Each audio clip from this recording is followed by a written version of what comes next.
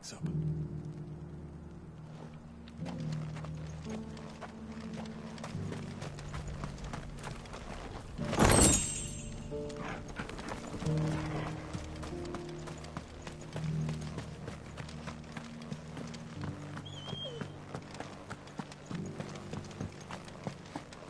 Can we come in?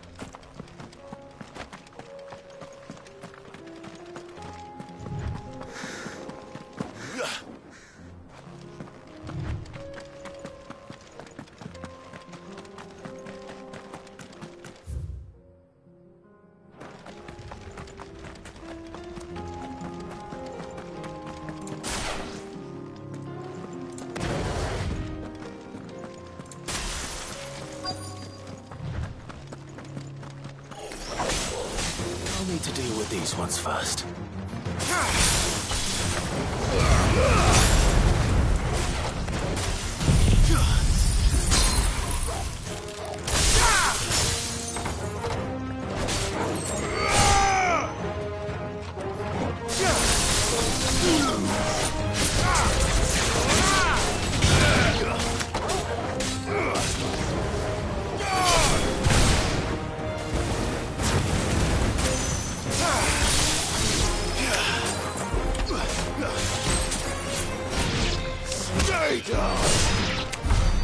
Now to find this spherical echo.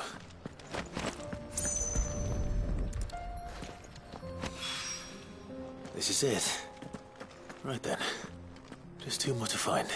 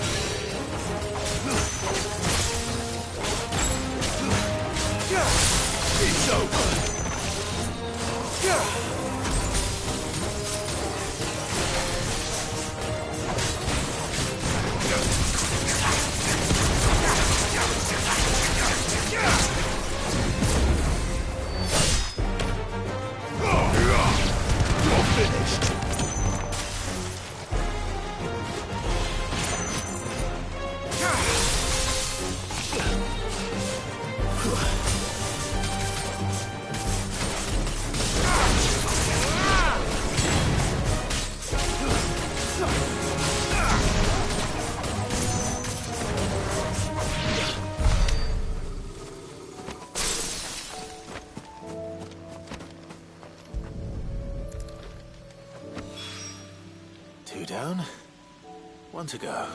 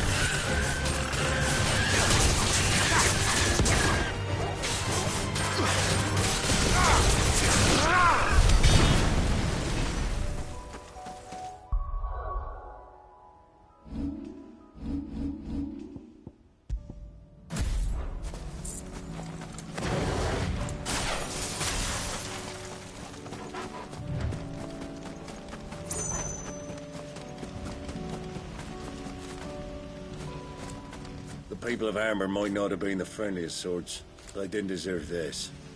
Not that the Aether cares. It springs up wherever it likes. Nowadays, that seems to be all over. Mind how you go, Sid. There's a Kashik about.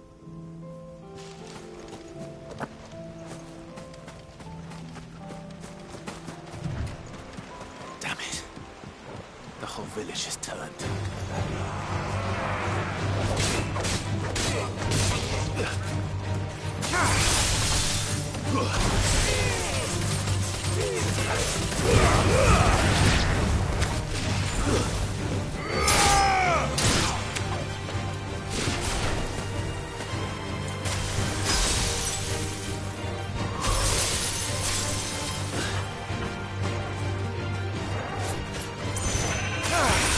It's over.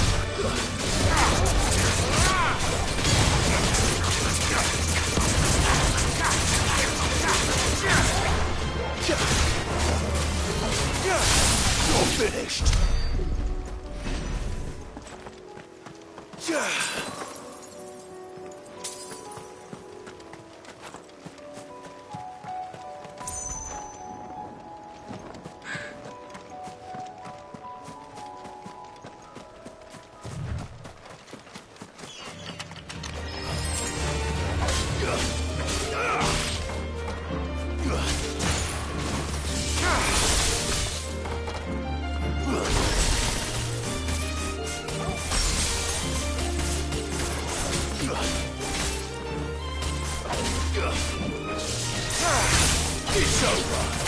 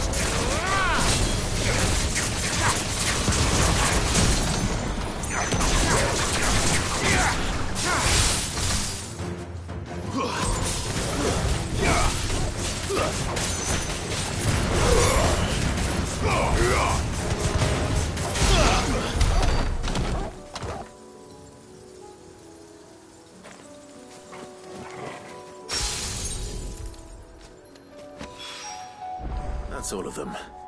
Owain can uncross his toes now.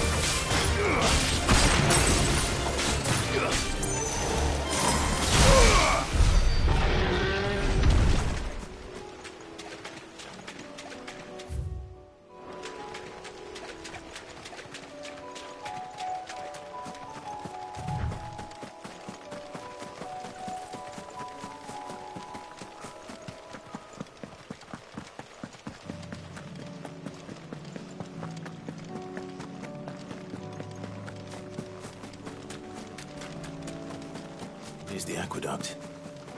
Now to find our stonewort. Yote mentioned blood-red petals.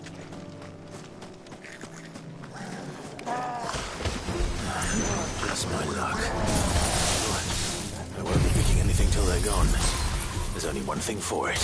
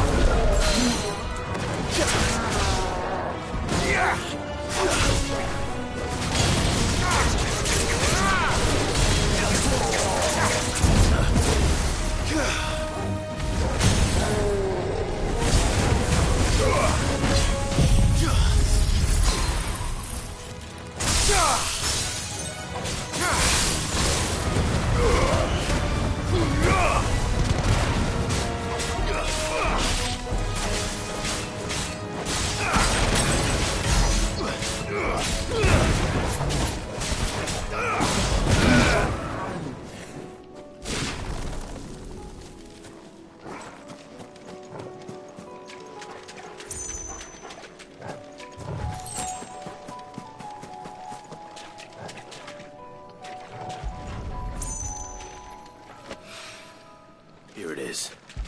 Better collect as much as I can before reinforcements arrive.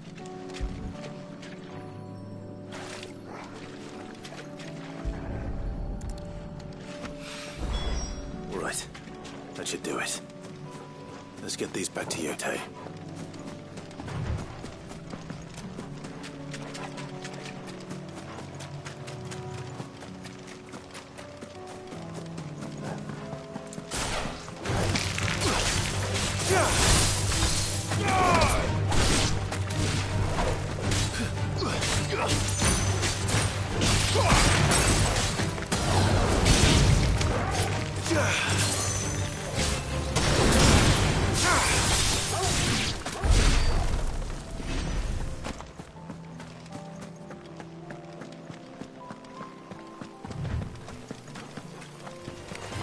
This might take a while.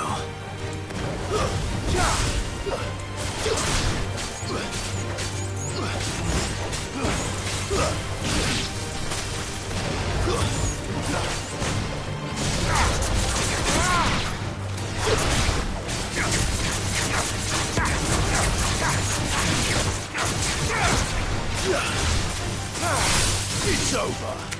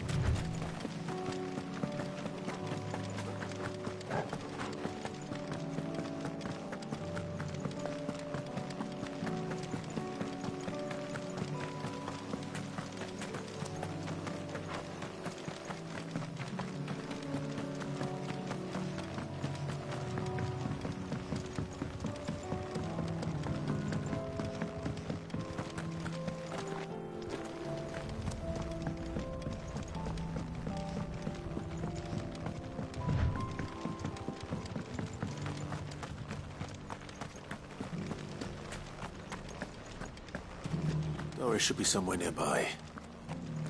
Assuming she's still here.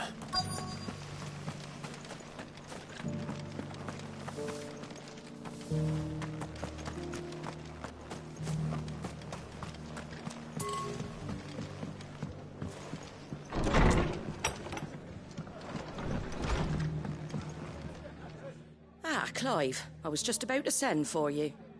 I'd like you to take something to Sir Wade up in Eastpool. Seeds for planting.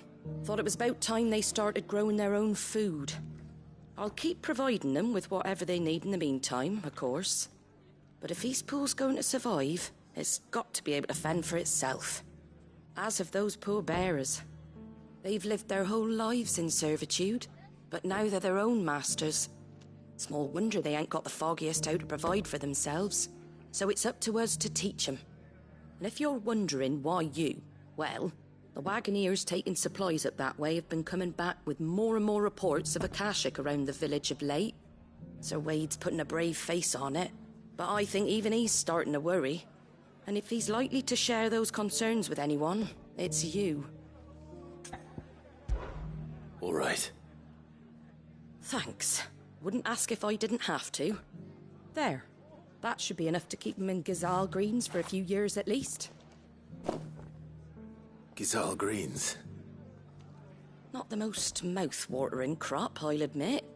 But they're hardy, they grow fast, and they fill a hole. Better that than something that'll wither away at first frost. And chocobos love 'em too, which is no small thing.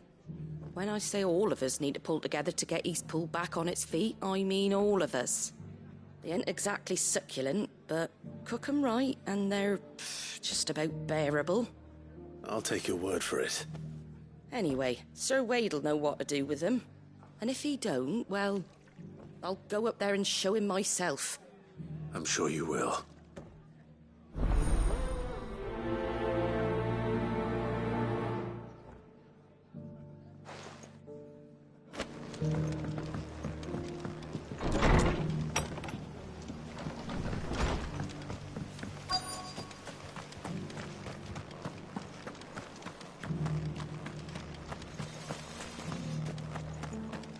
I've got greens of all Looking for shapes shelter. and sizes. Colours too. Just because the heavens have gone to record. Anything catch your eye?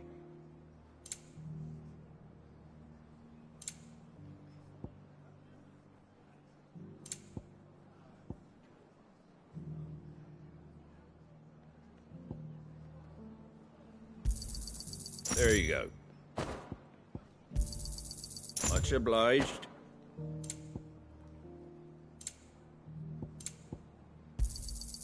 Thanks very much.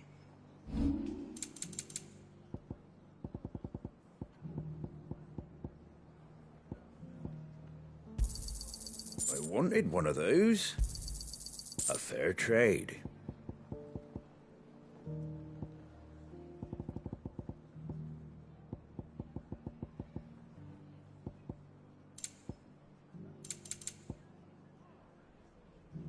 Take care out there, eh?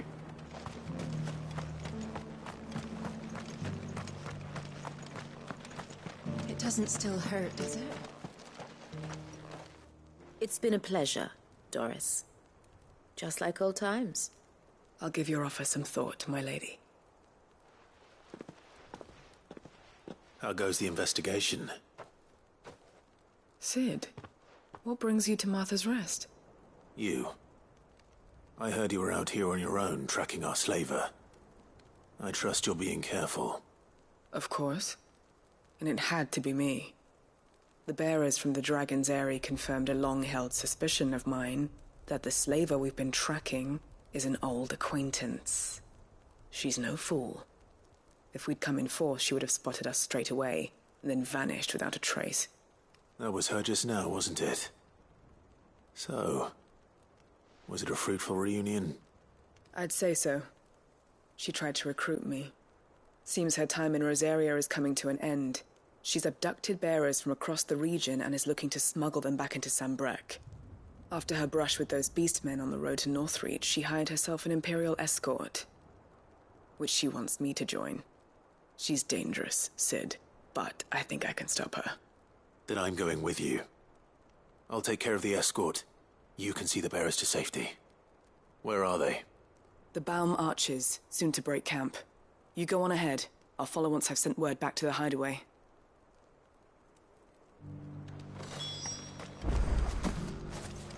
She asked me to join her at the Baum Archers. It's a wonder she still trusts me after everything that happened.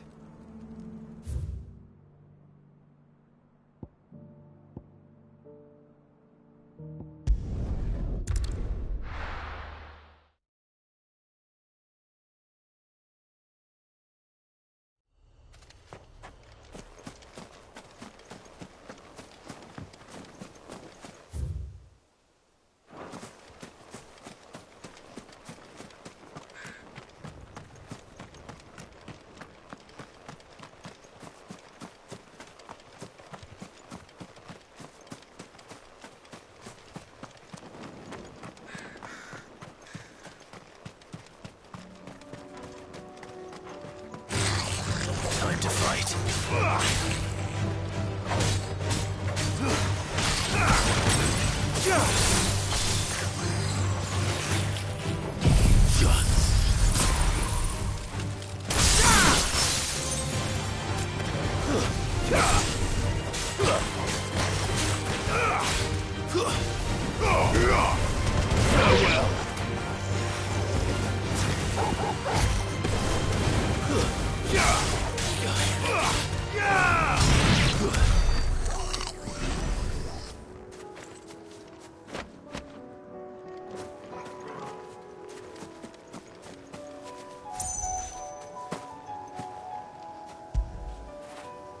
After it.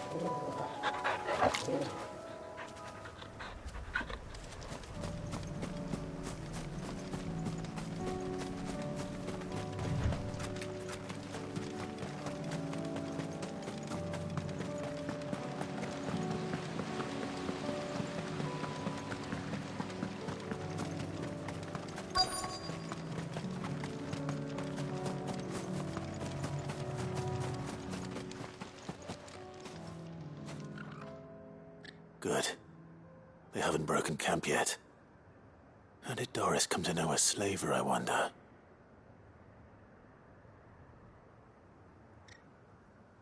We've waited long enough. She's not coming. Ready the bearers. We're leaving. Back to civilization, is it, Mom? With all haste.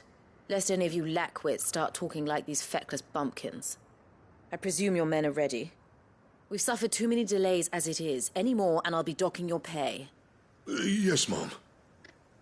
Oh, but before you go, it appears we have company. Kill him. You're welcome to try. Waken!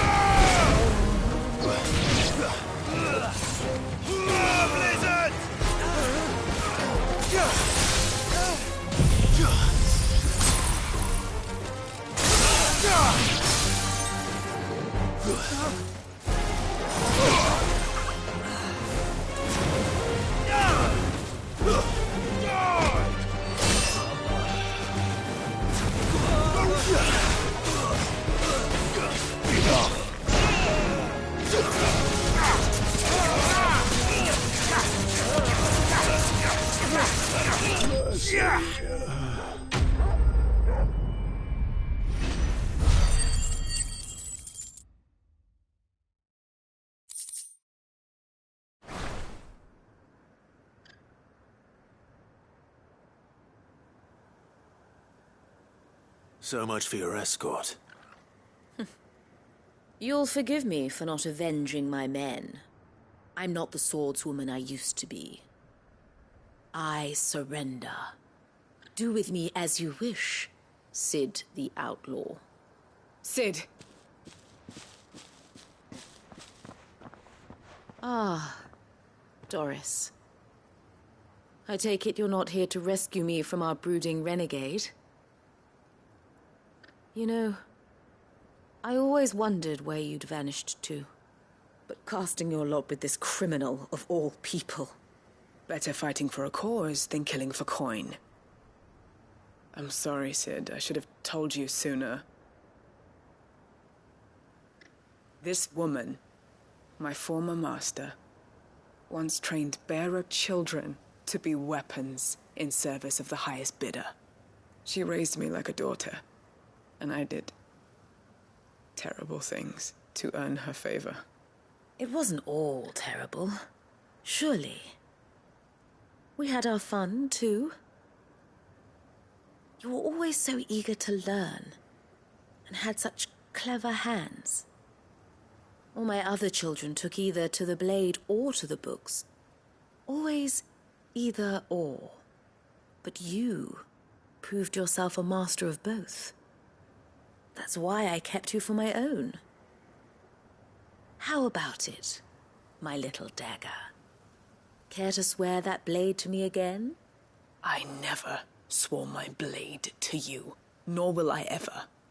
I fight for a higher cause, to liberate the bearers of this world. Farewell, Master. Thank you for making me the weapon I am. You always were a righteous child. Perhaps that's the reason I loved you so.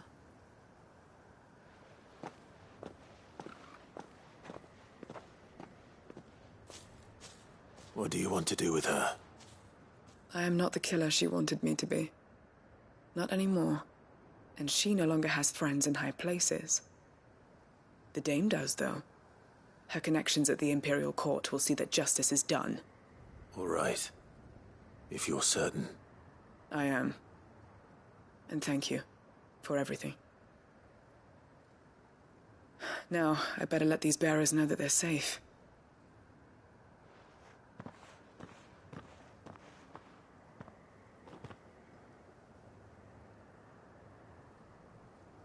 And I should head back to the hideaway and put Cole's mind at ease.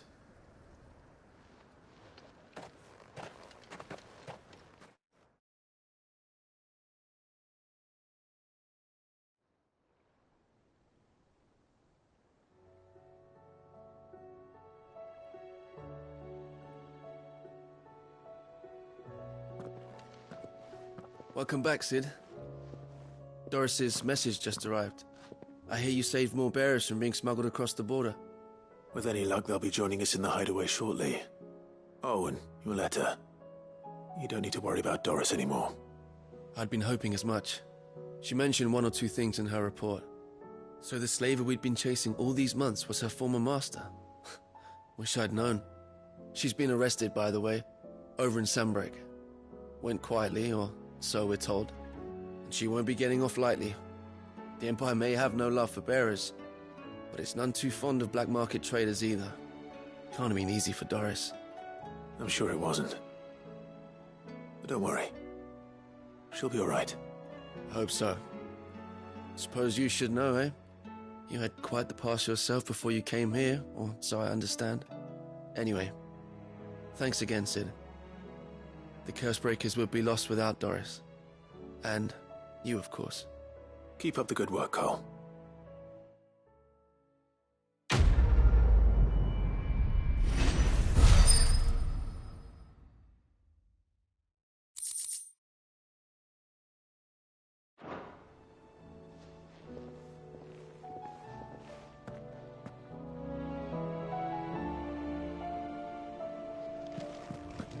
Karen says she'll provide what she can for our voyage to Ash, and has even agreed to forgo payment.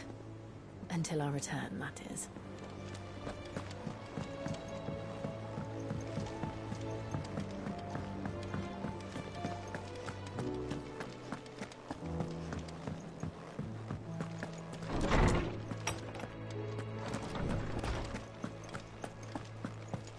I have no reason to. Clive, you must listen to this. Lawsman, tell him. Do you recall when we spoke before on the divinity of Ultima? Well, it inspired me to delve deeper into the subject. And what I discovered appears to agree with the findings of His Grace. You will recall that my quest to uncover Ultima's origins began with the mural at Phoenix Gate. But while I've always known it to be important, its secrets have heretofore eluded me. Now, however, I believe I know where to find the more complete example. One that will reveal all we seek. Master Clive, have you ever in your travels chanced to hear of the Circle of Malleus? I would think not, if you have. But there was once a time when the faith flourished, the oldest known religion in the Twins, and though its popularity eventually waned on Storm, hints of its dogma remain embedded in more modern faiths such as the Crystalline Orthodox. Wait, you said it waned on Storm. What of Ash? Religious monuments are often torn down or repurposed when new faiths rise to prominence. But if no new faith arose, then perhaps the ancient temples might still stand. And so, you see now why I must accompany you to Waloed. It would appear the past still has much to teach us, though in this case, it would not have been possible without the musings of Moss. To think that you carried a copy of my old mentor's chronicles all along. I am relieved to discover it in good hands. I shall guard it with my life. Joshua, if you're finished here, join me in the ale hall. I need to speak to everyone before we leave. Right away.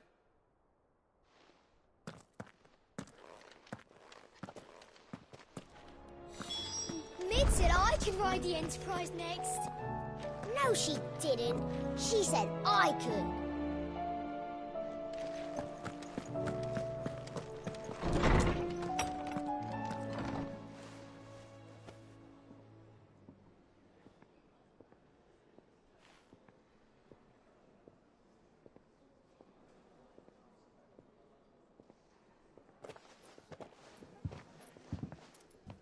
My apologies. By now you've all heard where we're going and why. So I won't bother you with the boring details, only the important ones. If we attempt to approach Stone here by sea, there's a good chance we'll be sighted and fall prey to the capital's artillery. So instead, we'll disembark on the southwest coast and make for Drake's Spine on foot. I say we, but it's highly likely the entirety of Ash is under the rule of Ultima. A large party would only attract unwanted attention, as well as slow our march and require supplies which may be difficult to obtain. Only Joshua and I will be going. And a scout. Preferably a good one. Gav, do you know of any? You bet your ass I do. Might still borrow some of Lady Vivian's maps, though. Just in case, like.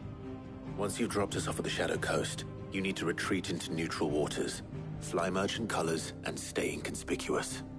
If you sense any danger at all, you leave us behind and return to Storm.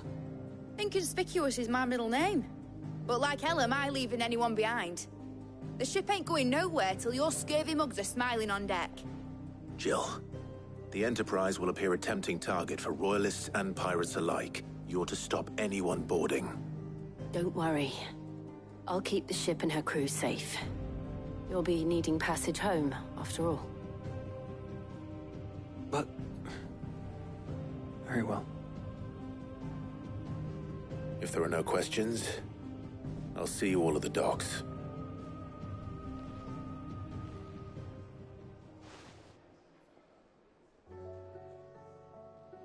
Let me know when you're leaving. I want a word before you go. Of course.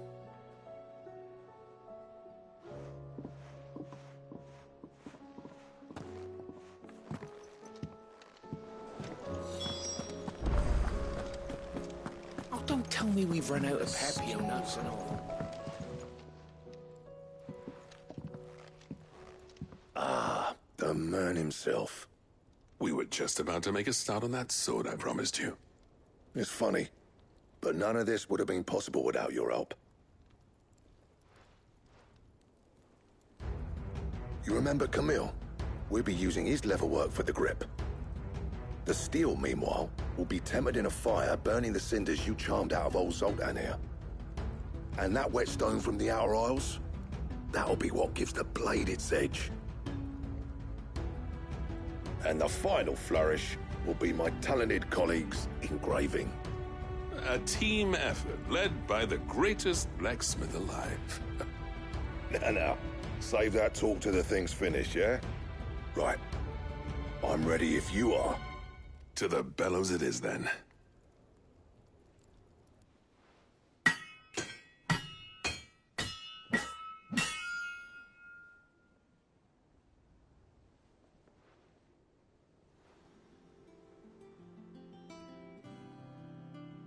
Well, bugger me. We actually did it.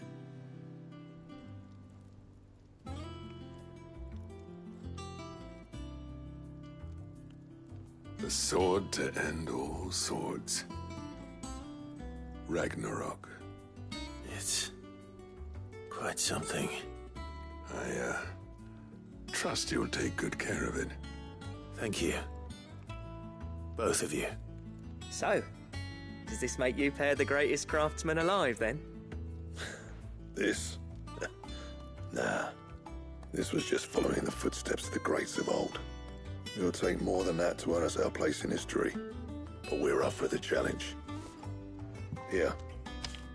A list of materials. Zoltan and I got talking on the long road back from Dravost. We reckon with those items there, we could craft something even better than the Ragnarok. Something worthy of a legendary outlaw like yourself. That's a weapon I'd like to see. You leave this list with me. I was hoping you'd say that. One legend at a time, eh, lads? Before you start on the next, who fancies raising a cup to friendship reforged? Good idea. No more drinking to forget my past. It's about time I had something to celebrate. Then tap the kegs! Vulcan's boys are on their way!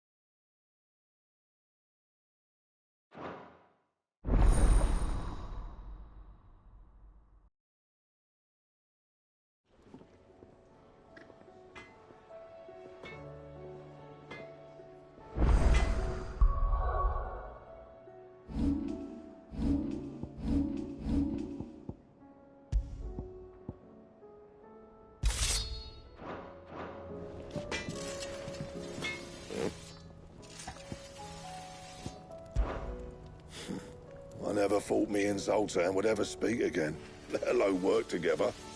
And if it hadn't been for you, we wouldn't. You've been a good friend to me, Clive. The best.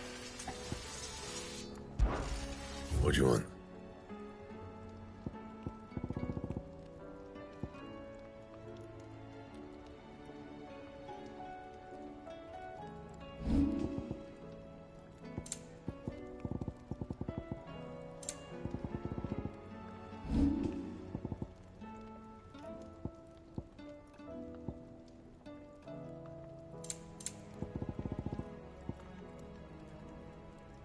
And?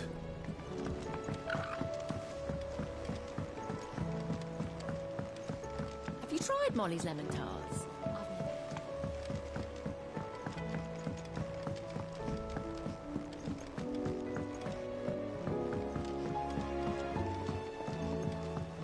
Canva lost. It can't be true. Miss, can we read Miss Editor's story for our lesson today?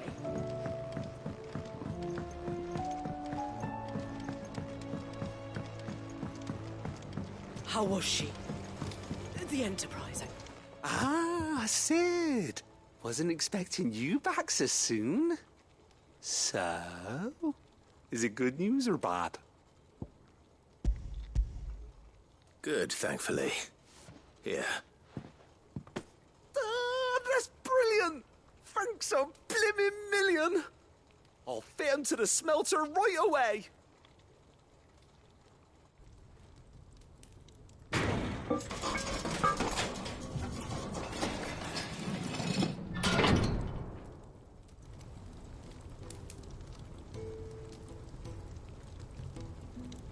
May I present to you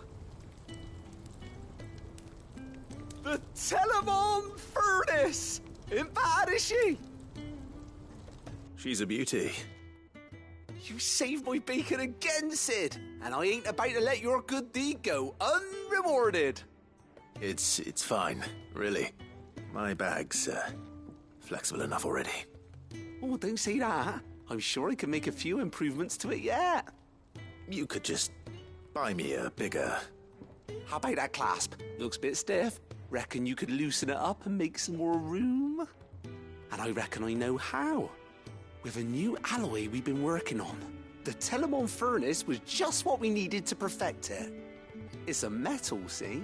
So it's lovely and strong, but it's also, well, stretchy, if you can believe it. Stretchy metal. Well, if you insist. That is the spirit. You'll love it, I promise.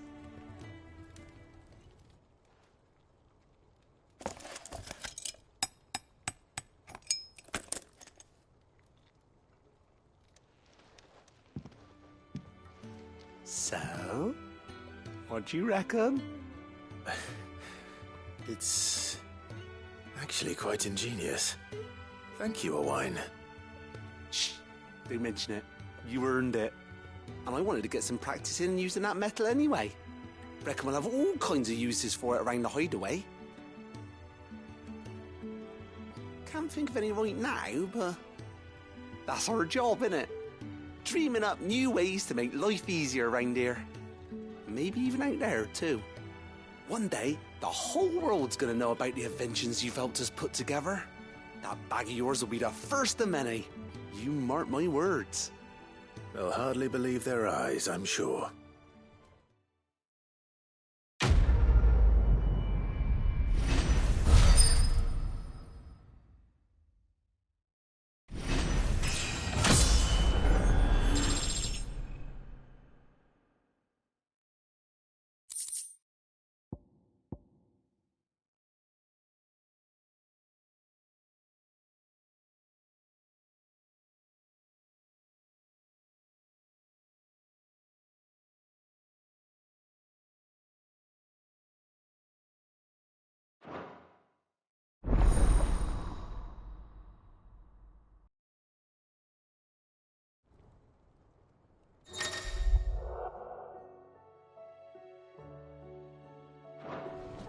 How was she? The Enterprise. So, she don't need sails?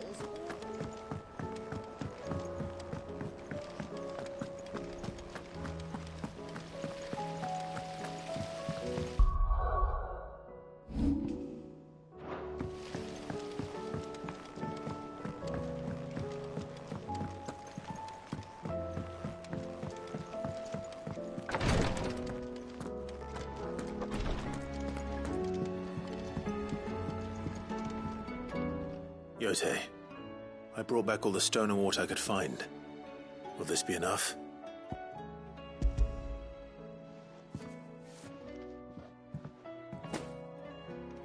Yes, my lord. Thank you. I'm sure it will serve us until we can find another source. I'm very glad to hear it.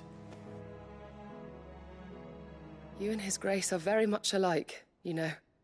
You think only of how you might help others, and never of the danger to yourselves. No more than you have minding my brother. You've risked a lot for him, and I thank you for it. I am honored that you should say so. But I beg you, my lord, Do not give too much of yourself for the sake of others. We could not afford to lose you. I'll keep that in mind.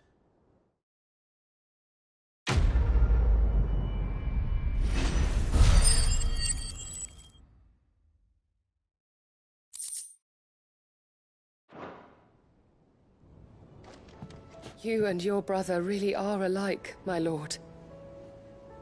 Though selflessness is a virtue, I beg you, please take more care of yourselves.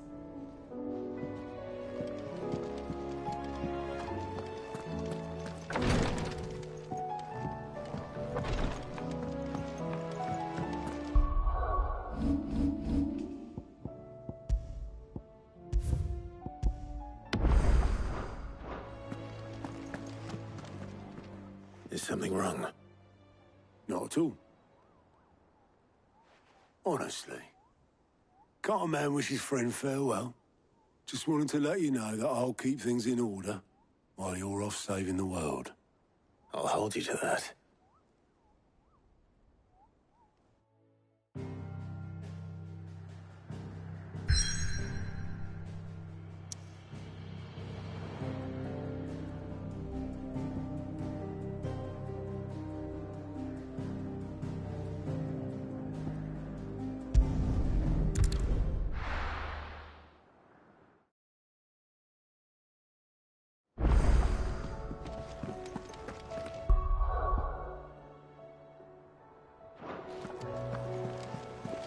Covered in nicks and lumps, the lot.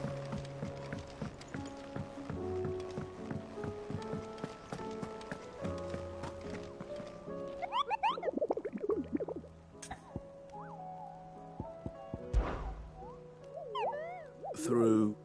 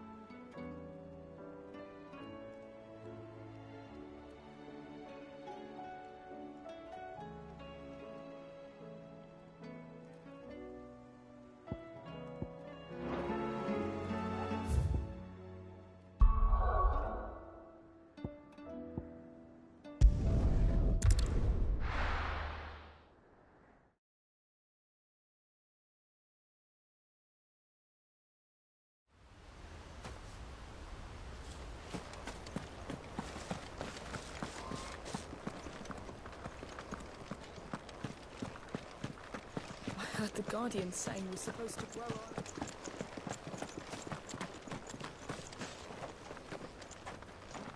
Ah, Lord Rossfield. What brings you to Eastpool? A delivery from Martha.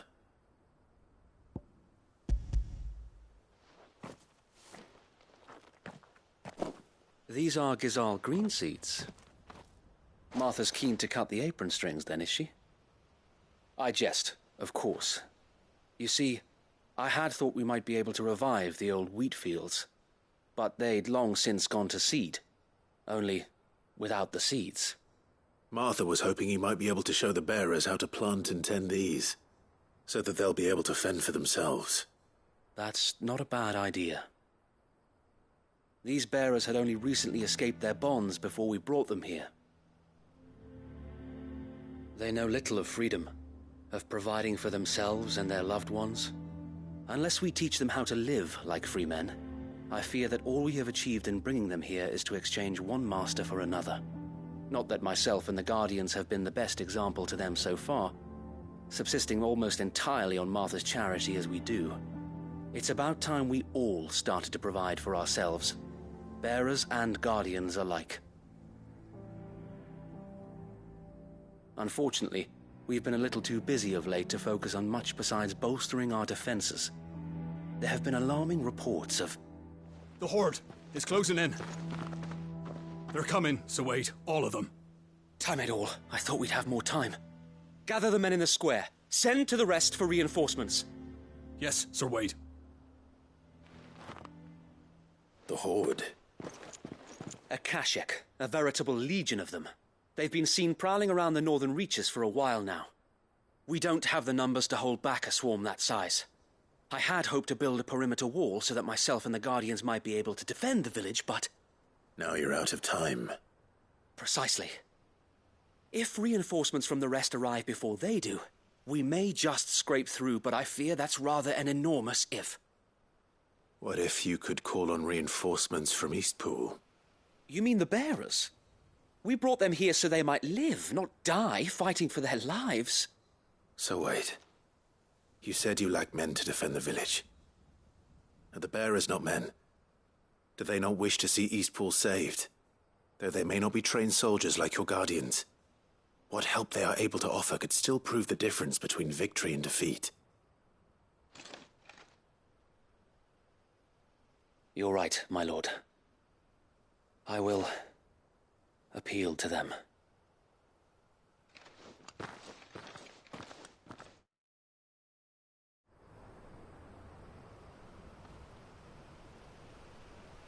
My friends, I humbly beg your aid. We Guardians are few and our enemies many. But I swear we can defeat them with you at our side. You would send us to the slaughter, to serve as bait for those fiends so that you and your men might be spared. And to think we trusted you.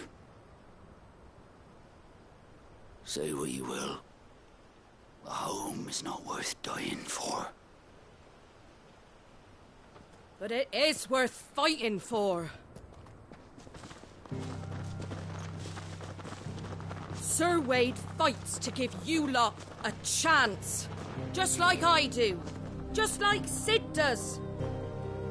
We all wanted to give you a home where you could be free. And you got one, didn't you? This place, Eastpool. This is your village. Your home. And if you don't fight to protect what's yours, you'll lose it. You know I'm right. This world wants to take everything from you. Everything. Your homes, your freedom, your very lives. So then, are you going to stand by and let that happen to you? Are you going to accept fate like good little Bran did and die, having never stood up for yourselves? Or will you fight like free men and women,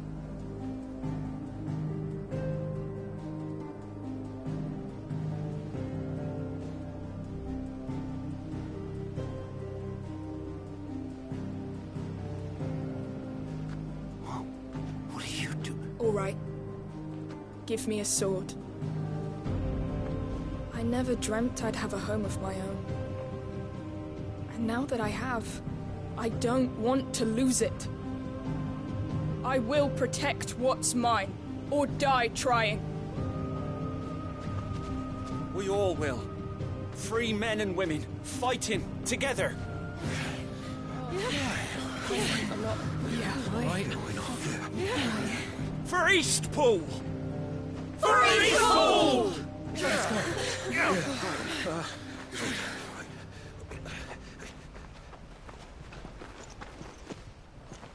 Thank you, Martha.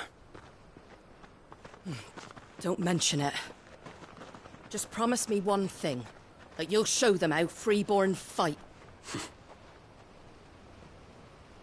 Gladly.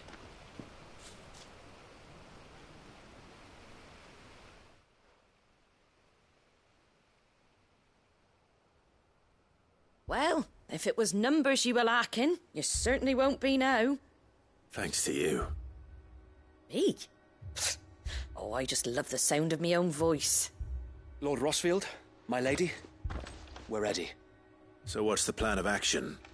We'll divide our forces into several small detachments, each made up of guardians, bearers, and guards from the rest. These will position themselves at strategic points around the village. Upon engaging with the Akashic, each detachment will keep the creatures occupied as best they can, steadily retreating all the while. You're going to lure them into the village? I am. We will have neither the time nor the resources to treat the wounded, so injuries must be avoided at all costs. Instead, we will focus purely on defense at first. By coordinating our withdrawal through the use of messengers drawn from among the bearers, we will aim to have the swarm converge at a point of our choosing. With luck, that point will be the village square, the perfect place for our most able warriors to surround them and fall upon them, and for you and I to finish them off.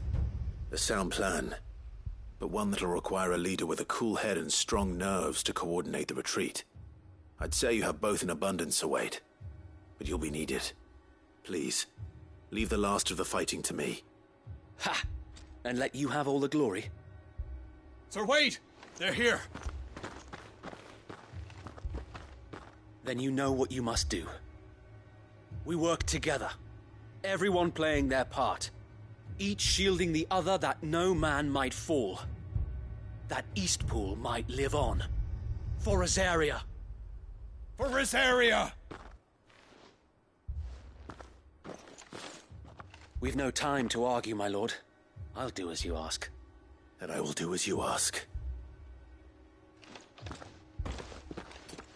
Suppose we'd better do our bit too, then, eh? Right you are, Martha.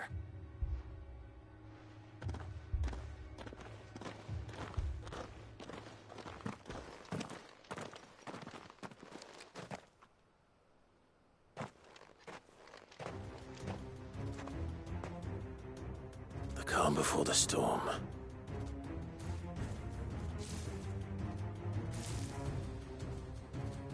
And here it comes. Can't let Eastpool fall.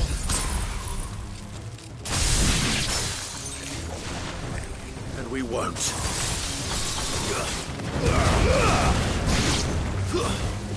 Stay down!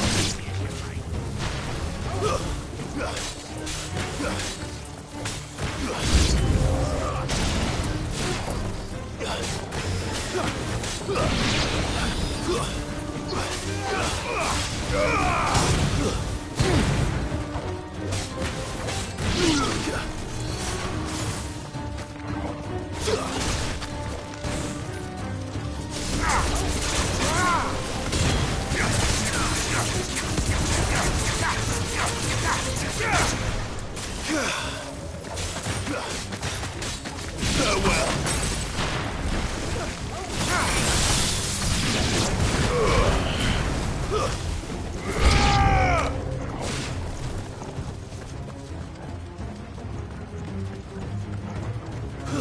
Yeah!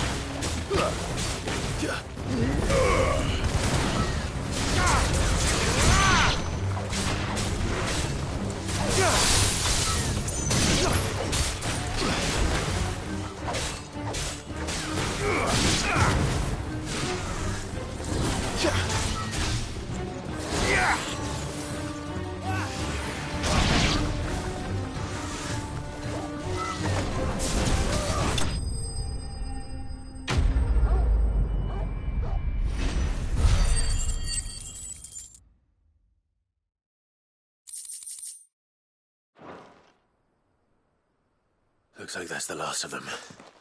Lord Rossfield! Change of plan! What is it? Owl from the rest. An Akashic curl's been sighted on Rhiannon's ride and is headed in their direction. Well, the better half of her guard is here. So wait, how many Akashic remain in East Pool? Hard to say. My men are still facing some resistance, but I think the worst is behind us. I could order a detachment or two to fall back and... No. Let them finish the job. You stay here too, Sir Wade. Your men need you. I'll go after the curl. Join me only when East Pool is won. If you're sure, my lord. May the Founder protect you.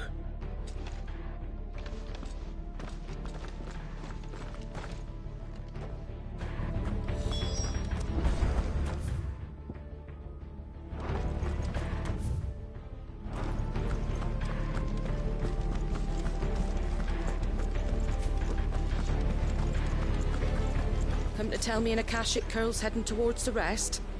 Get yourself down there. We can handle things here. Next one's mine. I might...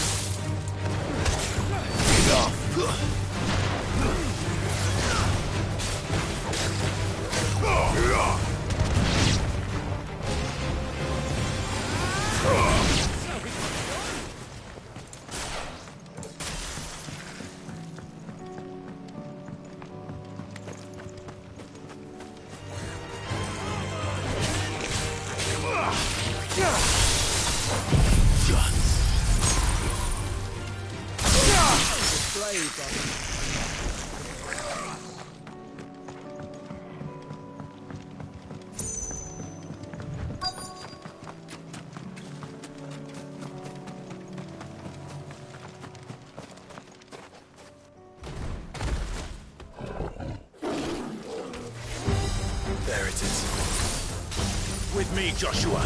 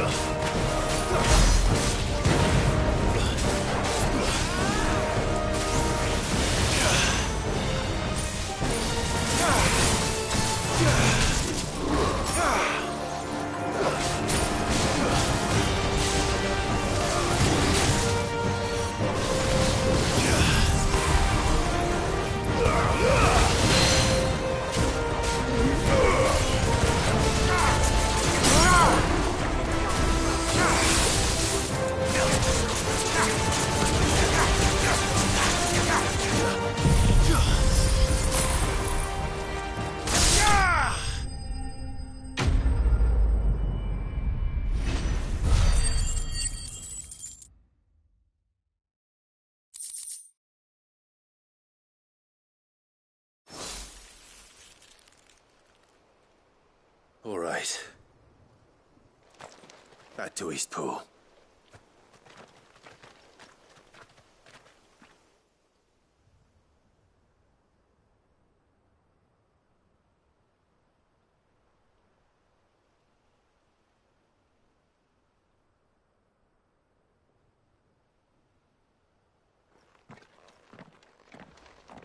Lord Rossfield, the curl, is it? It's dead. Thank the Founder for that. And for you, my lord.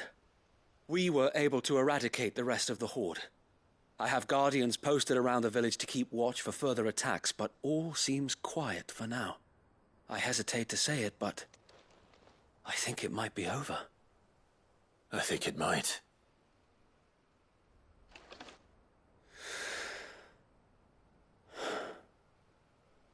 We did it. We saved Eastpool. Thank you, my friends. Thank you. No, Sir Wade. It's us who should be thanking you. You brought us together. Showed us what it means to fight for what you hold dear. We never had nothing to call our own before. We didn't know what it meant to protect it, but now we do. We really do. Forgive us, Sir Wade. You and your people saved us, and still we doubted you. But there's no doubt in my mind anymore. We're free men now, so we have to start acting like it. We have to fight to protect what's ours, to protect Eastpool. And we shall. We all shall. Together. This is our home. And if anyone or anything tries to take it away, they'll have us to answer to. Come on then. Let's get to work. This village isn't gonna rebuild itself.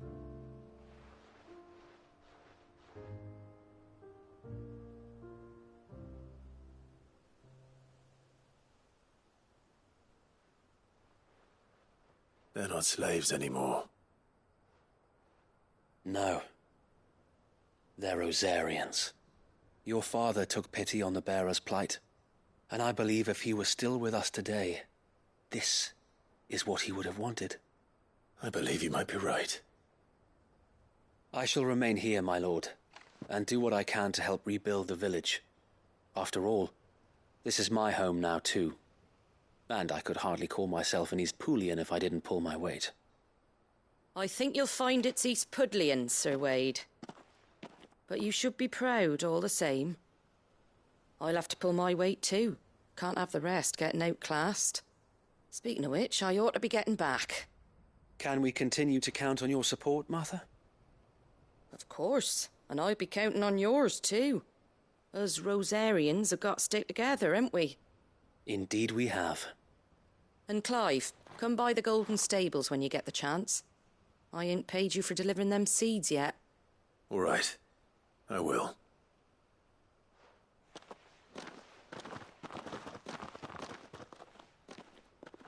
Lord Rossfield, do you remember our very first mission together? Clearing the goblins from the Stillwind marshes?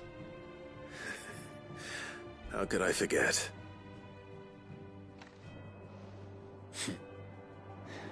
There's one sight that I shall never forget.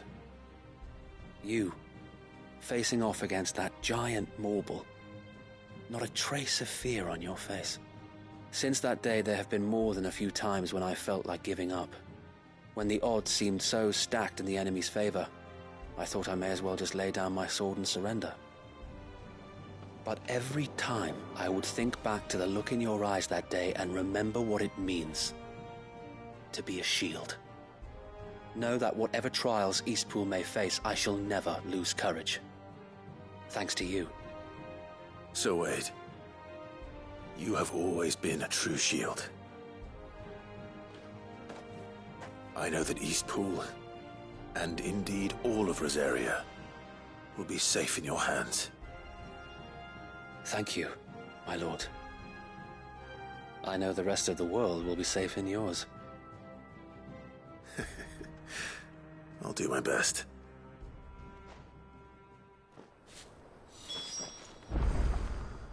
Thank you again for all you have done for me and mine, my lord. You may rest assured that Eastpool will be safe in my hands. Thanks to you.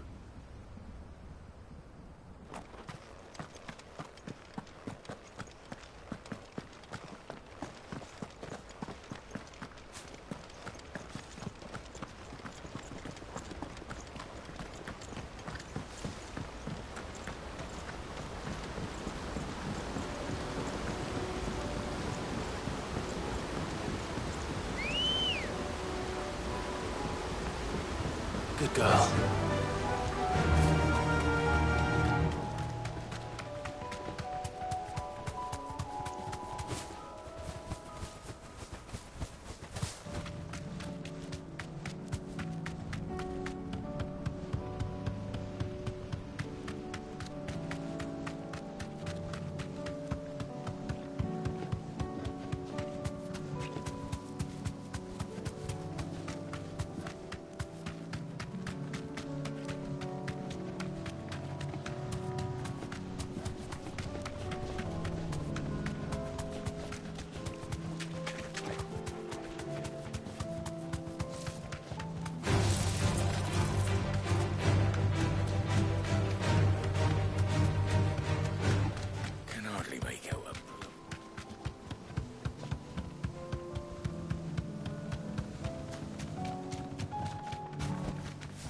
can walk from here.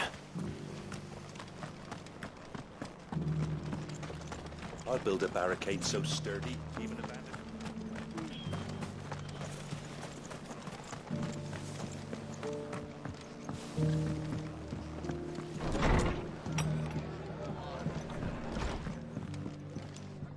The hero returns. It's lucky you came by when you did, eh? Not only did my seeds get delivered, but you went and saved Eastpool and all. I just did what I could. And it's only right that you get rewarded for it. Take it before I change my mind. Thank you, Martha. So, Eastpool's finally back on its feet again. And a home to free bearers. Who'd have thought we'd see the day, eh? Well, it was your idea. I know that, but I never stopped to think what it would mean. Bearers in charge of themselves, thinking for themselves, working for themselves. Like your hideaway, but not even hidden away. Though I suppose the rest ain't much different nowadays. You know, bearers living free like that reminds me of when I first met Sid. Loath as I am to recall that particular day. I take it you didn't always see eye to eye. What happened? Well, if you really want to know, I started doing what I do long before I met Sid. In fact, that's how I met him. Or at least how he came to meet me. He showed up at the stables one day, asking questions about who'd been buying up bearers. Founder knows what he thought I was doing with them. Running a hunt, poking around in their innards. Something awful, anyway. Me, I thought he was a new constable. Thought the game was up. But somehow we both managed to work out what each other was about. And before I knew it, the cheeky arse was rattling on at me about how I was doing it all wrong. After all my hard work. Told me I was giving them relief, but not freedom. That my bearers were still dying as slaves. Got right under my skin, it did. Told him if he didn't like it, he could bugger off and report me to the garrison. And do you know what he did? He smiled. And then he laughed. And then I did the same. We made a pact that day. That whenever one of us was in need, the other would always be there for him. And you were? Well, we both wanted the same thing. To make life better for bearers. Just like your dad. Do you know I was born right around the time Elwyn became Archduke? Growing up, I saw how he tried to change things. He certainly didn't lack for ambition, that one. Indeed. But the loftier one's ambitions, the harder they are to achieve. Which is why those of us who follow in their footsteps need to finish what people like Sid and my father started. Suppose you're right, aye. And if we don't manage it, there's always them who come after us. Good thing we've got a few half-decent sorts waiting in the wings, eh? It's almost enough to give you a little bit of hope. Just a little. Anyway, enough nattering. Better get back to work. Let's see about making everyone some dinner, shall we? The least the folks who saved Eastpool deserve is a hot meal.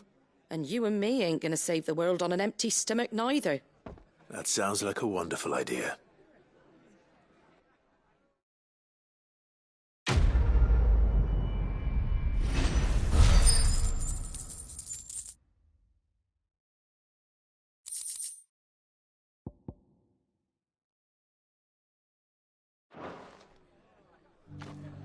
Don't worry, Clive. You went alone in this fight. Whenever you find yourself in need, be it of money, men, or a bowl of hot stew, the stable's door is always open.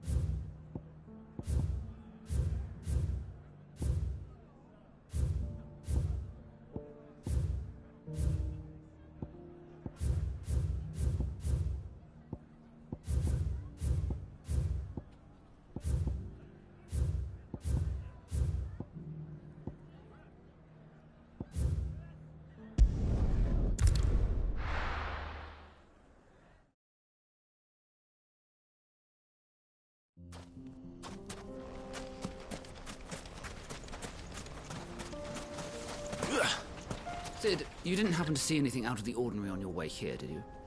We've had reports of bearer transports being attacked along the roads, and they're not freeing the poor souls. They're reselling them on the black market. If we can catch them in the act, perhaps we can kill two birds with one stone.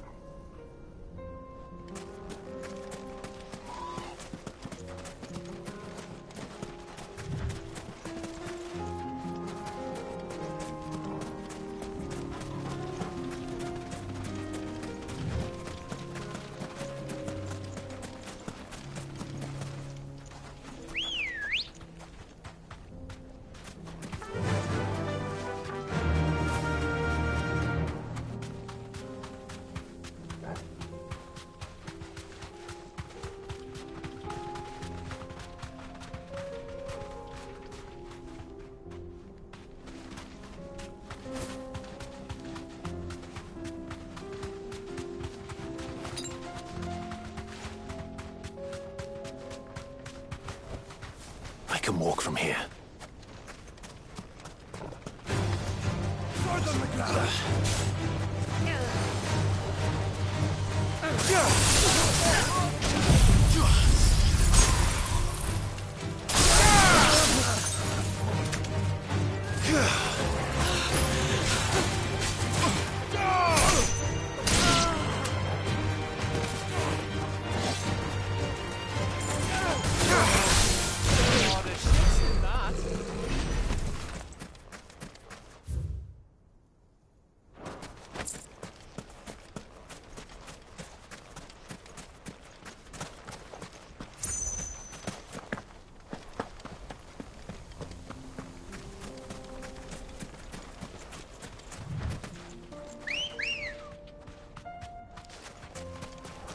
Ready, go?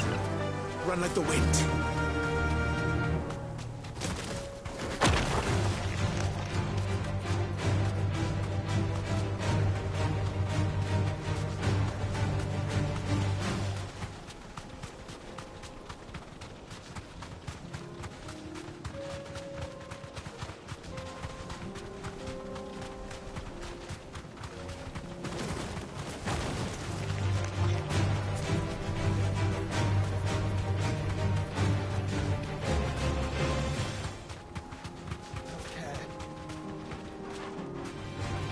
No mistakes.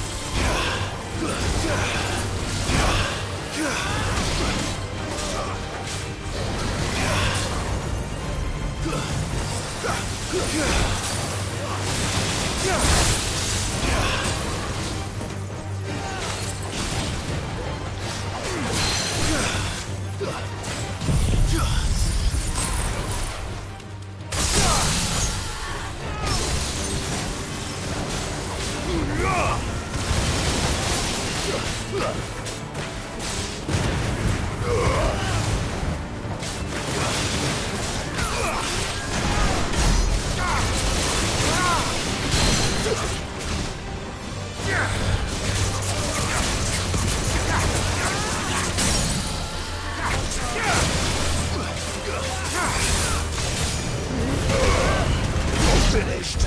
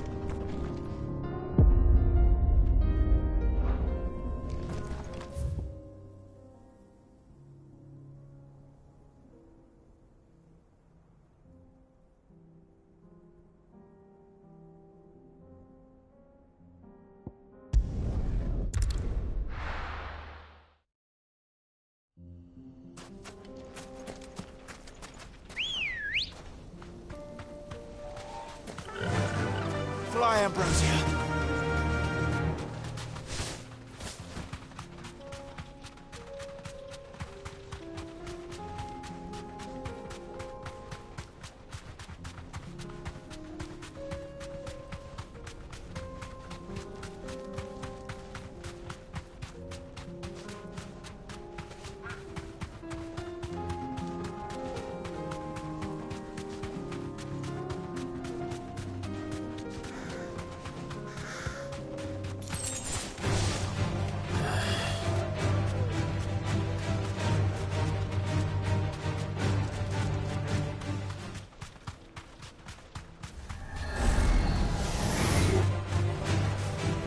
Rapscal.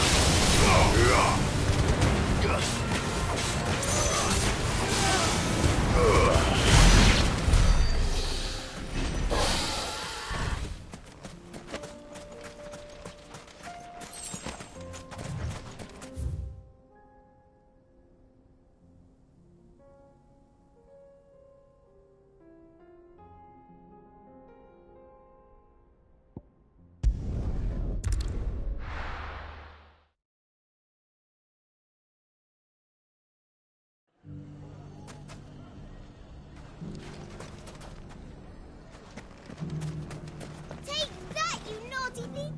Clive! To what do I owe the pleasure?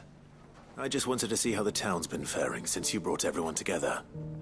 Since we brought everyone together, all is absolutely wonderful. Conrad and Natalie's hands remain safely away from each other's throats and firmly at the helm.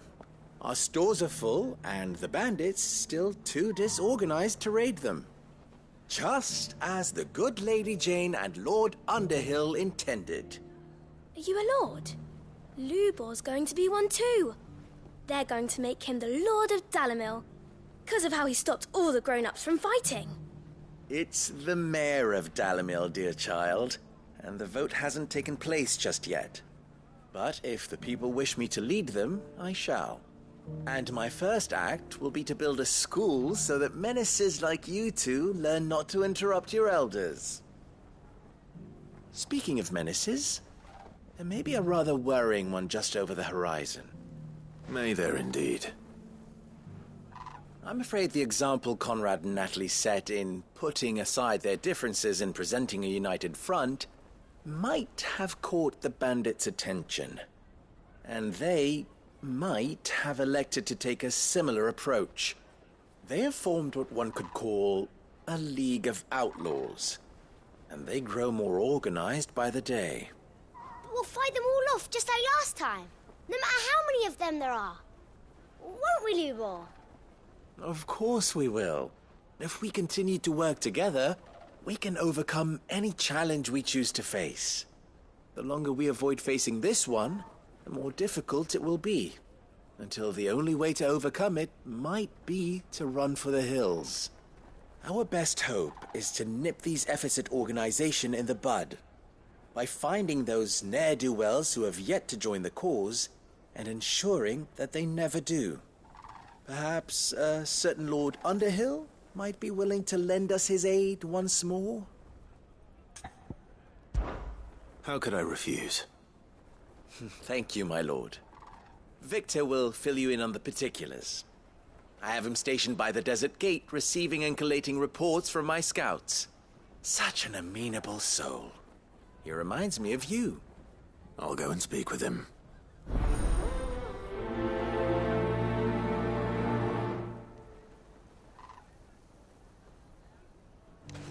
What's the difference between... A League of Outlaws. Sounds like we have some competition.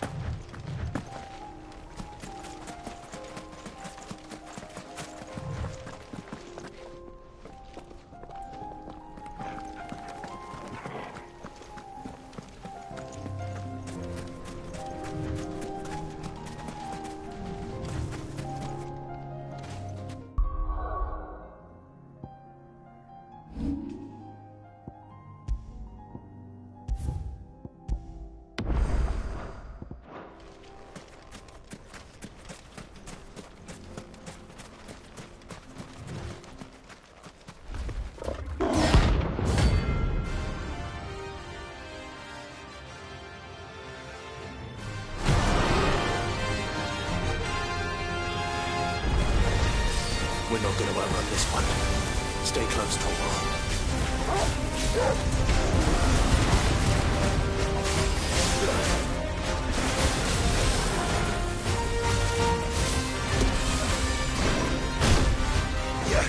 That's better.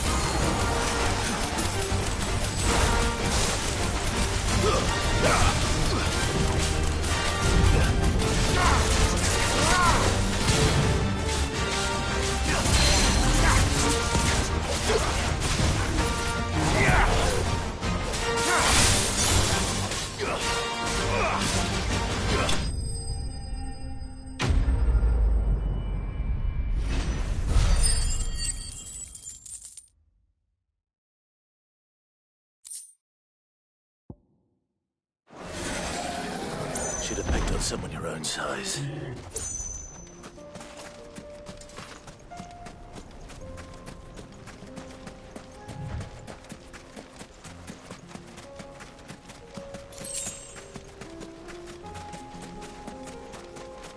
Bet you're all ready.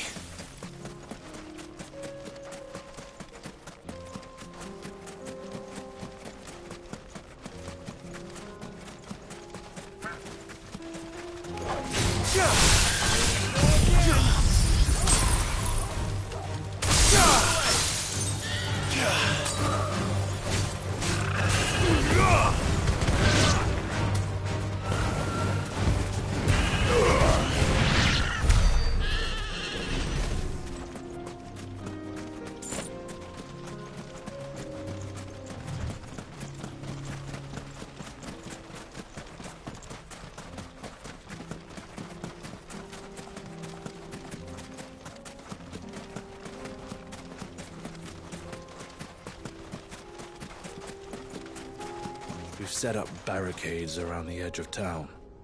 If those bastards come hunting again, they'll get more than they bargained for.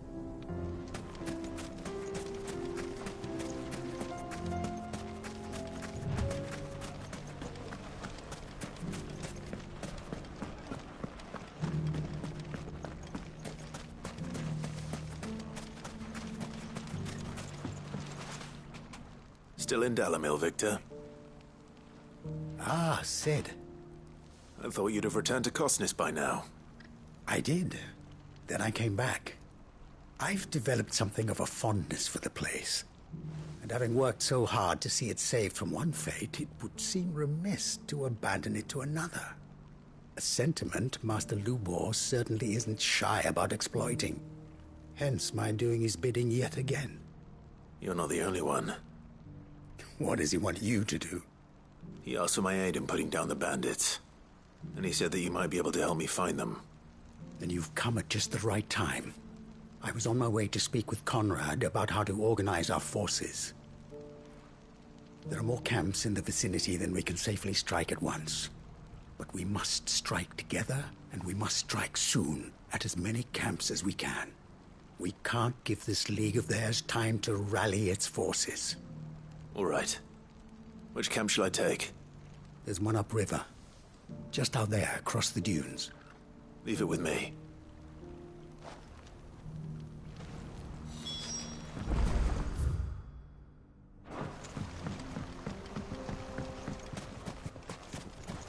Those ne'er-do-wells went bad.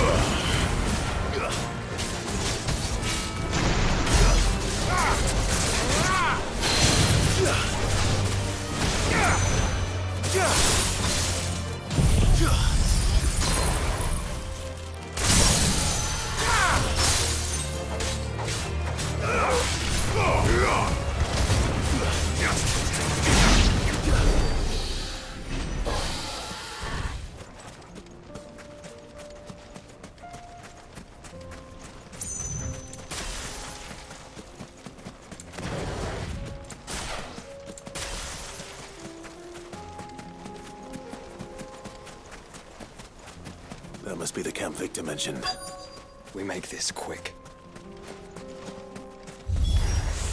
That's him! The one who killed Locke and Fingers! Take his head off!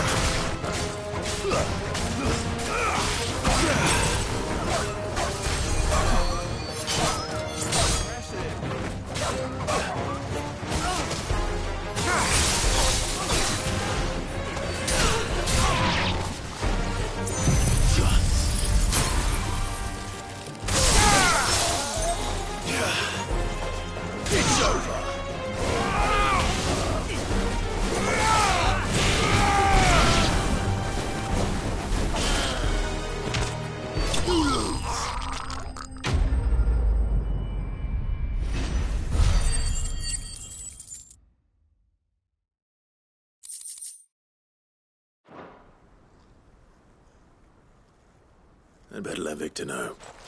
Sid, where are you? Ah, I see the bandits didn't pose you any trouble. No, but that's not why you're here, is it? No. Something's happened. We need you back in Dalimil. What is it? The whole town's in uproar. They're saying that Lubor is a bearer. What? Seems that one of our parties wasn't as thorough as they should have been. They let one of the bandits escape, and his escape route took him right through Dalimil. Some of the children spotted him, and he was about to silence them. And when Lubor felled him with a bolt of magic, and without a crystal. But that's not possible. It is, if he's a bearer and has been hiding it all these years, which is what people are saying. If he has, well, I wouldn't blame him. No man is branded by choice. Still, all those people see is a man who's lied to them all his life. One who was made a leader of himself when the world believed he should have been a slave. Fuck. I don't know where we go from here, but I know one thing. Lubor needs all the friends he can get right now. You're right.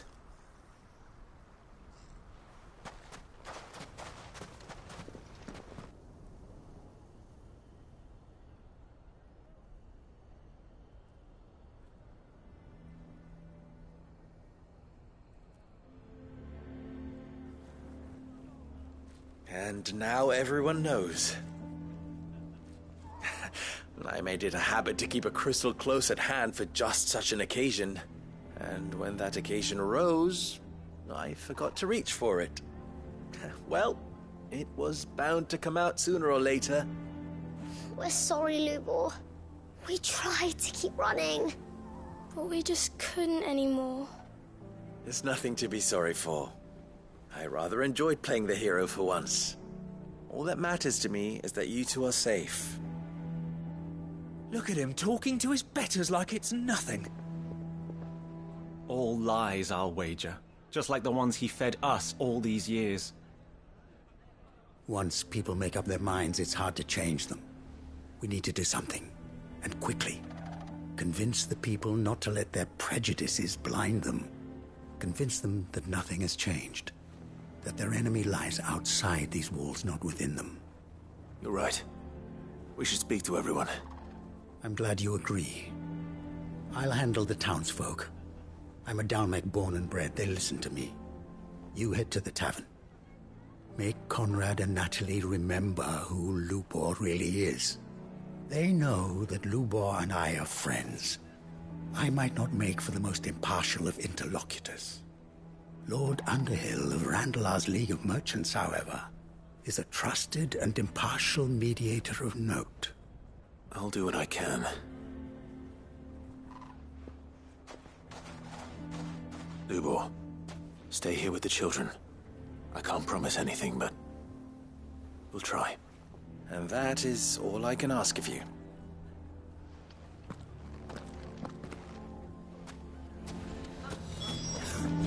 Why are you taking the bearer's side?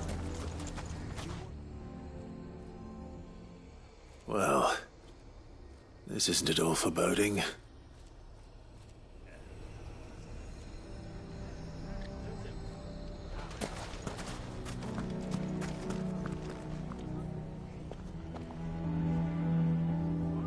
Why do they always have to make such a fuss out here? You all along that he was playing. Forgive me for disturbing you, but could I have a moment of your time? I've seen your face before. As have I. Lord Underhill, wasn't it? Of the League of Merchants. That's right. I wanted to speak to you about Lubor. The rumors that he's a bearer. All true, I'm afraid. He'll never be mayor now. Not if I have anything to do with it. But what of his wares? Bearer or no, his steel is highly valued throughout the Republic. In this, at least, he's done the town a service. Might that not earn him a little leniency?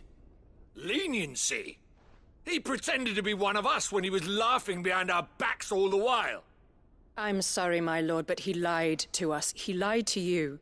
He cannot be trusted. So what do you propose? Will you drive him from his home?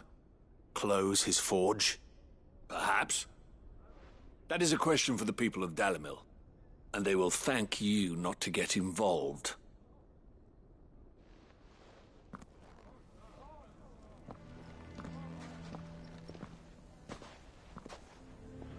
The townsfolk have made their minds up. There was nothing I could do. Nor I. Conrad and Natalie refused to consider anything but their own wounded pride. You never know. Once their anger is cooled, they might see things differently. For now, we should report back to Lubor. All right.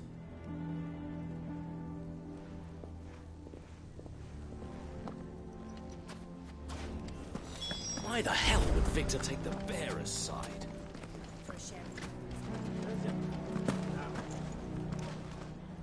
I assume the situation is hopeless?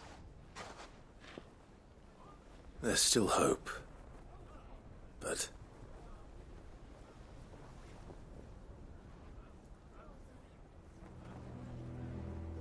But perhaps not in this lifetime, I think it's fair to say. You mustn't think like that, Lubor. Give them time. They'll come around.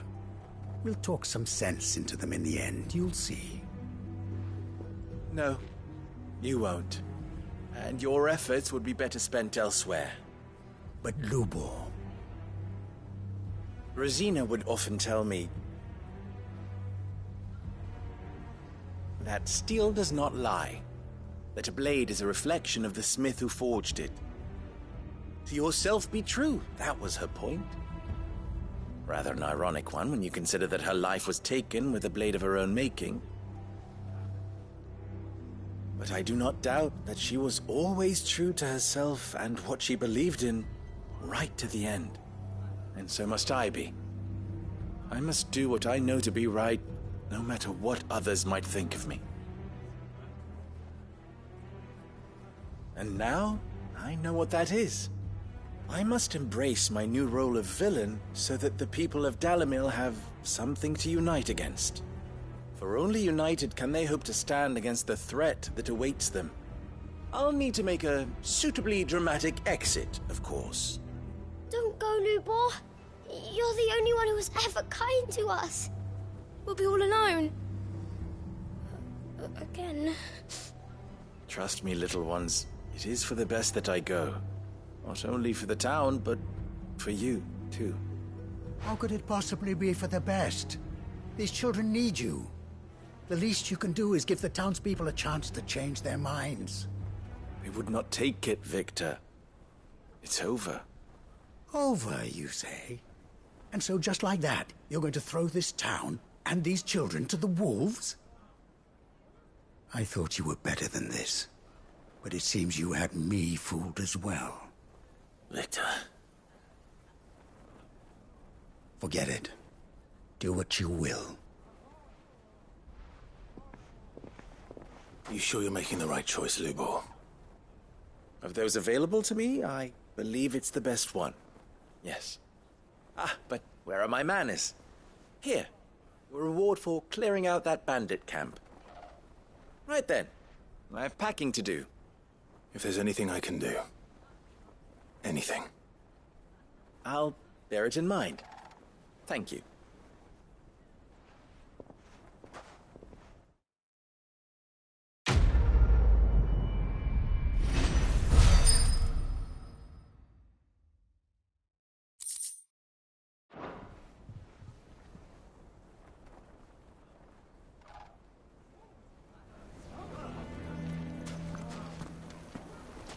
I'm going to go with him.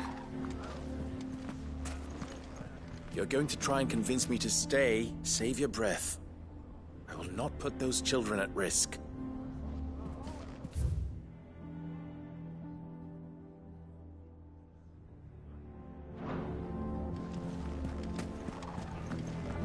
Why is everyone being mean to Lubor? He didn't do anything wrong. Why the hell would Victor take the bearer's side? Lubor has been lying to us from the beginning. How can we trust him? You may have your business interests to consider, my lord, but do not think you can sway us with your honeyed words.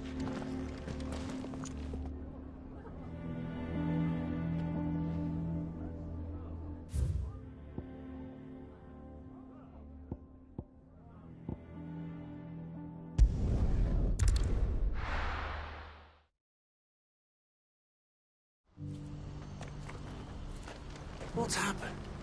The guards at the gate are a right old panic. They're saying Twinside's gone.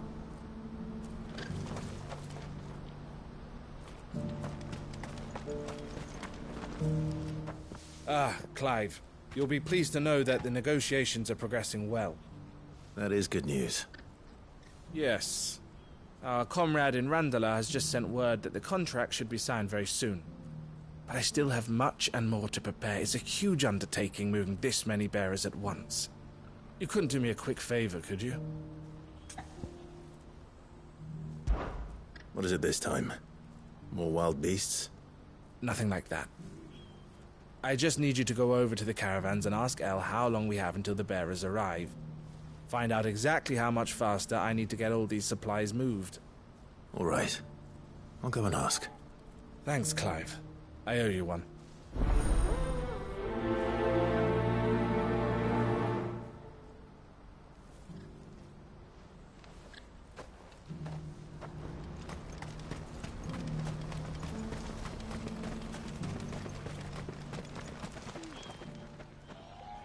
Don't blame yourself, El. This is their fault, not yours. I know, but... No buts about it, all right?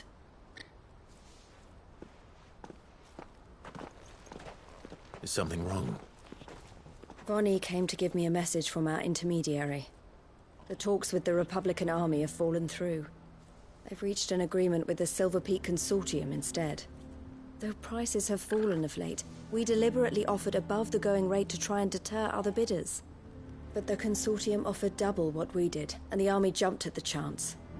And you had no opportunity to make a counteroffer? None at all. And we were so close. El? What's happened? I saw Vonnie leaving. She didn't look happy. And with good reason.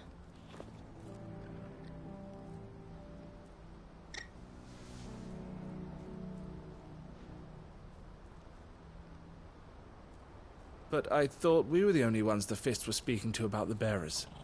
How did the Consortium even find out about this? It's not so surprising. They have ears all over the Republic. This isn't over. The Consortium will have to sell these bearers eventually, and at the price they paid, buyers will be few and far between. I'm going to Randalar myself. Alone? You sure that's wise? Are you offering to be my bodyguard? How kind. Meet me at the checkpoint near the capital gates. I'll send an owl ahead and request a meeting. You go to Cashlock, Theo, and get everything ready. We've waited far too long as it is. Even if I fail to free these bearers, there will be others. Someone needs to prepare the place and keep any prowling beasts at bay. Oh, and that's me, is it? Well, it looks like I'm following orders till she gets back from meeting the Silver Peak Consortium, who've been doing their best to undermine our scheme. She'll never join them after this, surely. No, she said it herself. She still has plans for Cashlock, even if this one falls through. She means to stay with us, then. I can't say I'm not happy to hear it, but... is this what she really wants? You have to trust her. You're right. It's what she wants now. And if Elle's off fighting for the cause, I should do my part too. So I bid you farewell and safe travels, my friend. I'll gather my men and leave for Cashlock. We'll make sure the place is well stocked and defended. You go to Randalar and see if you can stop my sister biting the Consortium's heads off. If she won't consider her prospects, someone has to. I'll do my best.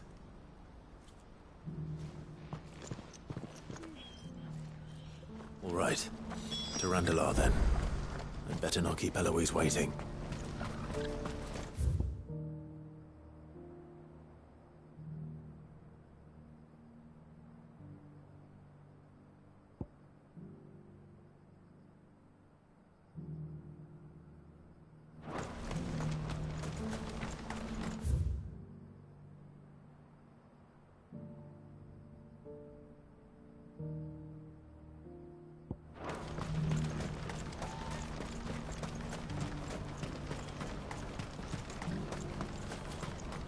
wouldn't give for a hot. Looks like this is the end of the road. When are they gonna let us through?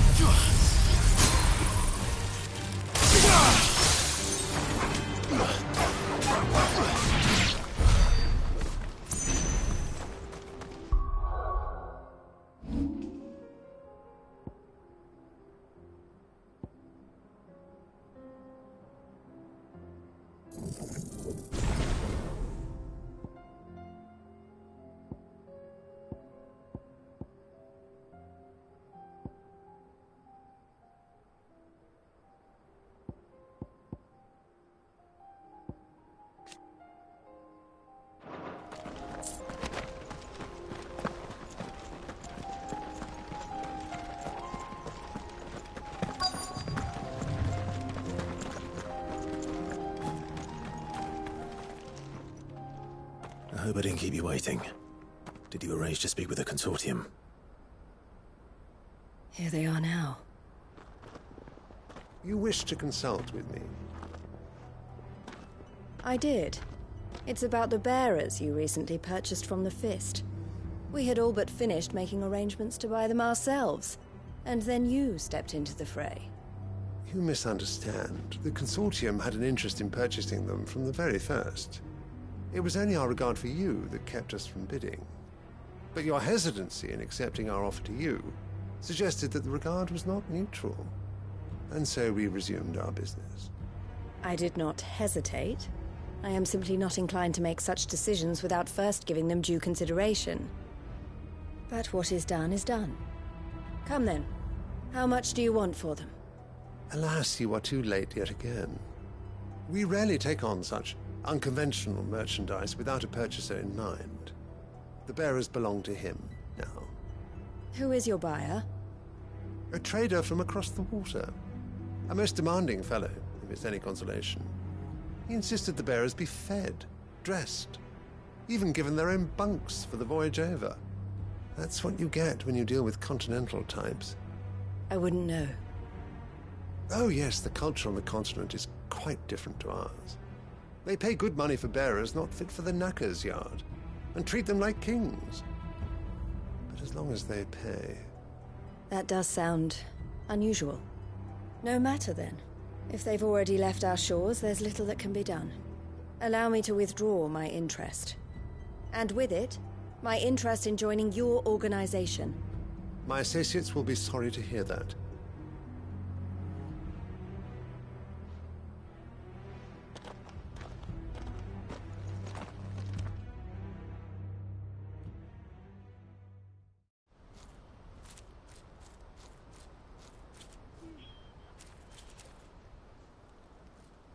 I'm sorry you weren't able to save them.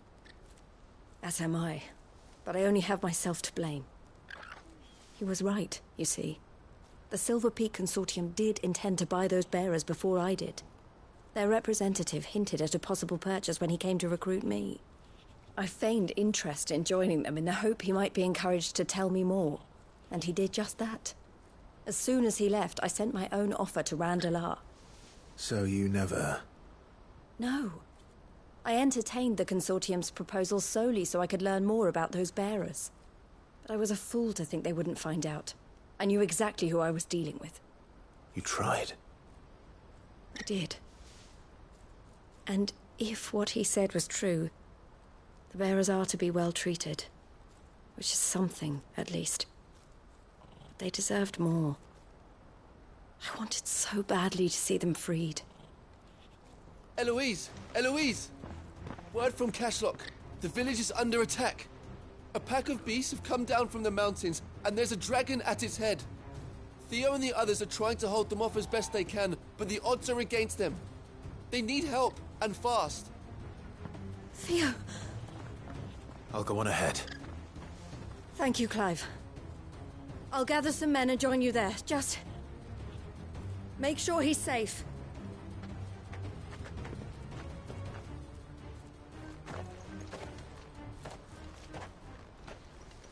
Hold on, Theo. I'm coming.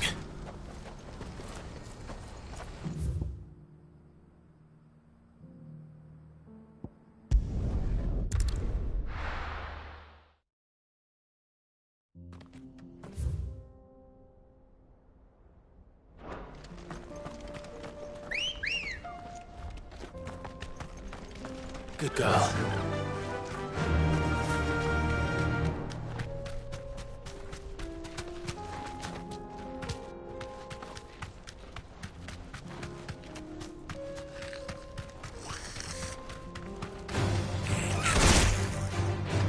Straight home now.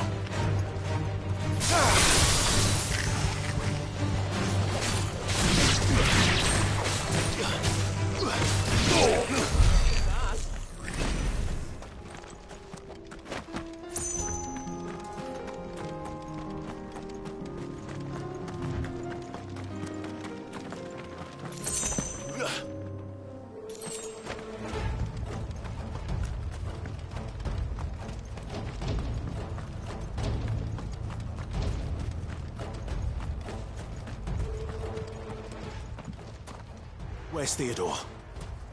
Upriver! He led the dragon that way to keep it from the village, but the whole area's flooded with ether. We just have to pray he makes it out in one piece. I can do better than that. Torgal, with me.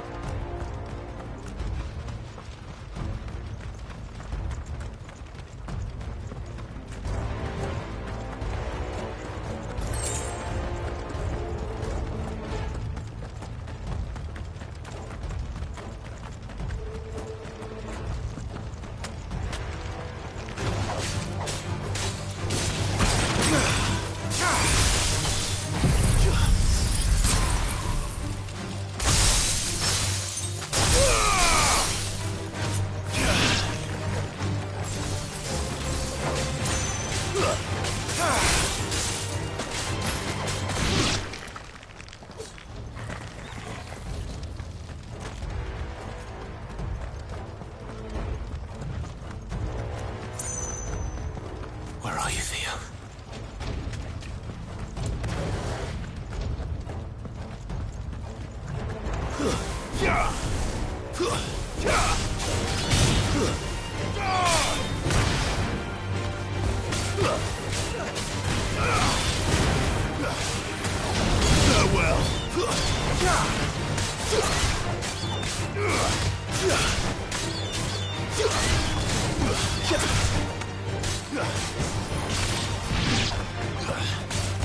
It's over!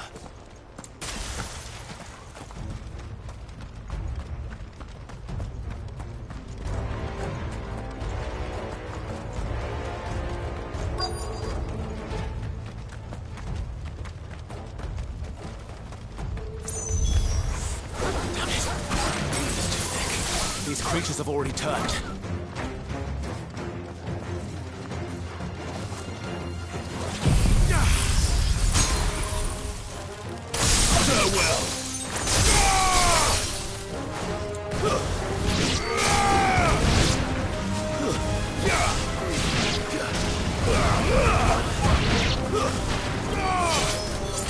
finished.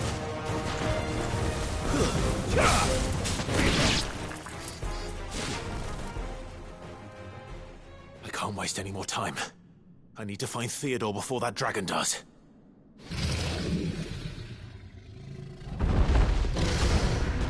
Looks like it's found me. This thing's turned as well. This isn't going to be easy. Too slow.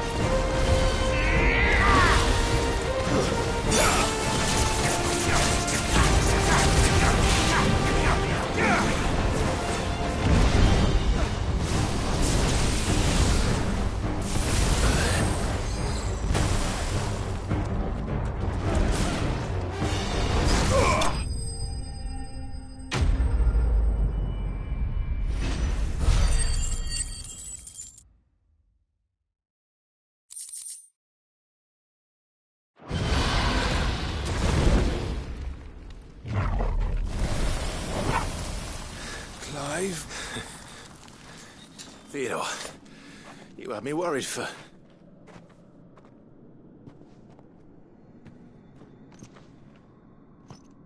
We have to get you out of here.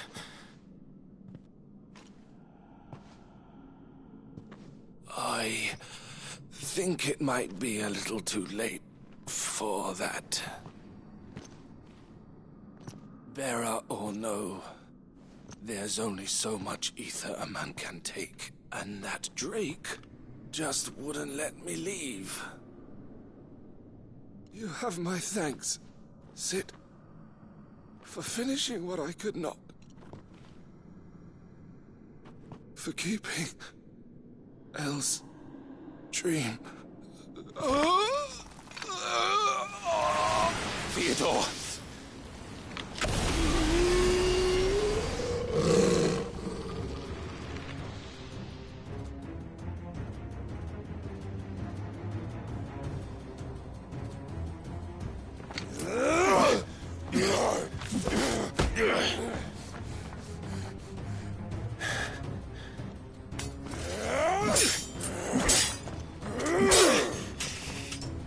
Don't make me do this. Stop it, Theo! Stop! Stay back, Eloise! He's turned. And so will you!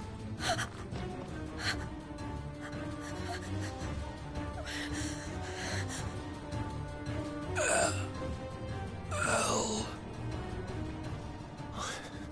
Theodore.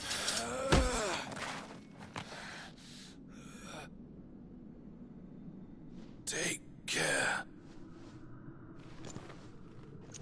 of my sister. Theodore, wait.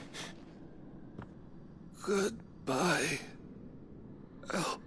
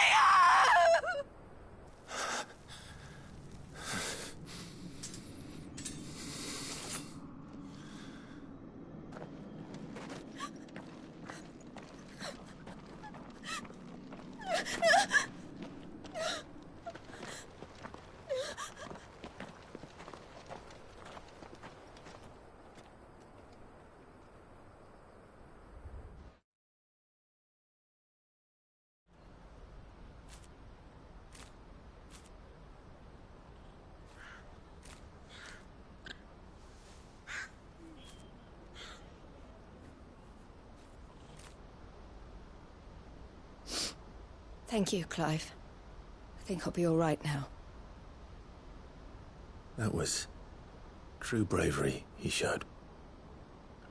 Leading the dragon away from the village like that. His first instinct was always to protect people. To put others' well-being before his own. And now he's gone. Because I sent him to that place, against his will. It wasn't against his will.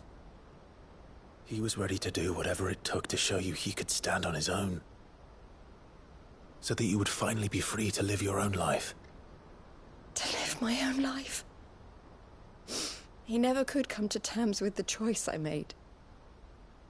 What exactly happened? You once told me Theo was the first bearer you ever helped.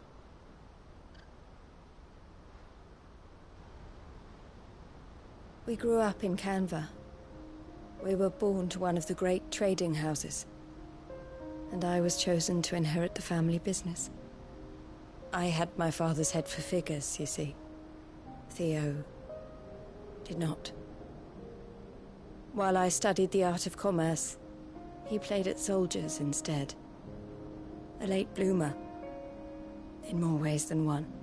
For unlike most bearers, it wasn't until his 15th summer that his powers awakened. My parents tried to drive him out of the house and into the care of the constables. But before they could, I took him into mine. Theo told me something else. He clearly admired your devotion to the cause of freeing others like him from slavery. But he said you deserved a better life than this. He wanted to free you from what he called your bonds, just as you freed him from his. I would be lying if I said I had not wondered from time to time how much easier my life might have been if I had allowed Theo to be taken and devoted myself to the family business instead.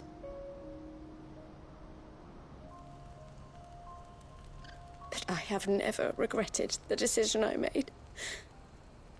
Being with my brother meant more to me than tradition or reputation.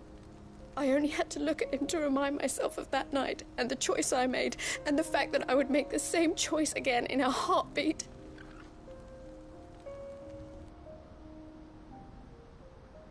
He was never a burden. How could he even think that? If anything, I was the one who weighed him down. You weren't, Eloise. He said it himself, that he had always been grateful to you for saving him, and that he wanted to repay you by letting you live the life you were denied. Neither you nor Theo weighed each other down. You loved one another. You did whatever was necessary to continue living your lives together, and you always would have. You're right. All I ever wanted, all I ever did, it was so we could be together. Oh, Theo, why did you have to...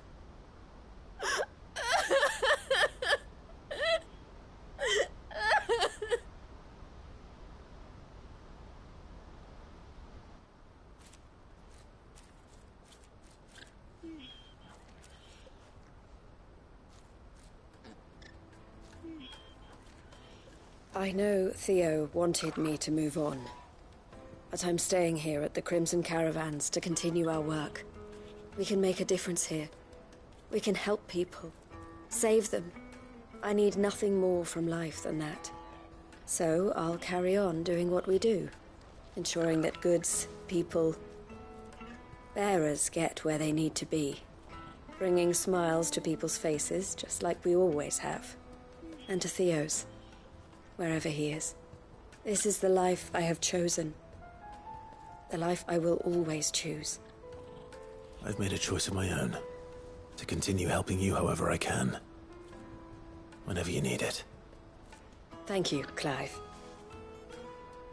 Let's go on together, then. For Theodore.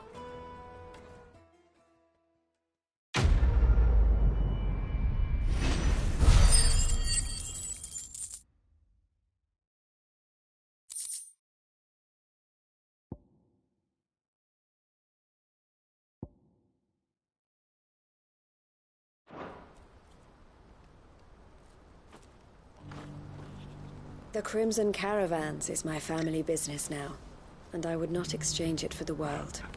I brought Theo here to be safe, and I have never looked back since.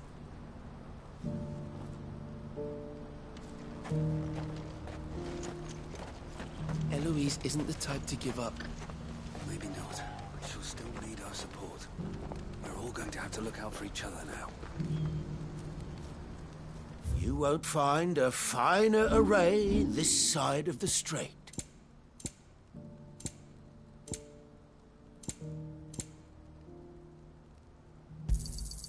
You've a discerning eye. A fine choice.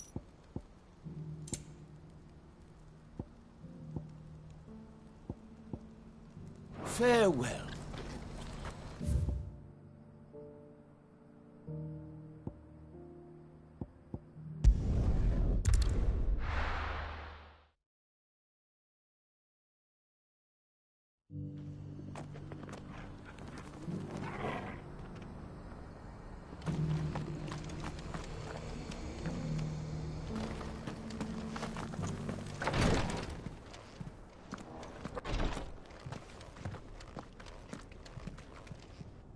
Lord Rosfield, is there aught the Undying might assist you with this day? Perhaps. My brother said that your order was helping him with his quest to uncover Ultima's origins. Have you learned anything of note since last we spoke? Little and less, I regret to report. I see. Be assured, however, that we will not rest until the truth is known. Even now, our archaeologians scour ruins in every corner of the realm for traces of Ultima's touch. Fallen ruins, I take it. Dating back as far as Phoenix Gate. Indeed. Ultima's thralls are oft sighted among the remnants of the fallen civilization. as if protecting the secrets concealed within. Secrets we'd see unearthed. Should our methods be of interest, my lord, mayhap it would please you to observe some of our number at work. Would that be possible? Of course. A survey is being conducted not far from here. Perchance you are familiar with Kretov, a small hamlet built around a fallen airship. I was due to visit my colleagues there to collect their preliminary findings, but if you would consent to do so in my stead, I'm sure that they would be honored to relate any discoveries they have made to you directly. All right. I'll go and meet with them. They will be most gratified, I am sure. Might I suggest you take the road through Titan's Wake? It will lead you straight to the village after but a short walk. Thank you. I will. I wish you a safe journey, my lord. May the Firebird's flames burn ever in your heart.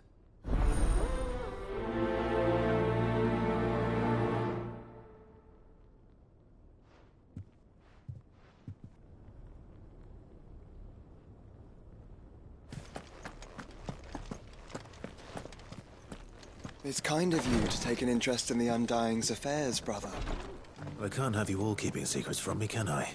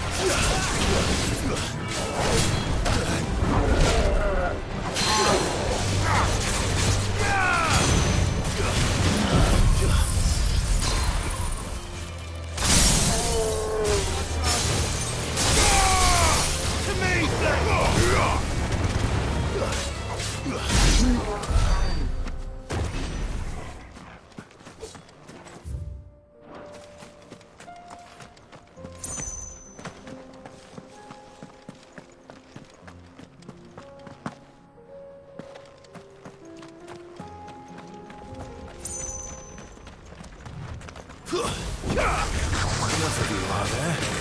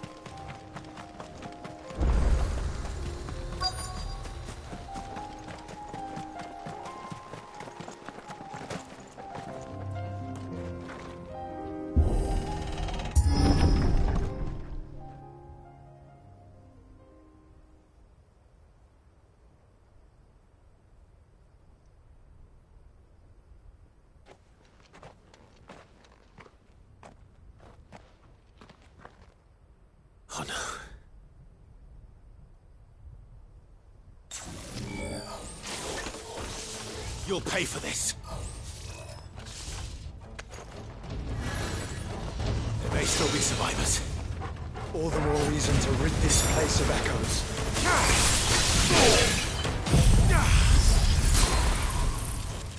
It's over. Stay down.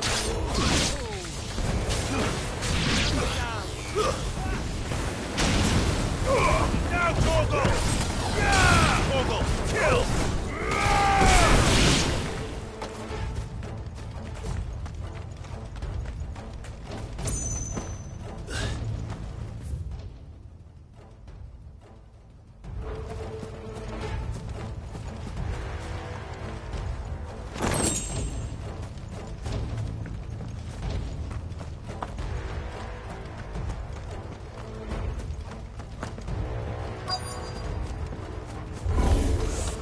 Whatever that thing is, I'd say it's their leader.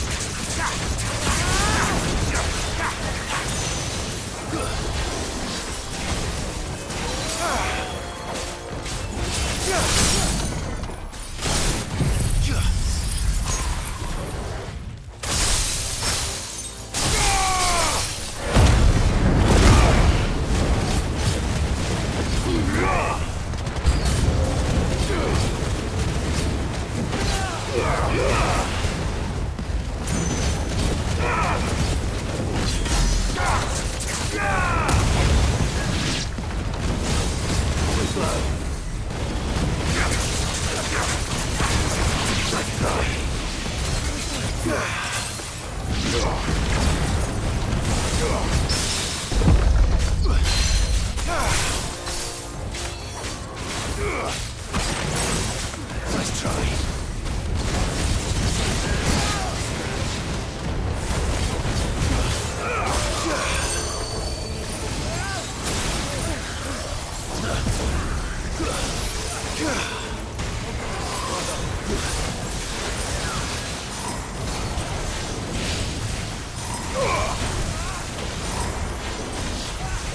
Nice try.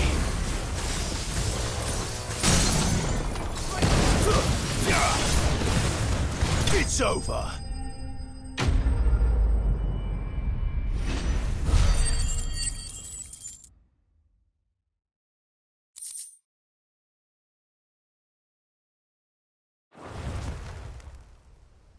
Should have stayed in the past. These must be Cyril's colleagues.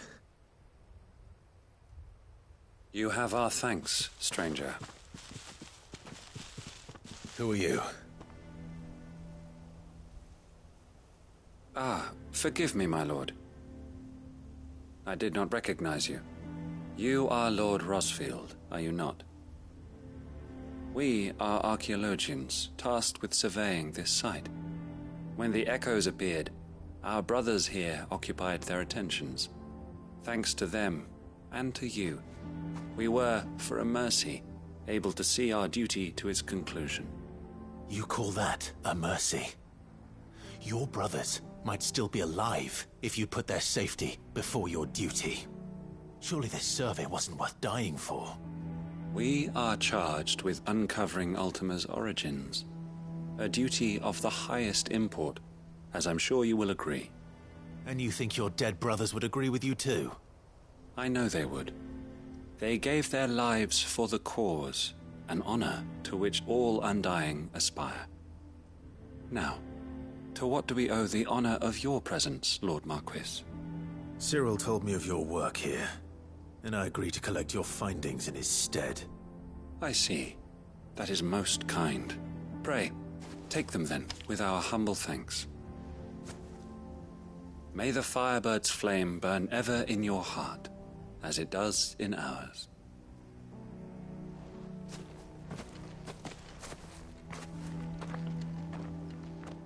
one thing to lay down your life for another. But for a survey... Forgive them, Clive. The Undying live by a very different creed, and nothing we say will change that. Come. Let us deliver their findings to Cyril, that their deaths might not be in vain.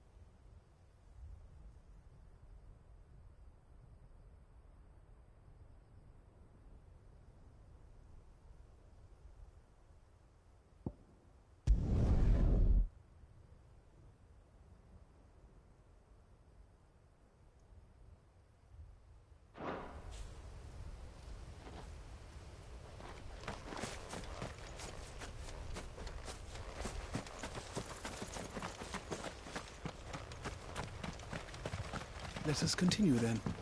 There is a second. I shall prepare the parchment.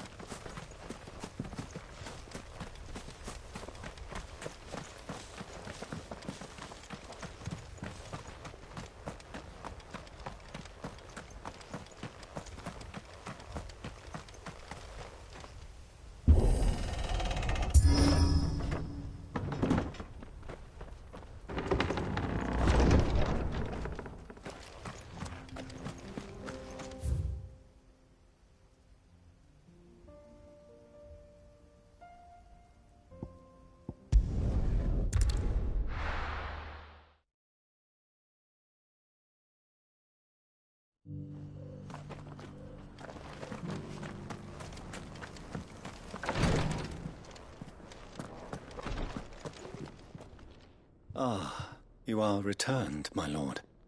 I collected your colleagues' preliminary findings. Here, take them.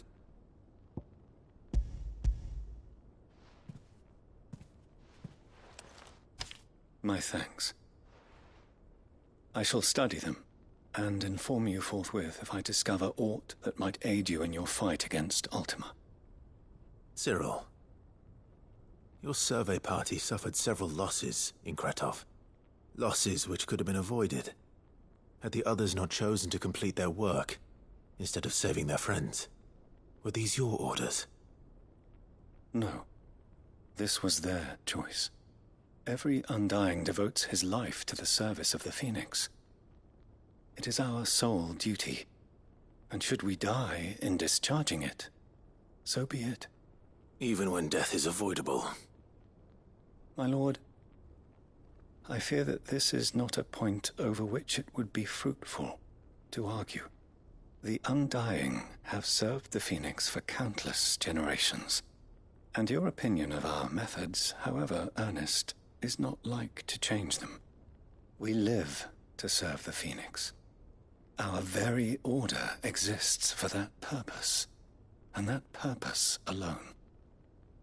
Cyril, I know that you and your brethren answer only to Joshua, but allow me to offer you a word of advice.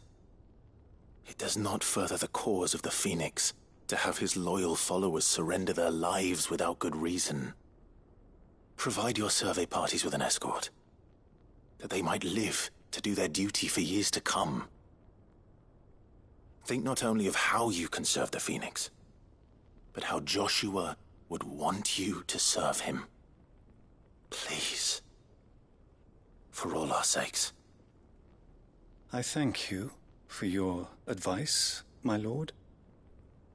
If you will permit me to respond, Our faith in his grace, Joshua Rossfield, is absolute.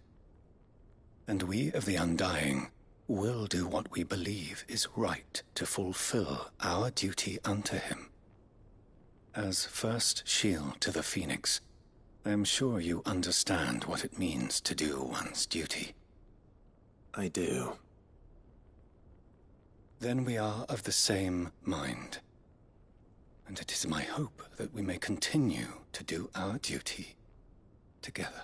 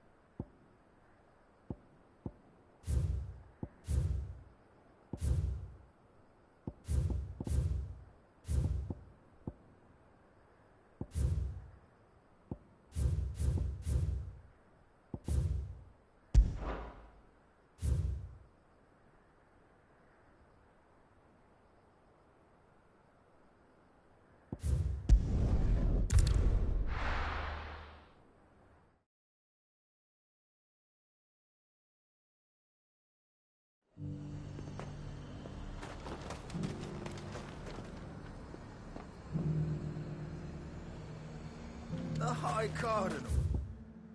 The Dominion's all but done for. Was that shouting I heard from the barracks?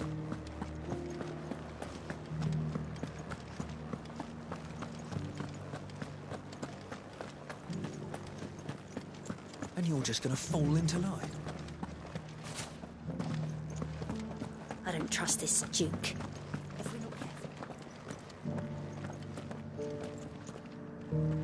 Oh, Clive. What am I to do? My wards and I may soon be without a home. What's happened? The High Cardinal has descended from his lofty throne and taken up residence here in Northreach. The High Cardinal? Leader of the Council of Elders, second only to his Radiance at the head of the Imperial government. Not that any of those things still exist. Now he goes by his noble title, the Duke of Oriflamme. And what does he want with Northreach? He wants to transform it into a military stronghold, a foundation upon which to build a new Sambrec. He's already secured the support of the various army remnants, with promises that they shall be afforded the respect they deserve in his empire. One built on the confiscated property of the people. He would rob the populace to pay for it. Believe me, I have used every means of persuasion to discourage him from this folly. But for whatever reason, he will not listen to me. What does Captain Philippe make of this? When the town was under attack, it was him the soldiers rallied around. Couldn't he use that influence again? How? By speaking out against one of the most powerful men in Sambrec. A man whose stated aim is to revive the empire Philippe's comrades swore to serve, and to improve the soldiers' lot within it. The captain can offer them a regular supply of gruel, and an occasional trip to the Vale to help them forget the terrors they face each day. The Duke offers them a vision of strength and safety. No. Any attempt to incite mutiny would cost Philippe the support of his men, if it did not cost him his life. But given the mood around town, mutiny may yet be unavoidable. The people have little appetite for further deprivation, least of all when it serves only to elevate others. And who could blame them? Clive, would you appeal to the Duke on my behalf? For your services to Northreach, you have the respect of the soldiers, and they will take you to His Eminence if you ask them. And unlike Philippe, no bonds of loyalty prevent you from speaking your mind to the man. Well, Will you try? You could hardly fare any worse than I did. I'll see what I can do. Thank you, Clive. Tell me then, where will I find this Duke of Oriflamme? In the garrison? Overseeing the troops, yes. All right. Wish me luck.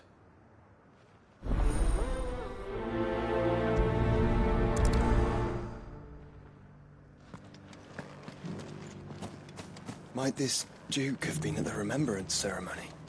Let's hope we didn't make a strong impression. It's not only control of the garrison he wants. We already have a leader in the Dane.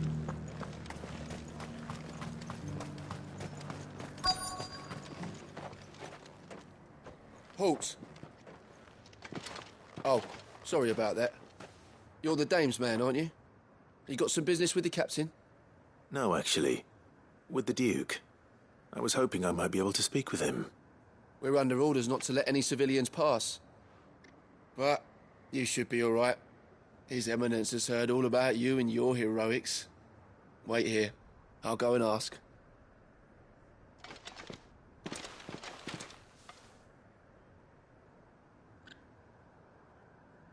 So, you are the sellsword who lent his aid to the garrison.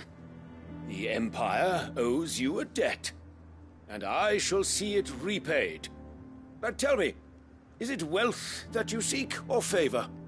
Neither, Your Eminence. I thought only to inquire about your plan to turn Northreach into a stronghold. Ah, I see. You are worried the expanded garrison will render your services redundant. Yet you needn't be. A proud fighting man like yourself shall always have a place here. Pride of place, in fact. For too long has the contribution of the noble soldier been under-reckoned. But no more. For it is they who shall see the Holy Empire rebuilt, beginning right here in Northreach. Why here, Your Eminence? The town has been fortunate enough to escape largely unscathed from the recent troubles. Her defenses are sound, and her garrison well prepared. Which is more than can be said for Oriflamme or Twinside. The Empire wants for a capital, and I believe Northreach to be the perfect place. With Caer Norvent as her citadel. Once we have seen to the refortification of both the town and the castle, we need only build a wall around both to create a city that would be the envy of the twins.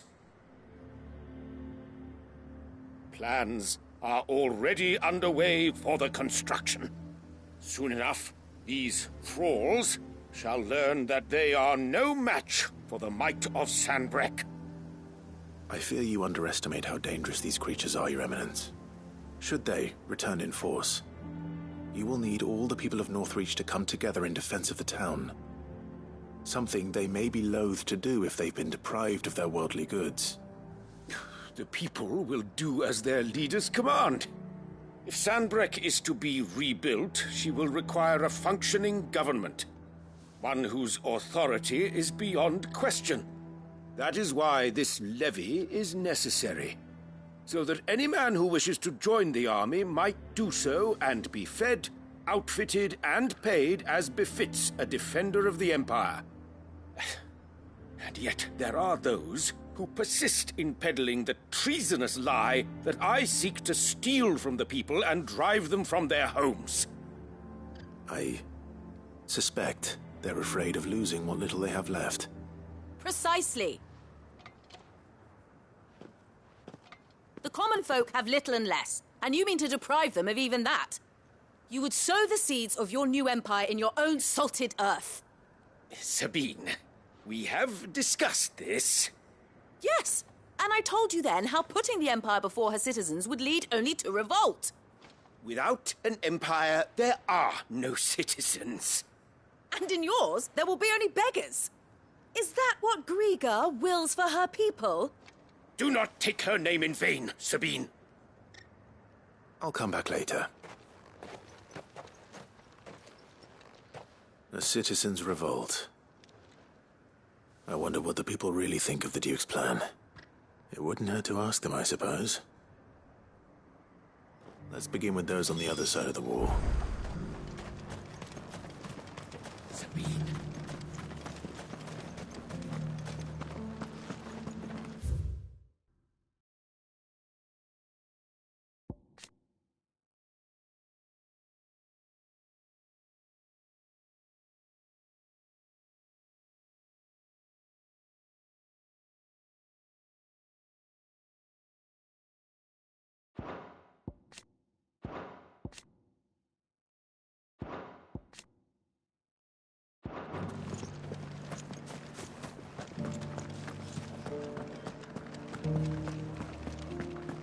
Do you think he was the only one who survived?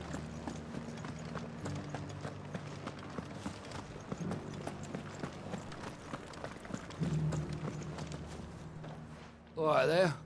What is it you're after, sir? Just your opinion, actually. I wondered what you thought of the Duke of Oriflamme. Oh, him. Not much. None of us traders do. It's thanks to nobles like him that we had to set up shop this side of the wall in the first place. Couldn't have the rabble getting any closer to the holy capital, could they? And now he's trying to drive us out completely, threatening to take everything we got from us if we don't clear off. If the dame said she wanted him run out of town, I'd be straight through that checkpoint, tar bucket in hand.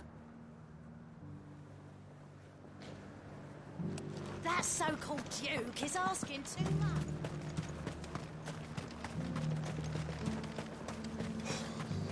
And to think I would be lying under a pile of rubble in Twinside.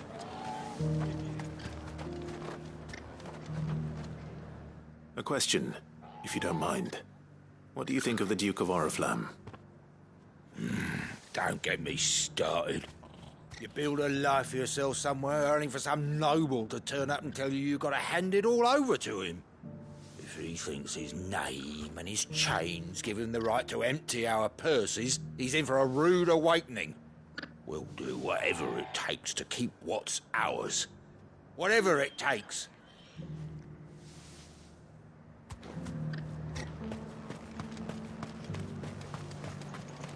The garrison salvaged what they could from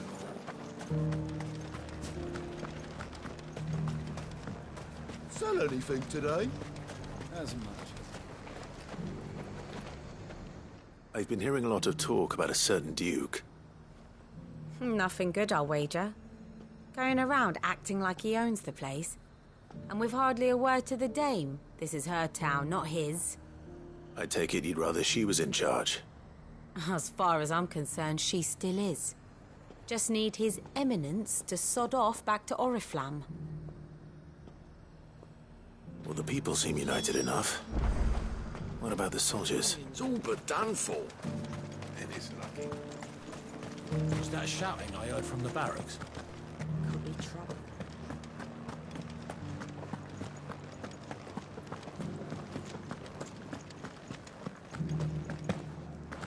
And you're just gonna fall into line? Excuse me, do you have a moment? I wondered if you'd mind sharing your thoughts on the Duke of Oriflamme. Well, he's made a lot of enemies coming in the way he did. But I mean, look around us. You can see the state the realm's in. The traders might not like having the screws put on them, but if they volunteered a few more of their hard-earned gil before things got bad, maybe they wouldn't have to. I think the Duke's got a point when he says rebuilding the Empire's the best way of making sure we're all protected. And if that means people who don't know one end of a sword from another have to make way for those who do, well, that's just how it goes. It's not only control of the garrison he wants, it's We already have a leader in the Dame. One at a time now. There's enough for everyone. Thank you. We won't forget this. You're the one who's talking to His Eminence. On the Dame's behalf, yes. I was trying to persuade him not to take the people's goodwill for granted, but it seems my words fell on deaf ears. What do you think of his plans? I'm a soldier, mate. He tells me what to do, not the other way round. Listen, I've got nothing but respect for the Dame, but I've got a family to look after. That's where my loyalties lie, not with the town or the Empire, but with my wife and children.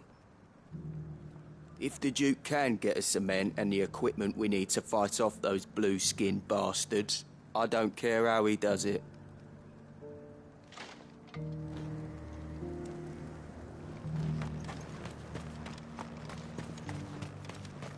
Sabine, you are embarrassing me. You're embarrassing yourself. I hear the Duke of Oriflamme plans to turn this town into some sort of fortress. Do you think that's a good idea? It's not for me to say. All I know is that unless the Emperor orders me otherwise, His Eminence's word is law. Look, no one likes all these taxes and tariffs, but empires don't come for free. Once Sanbreque is back on her feet, we'll all reap the benefits. Let's see what Philippe makes of all this.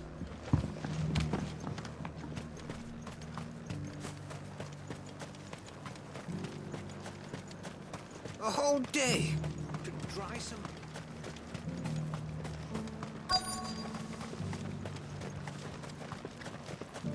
Welcome back. Wraiths give you any trouble? None worth mentioning. Captain, do you have a moment? For you? Certainly. Clive, wasn't it? Thank you for last time. How can I help you? I wanted to ask you about the Duke of Oriflamme. Do you intend to go along with his plan?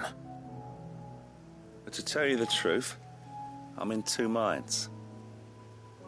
It's my sworn duty as a captain of the Imperial Army to obey his orders. But I can't say I agree with him. Philippe, I remember you saying that you became a soldier to protect the people you loved. The Dame included. That's right. I did.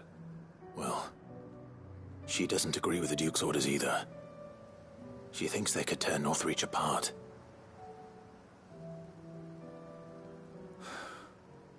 And she's probably right. Thank you, Clive. I know what I need to do now. Protecting the people I love is what matters. Doesn't matter how. Well, duty calls, so I better go. Thanks again.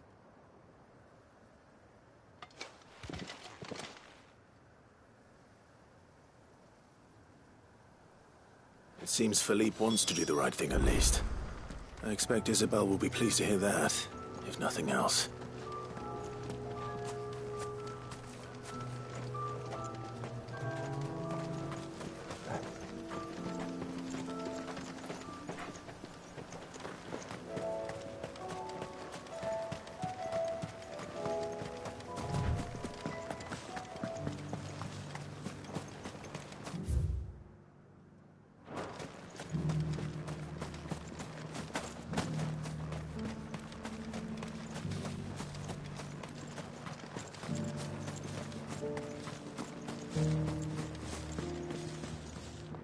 Ah, Clive. How did you fare? Were you able to speak with the Duke? I was, but...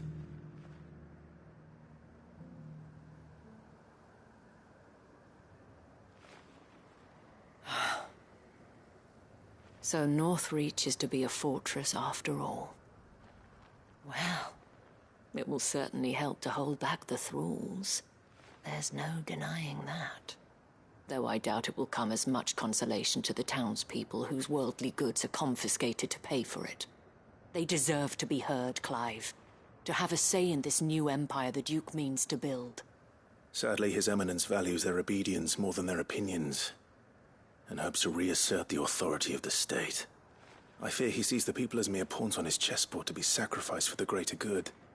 Needless to say, they themselves are of a different opinion, and would rather their destinies were in your hands. The soldiers, meanwhile, are content to follow their orders. And not just because of the Duke's rank, but because of his vision. I thought as much. Had I sworn to protect Sanbreque, I dare say I too would want nothing more than to see it rise from the ashes. Thank you for trying.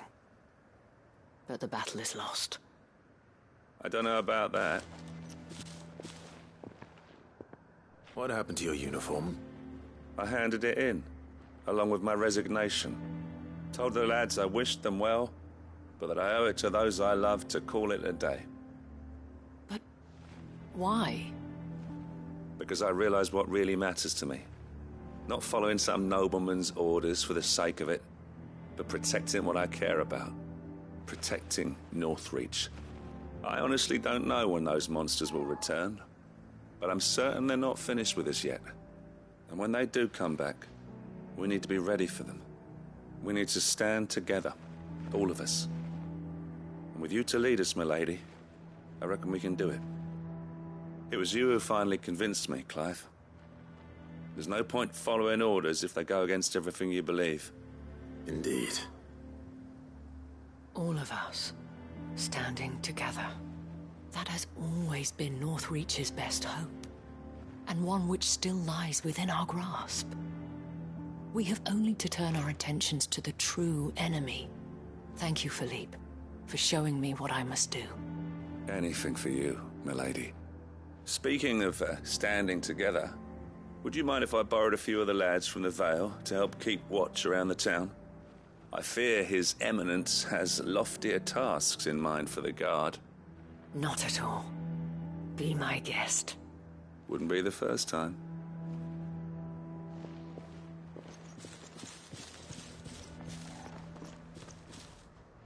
There may be hope for Northreach yet. Especially with men like you and Philippe to champion our cause. I, for my part, shall continue to work upon the Duke, in the stubborn belief that I might still tempt him into joining hands. But I suspect I shall have to call upon your aid again. Until then, Clive. Until then?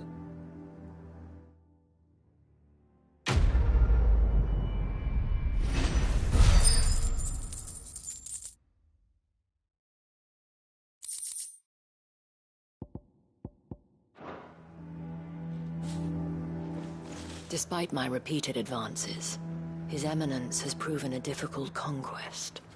Fortunately, I am nothing if not persistent. But, be that as it may, I might yet need you to press the point.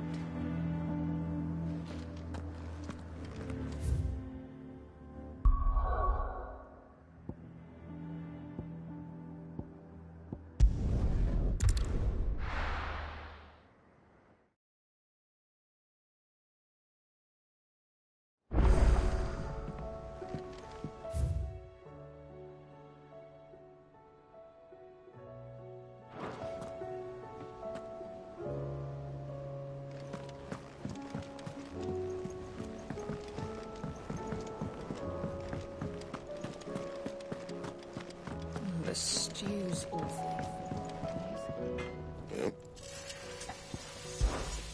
What do you want?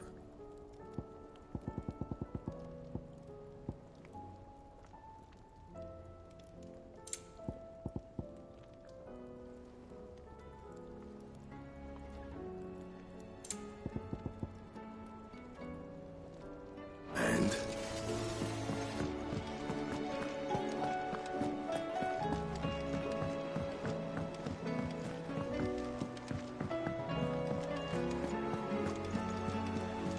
Covered in nicks and lumps.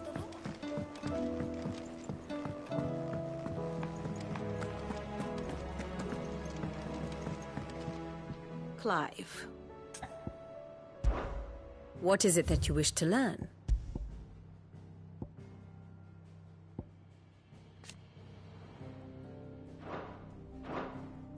Of course.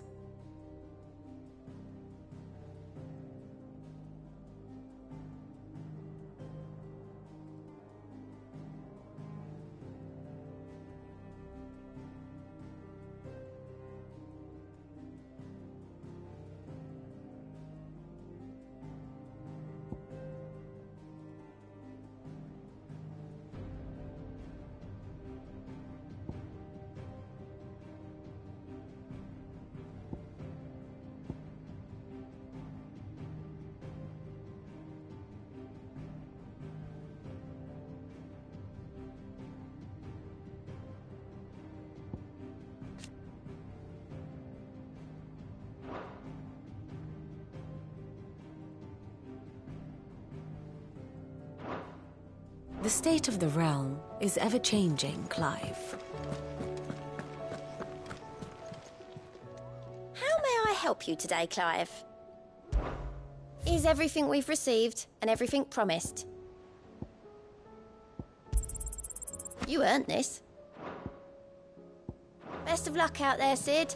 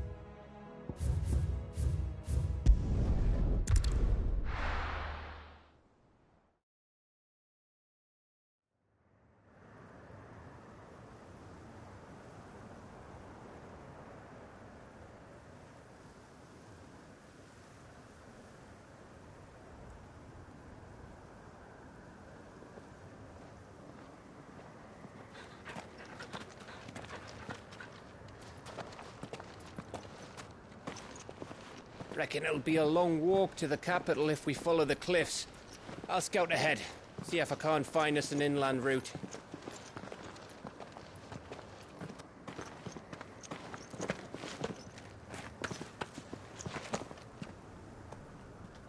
Clive.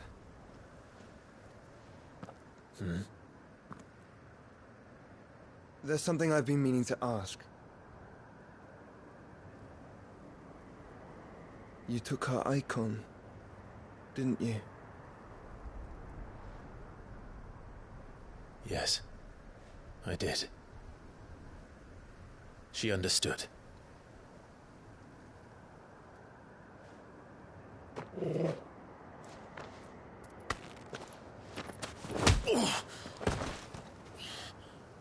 Oh, she understood. Understood that you decided to save the world all on your own, and that you'd die without her power. How dare you make her choose? You knew damn well she'd never refuse you. But I will. You can't keep pushing us away, Clive. The world is ours to save, not yours.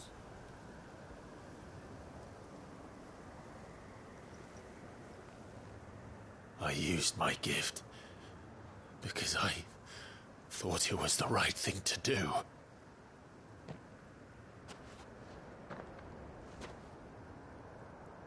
And you truly believe this will save you? Will save us all? I do.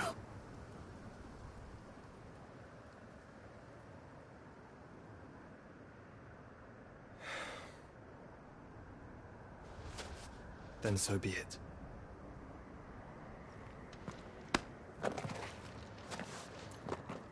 Just don't forget, you're not alone. I think I found us a trail. Did I miss something?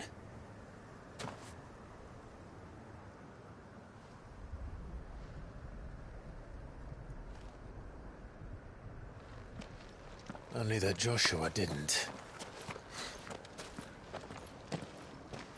I don't get it.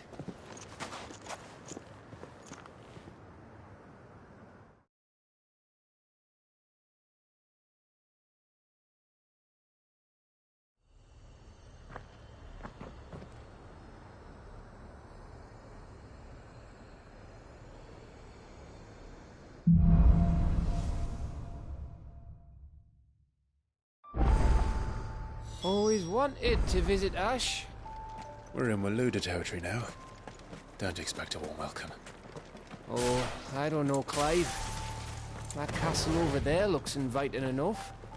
Shall we sample its inhabitants' hospitality?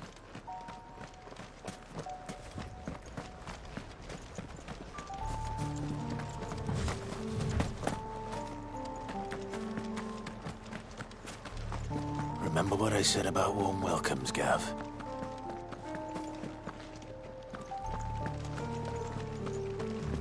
Ah, this place is as dead as Grieger's ghost.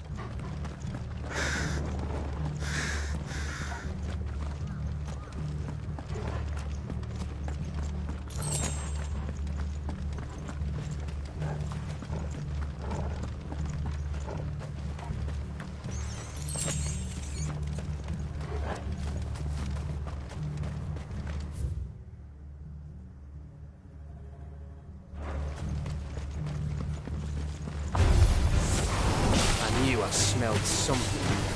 I see only orcs and Kashik here. Let's hope the villagers made it out in time.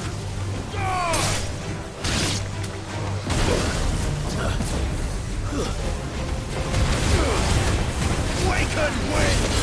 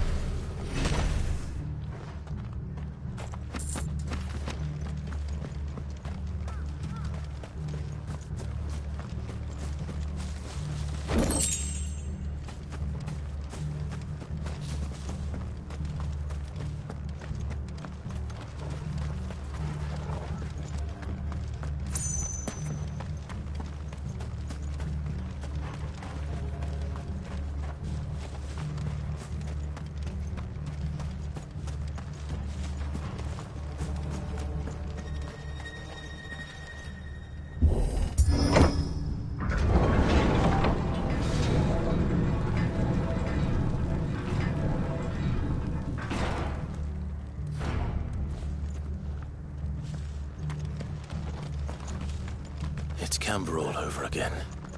Where the hell are the royalists? Seems you were right about that welcome after all, Clive.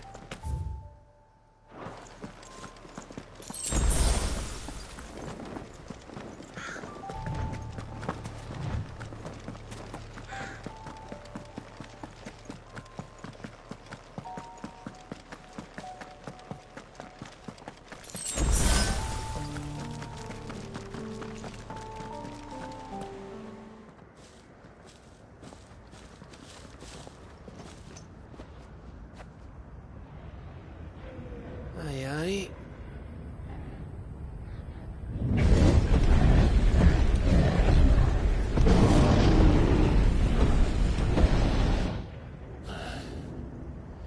Is the whole of Ash fallen into Ultima's hands?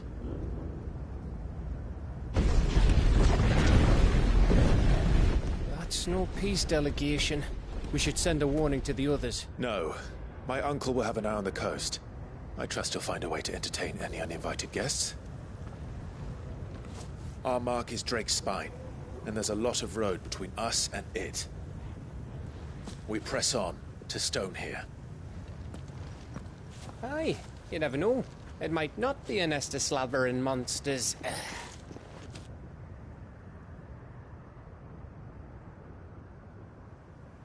Clive, you must go on ahead without me. This stronghold is as old as Phoenix Gate, perhaps older. It may yet hide Ultima's remaining secrets, and if we are to best him, they must be unearthed. All right. Stay out of trouble. I always do. Mostly.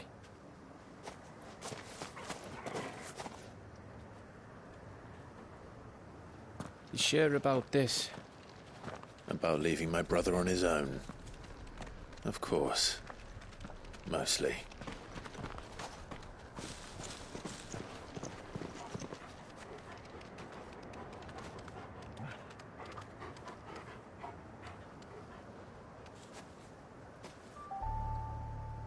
Lady Vivian's map is so old it's hard to tell which way is up. But if I'm right, we're not far from a village called Aistla. Then we make our way there, resupply, and wait for Joshua.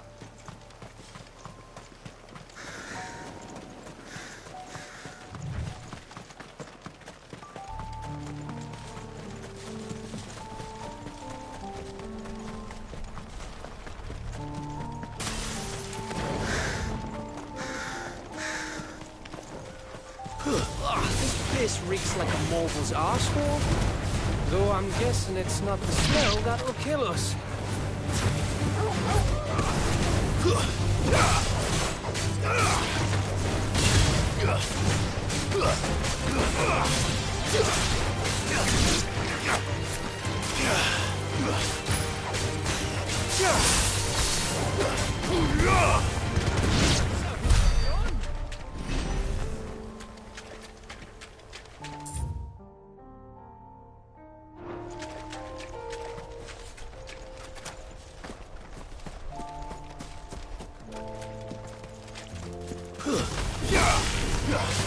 Garuda! Waken wind!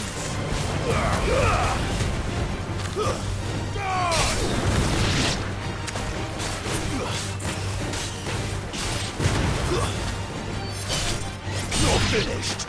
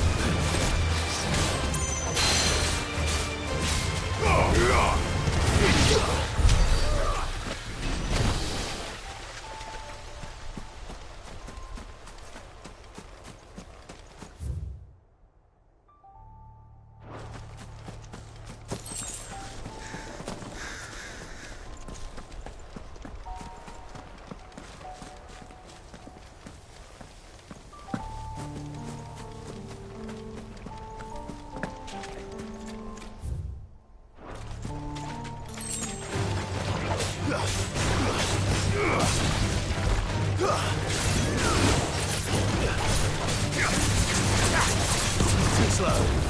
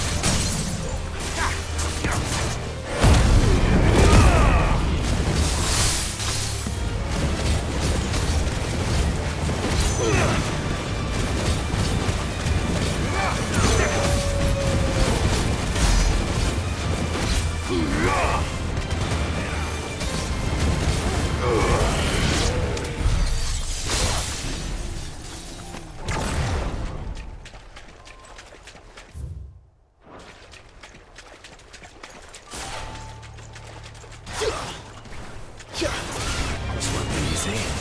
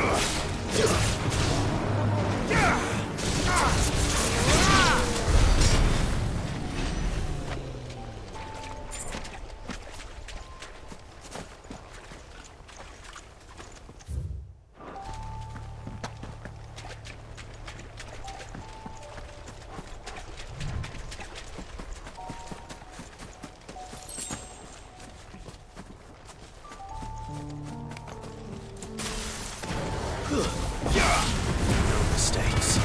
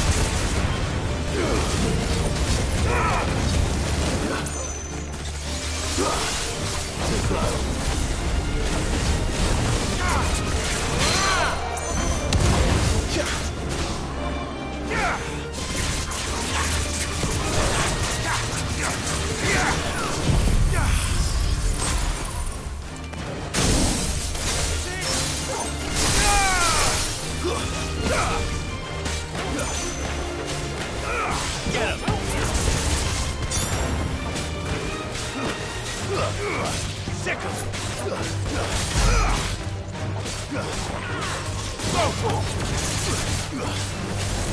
here!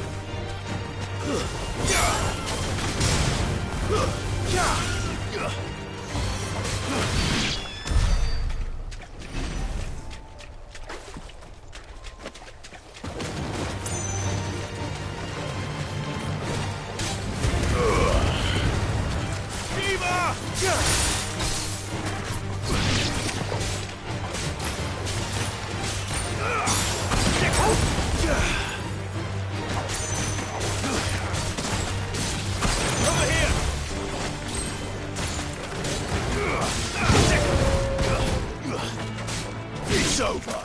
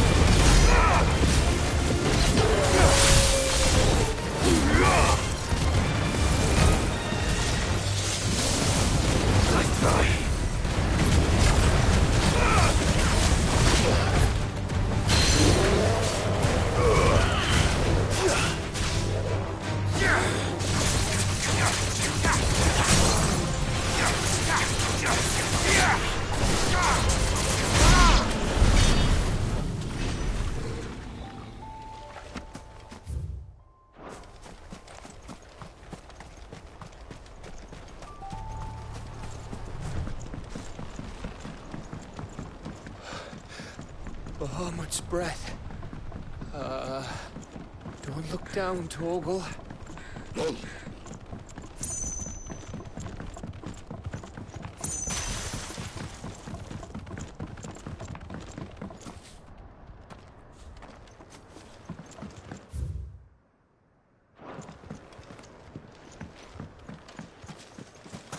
That must be Estla.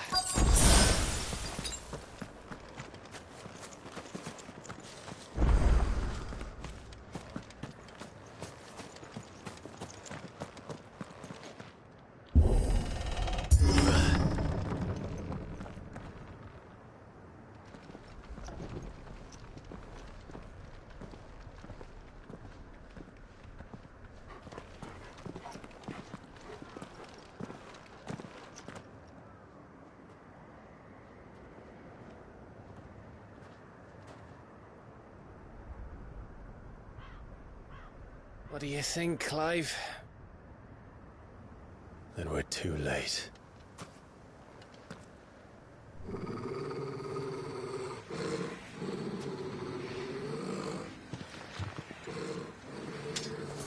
Damn it. They're all turned. There's nothing we can do. I wouldn't say nothing. No quarter, Gav! No quarter!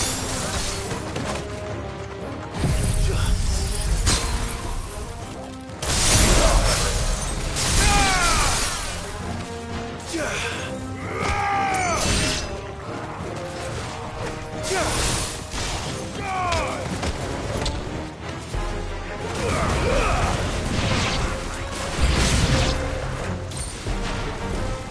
think all the villages in Ash are like this? A question for later, Gav.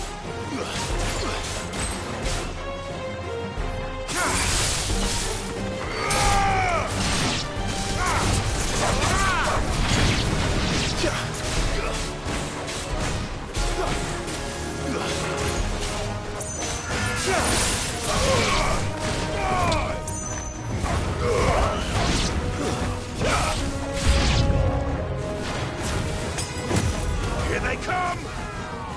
And come, and come, and come.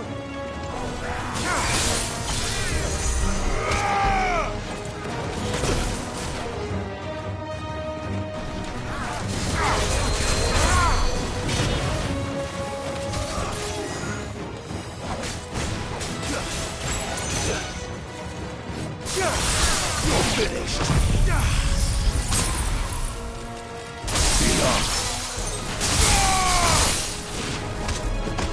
Farewell! Scratch.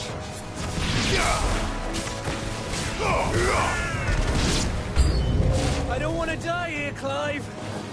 Then don't!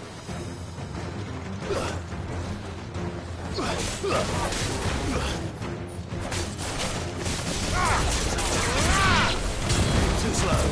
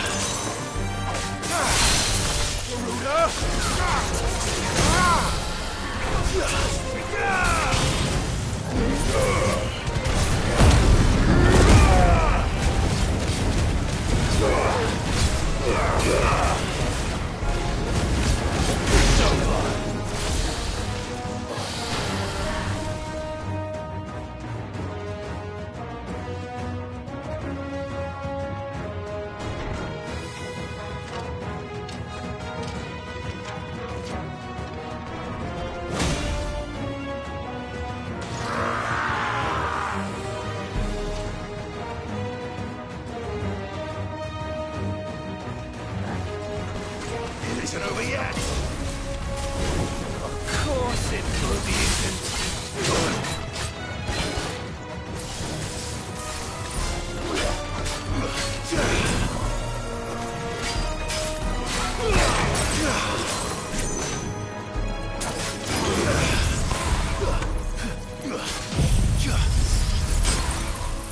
To me, Faith!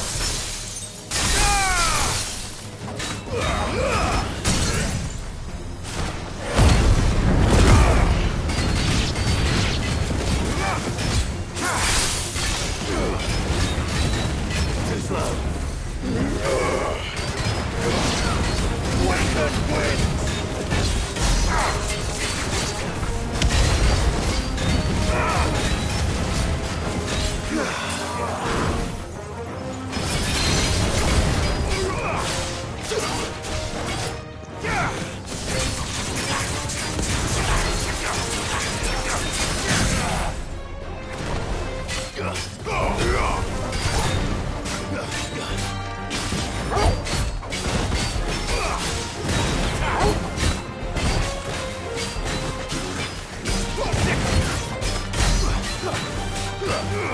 Get him!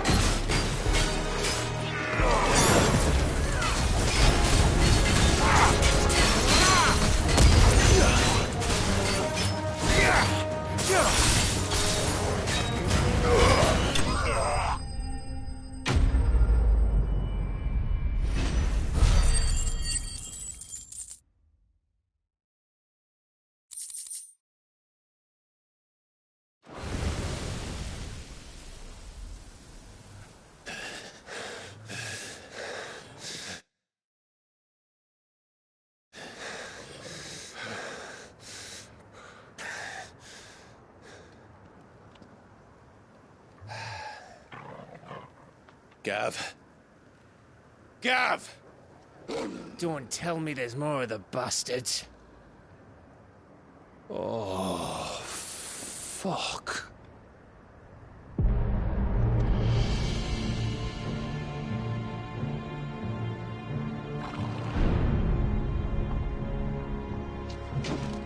Have you come to watch, Odin? Bound for Stonehill. Good. My master awaits you in the capital, though I cannot allow you to attend him in your present state.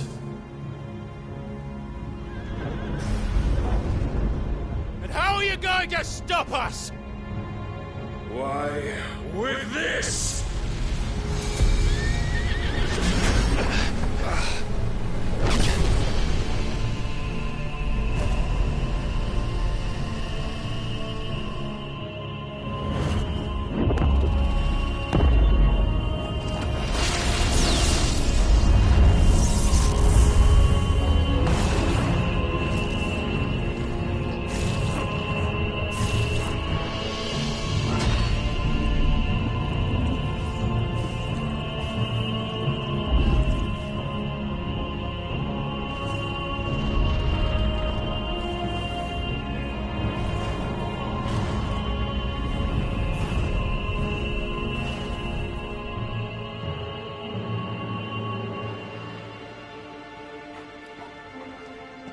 What did you do?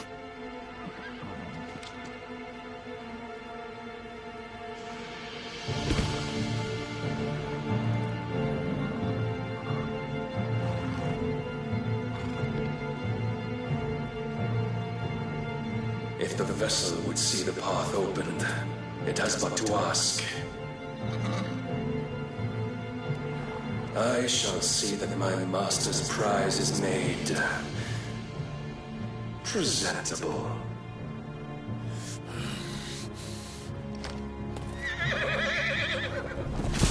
Shit! No!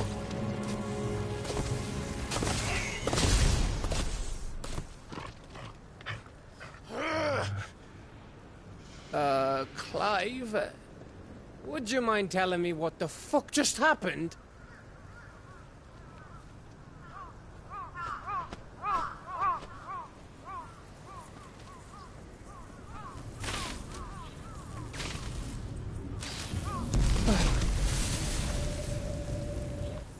Oh, you've got to be. How are we supposed to get through that? We seek an audience with the king. If His Majesty wants me to come and ask him, then that is exactly what I'll do. Before you go practicing your petition, we don't even know where the fucker went. How about we cool our heads and think this through, eh?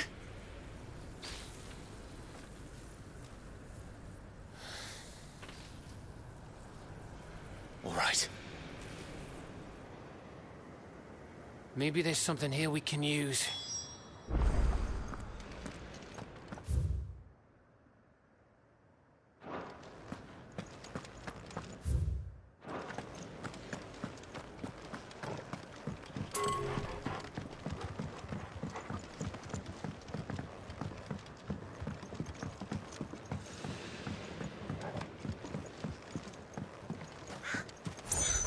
There's no one home, Clive.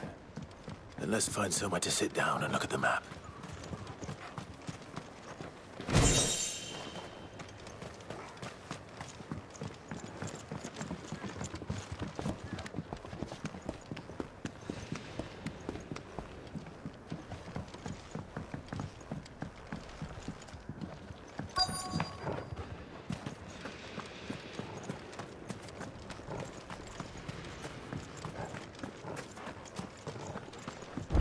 I thought we got them all. So did I.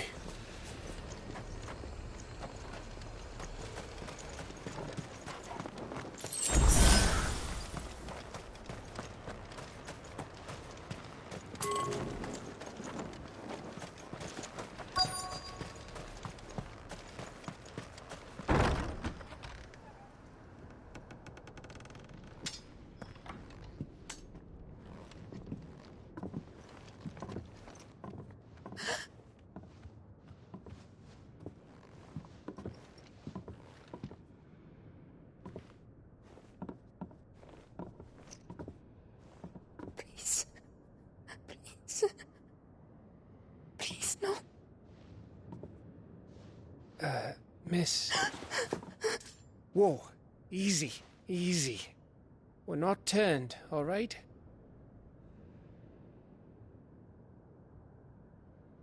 Who?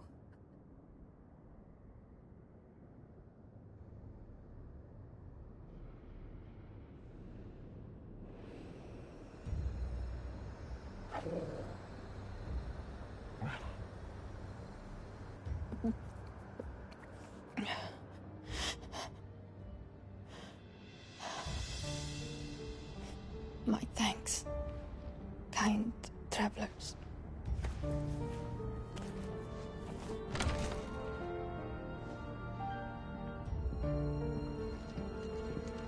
Edda, forgive me for asking, but what went on here?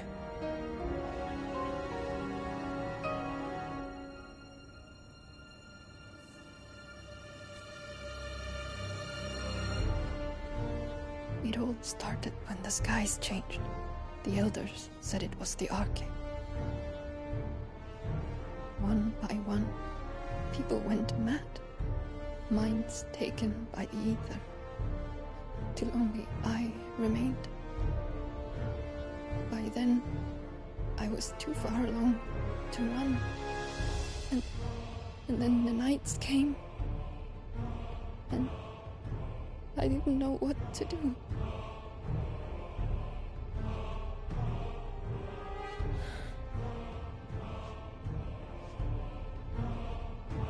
And this, Arche is... Just a story. Something our grandparents told us when we misbehaved. About how the heavens would grow dark before the land took her last breath. The end of the world. You said the others went mad. But where did they go?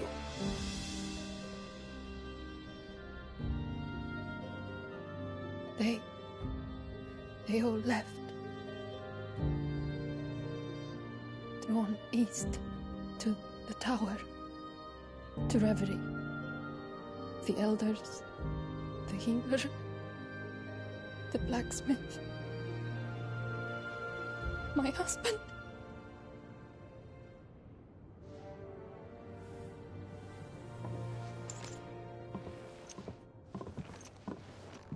You thinking he did this? Of course. Who else could it be? You were in Canva. You saw what he did to the people. But then what about her? How come her nut hasn't cracked?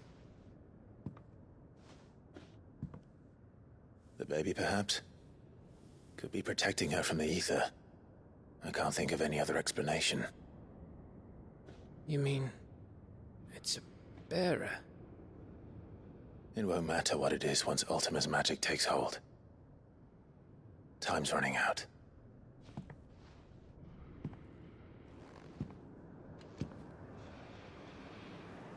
This tower. That's where we'll find the king.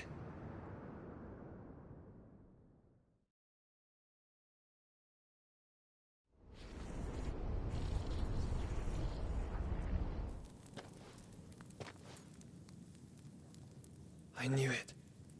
It's the same as Phoenix Gate.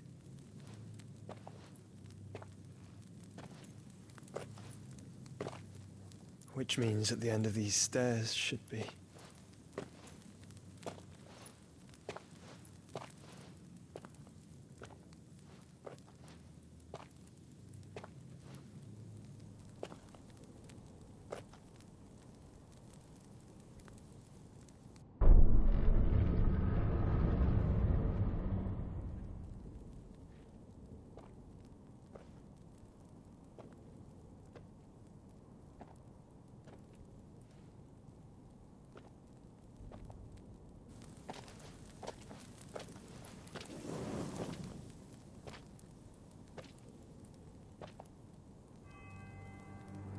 The mural is complete.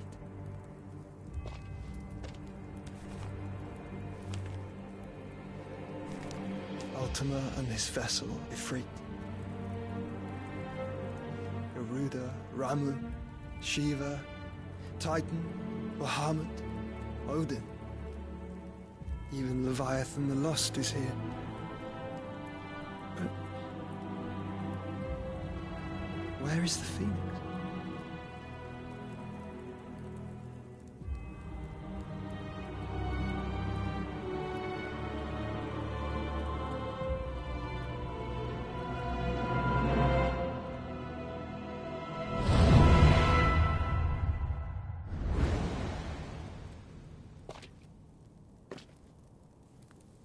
By the Founder.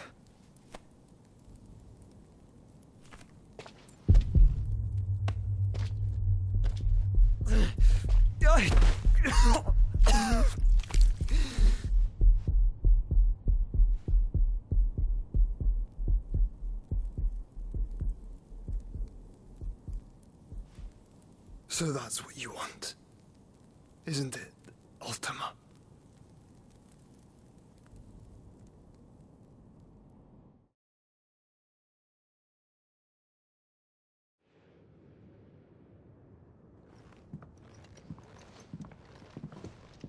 So that's how it's gonna be then? I'm not asking, Gav. I need you to stay with Edda. What? I must do this alone. If I don't return, you're to find Joshua and make for the Enterprise. Understood? Aye.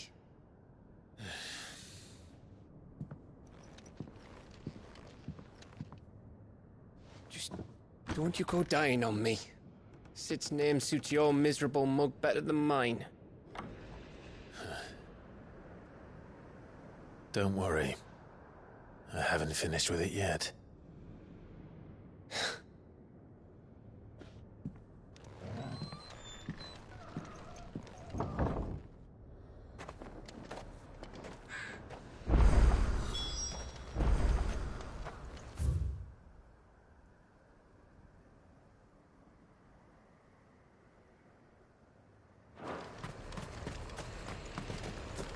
If Barnabas is controlling the Akashic, then wherever he goes, they'll follow. And so will I.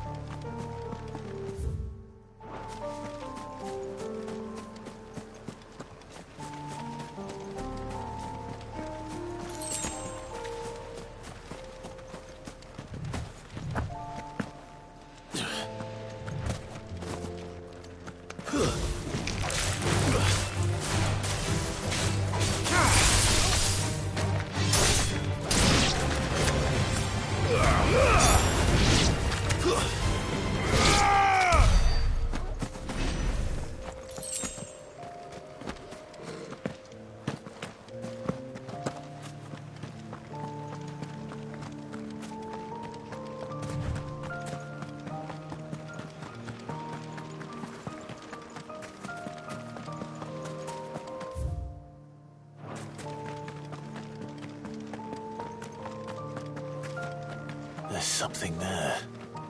I can feel it. But now's not the time.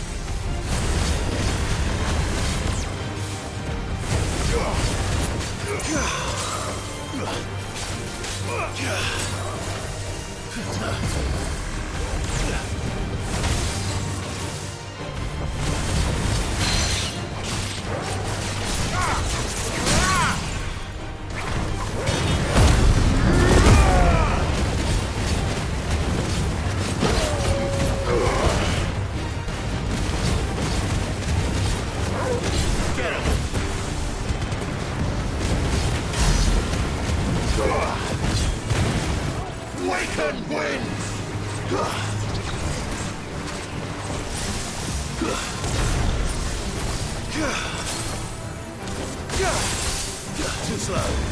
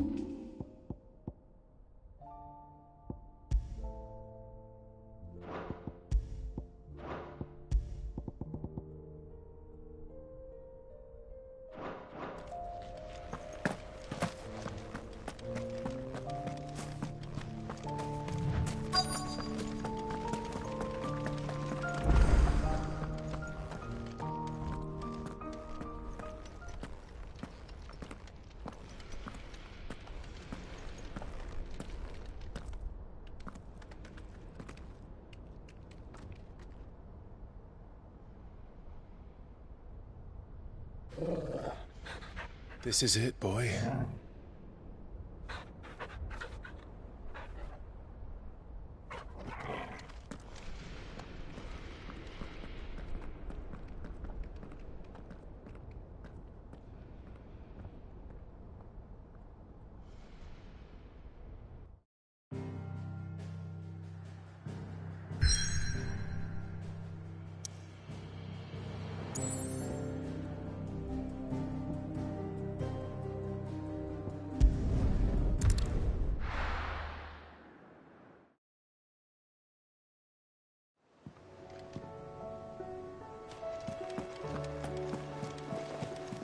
Covered in nicks and lumps, the lot.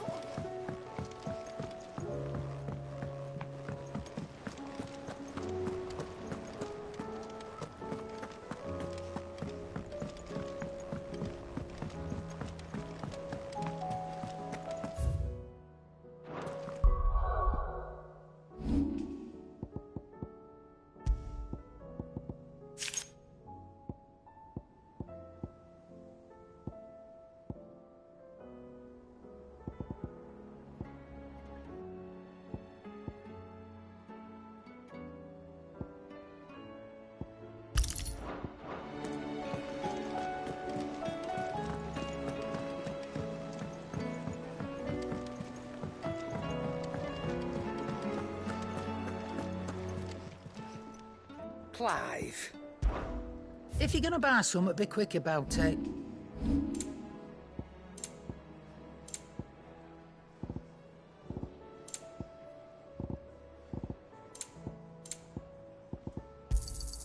You'll not find a better price than that.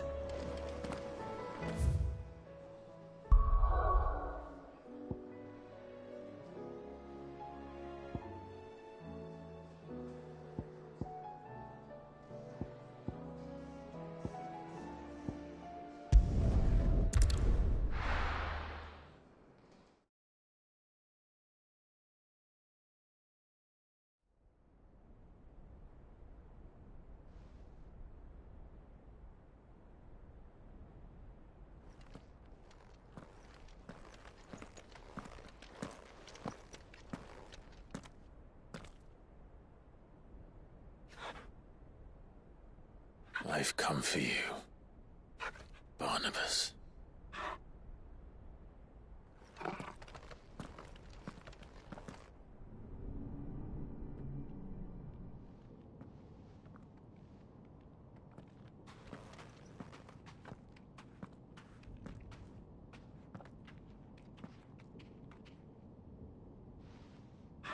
Stay close, Torgal.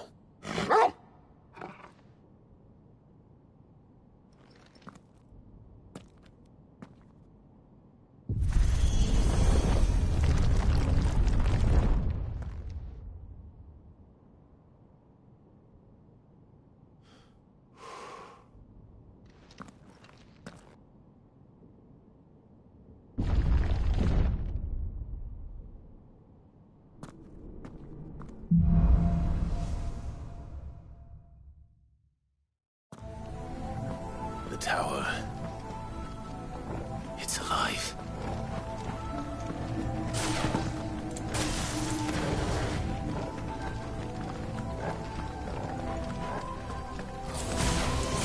More echoes of the fallen. They seem to feed on ether. There shouldn't be any here.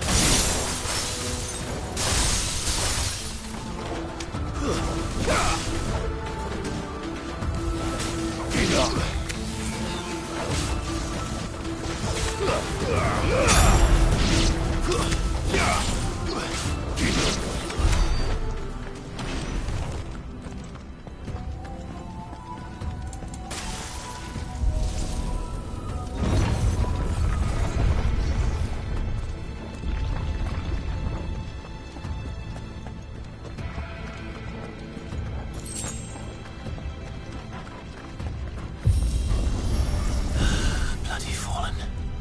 Why do all their flaws seem to have a mind of their own?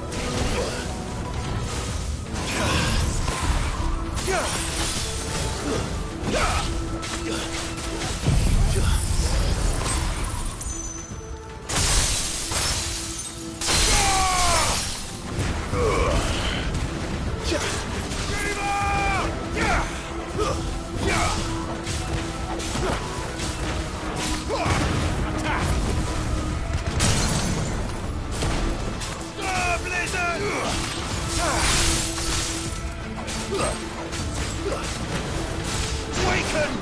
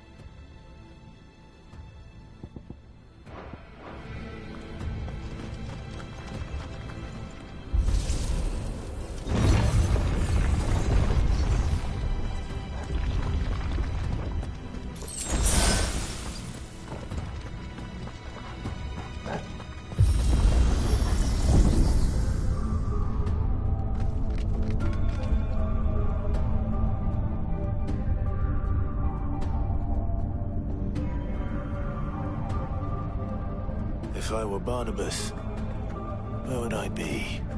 The top. So I could look down on the world.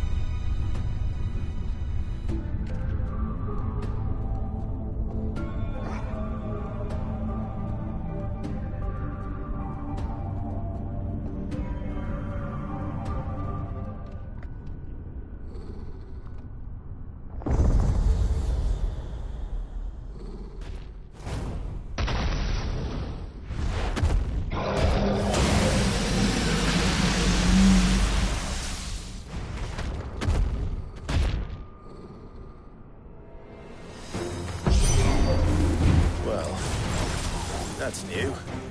Though I expected it all like all the rest.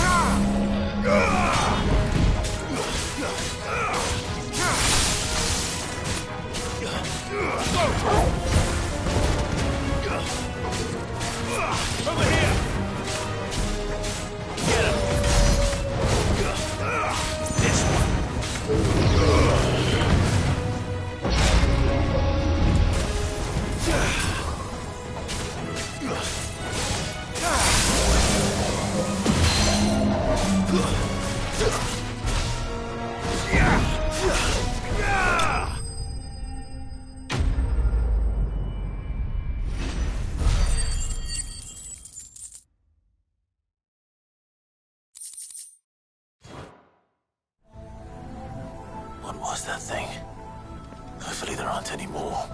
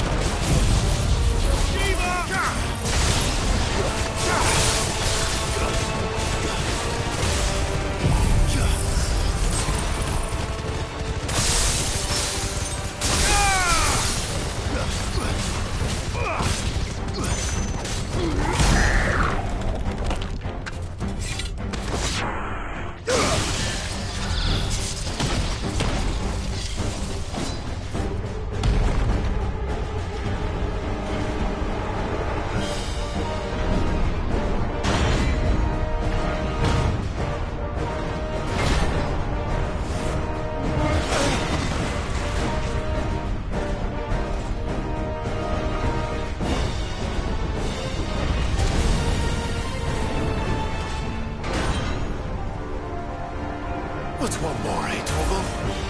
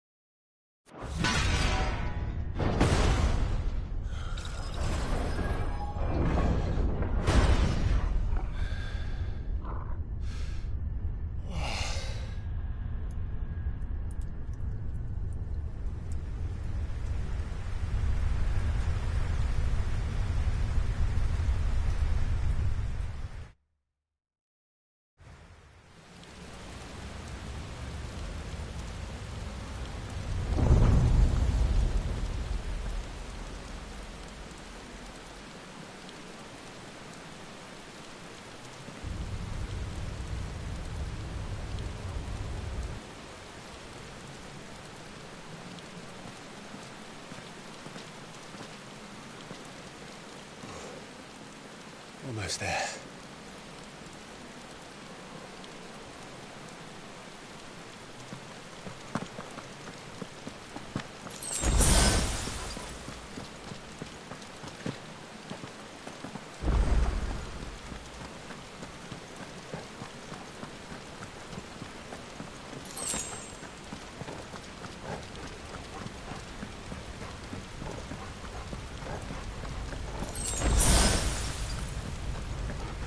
He's here. I can feel him.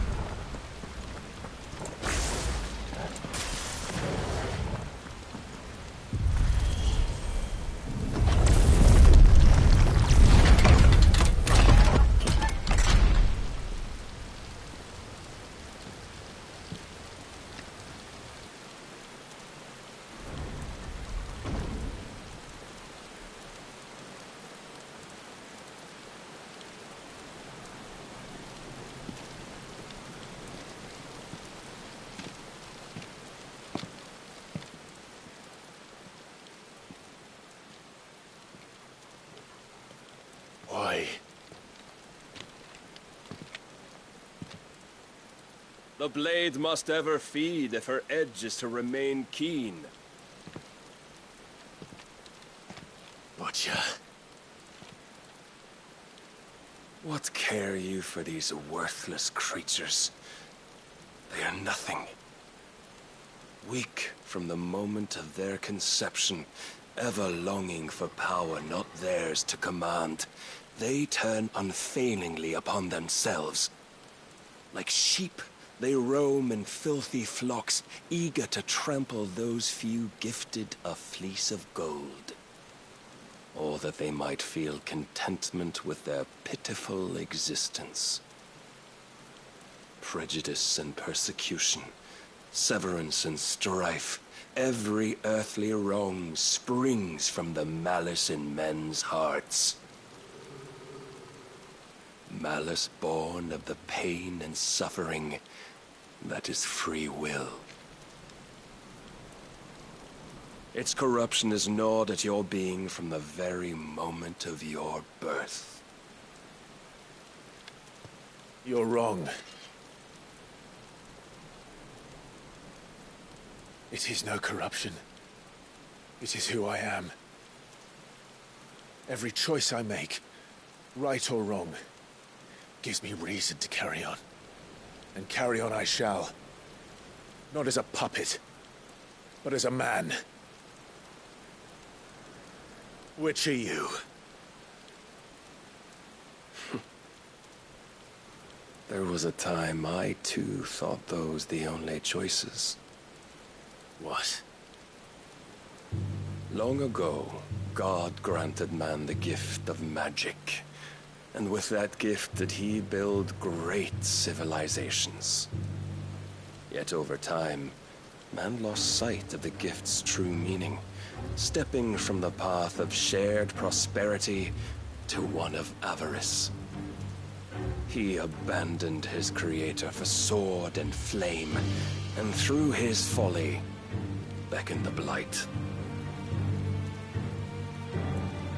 Yet, there were those few who refused to turn their eyes from the heavens, and they prayed to God that he might lead them back to righteousness. And the Lord, he did answer. Before the worthy shall the gates of paradise open.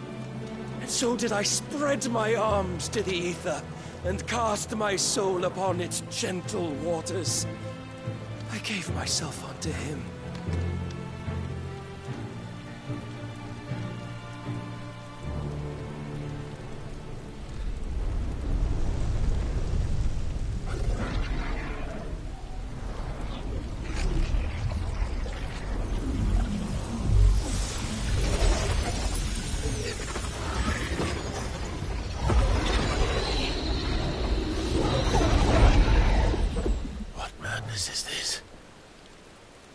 My worth proven, the Lord charged me thus.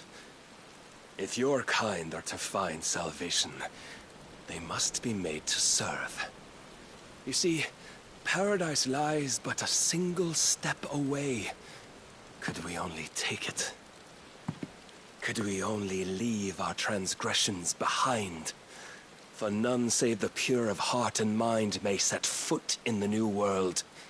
I will save us. But it all begins and ends with you. You are the key, Mythos. And with this humble offering, shall I prove my faith once more. So you forsook your kingdom. You forsook yourself to serve. Tell me, how is that living?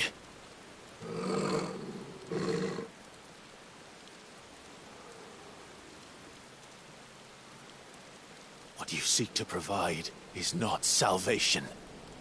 It's anything but. Life is about always having a choice. Take that away, and we might as well be dead.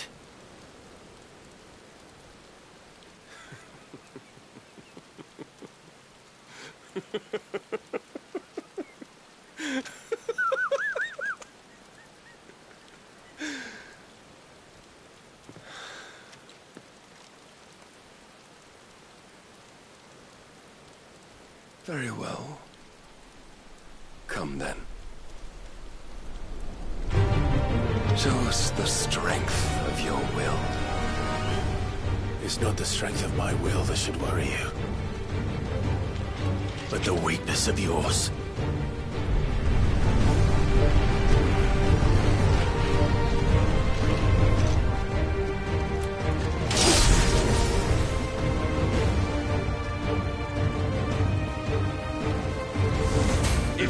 your will the stronger?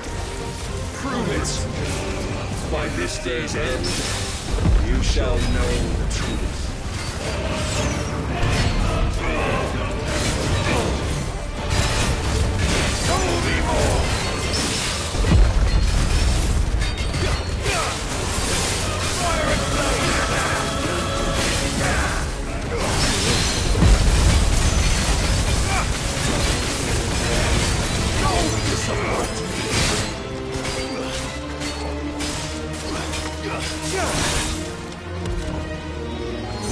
Blessed with the might of a god, yet still you fight like a man. I tire lost.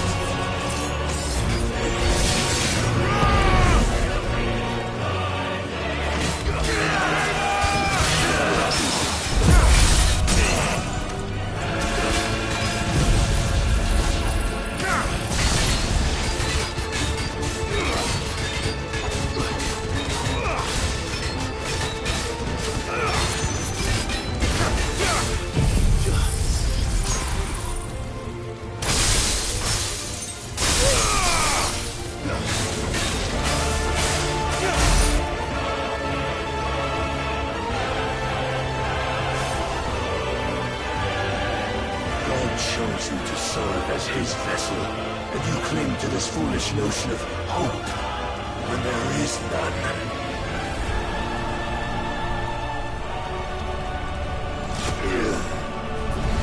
Fuck!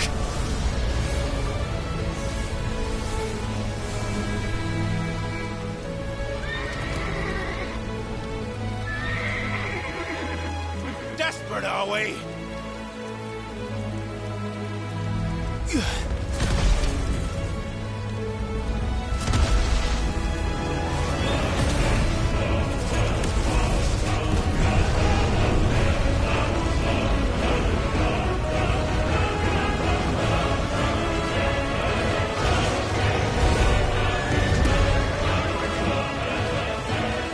Finally, we can begin! Yeah!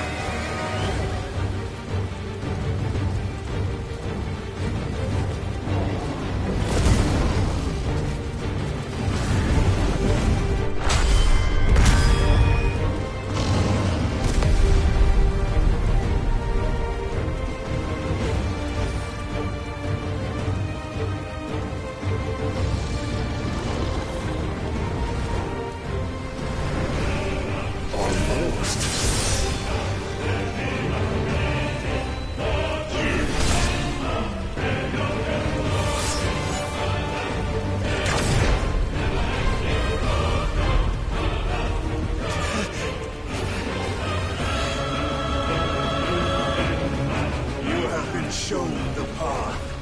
Now you must follow it. Free yourself, Mythos. You will not defeat me otherwise. We'll see.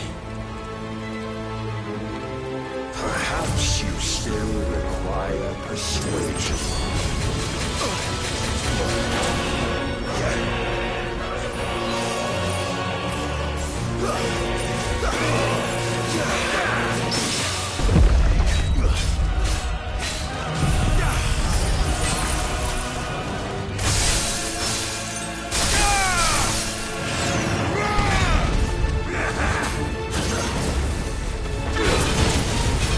Must I show you?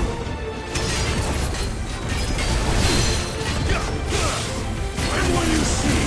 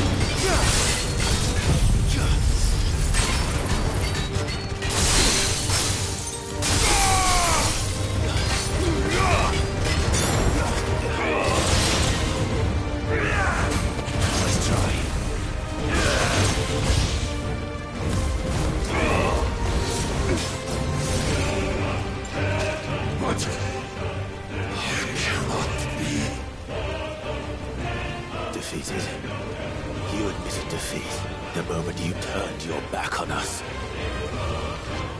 When you turned your back on the truth, Barnabas. We are not as weak as your God believes.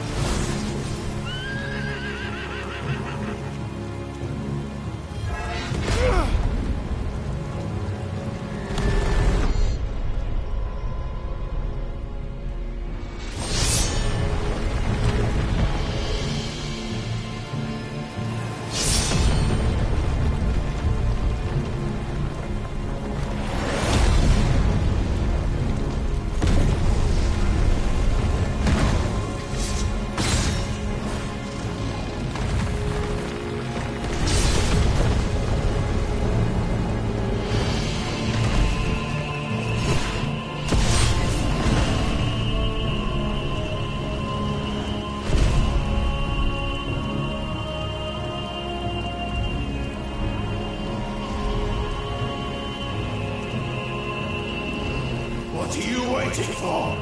Men know nothing of strength.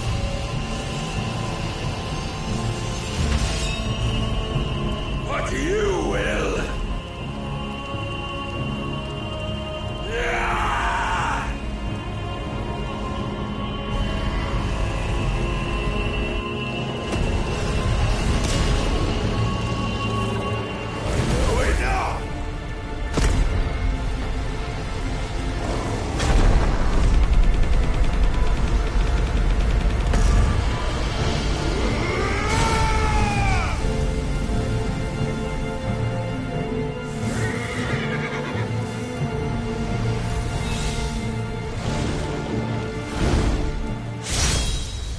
You dare!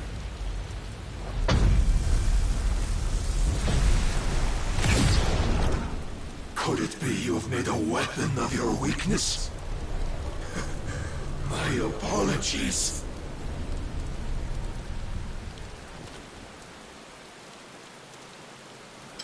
You are not the fool I took you for. And so it ends. No!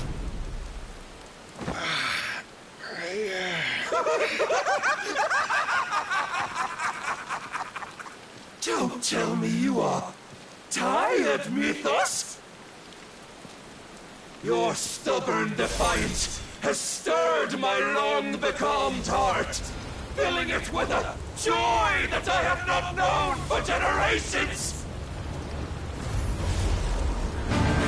I had thought the tantalizing kiss of self-indulgence a dream forever out of reach. And now that its sweet ruin courses through my veins, I shall not be quick to relinquish it.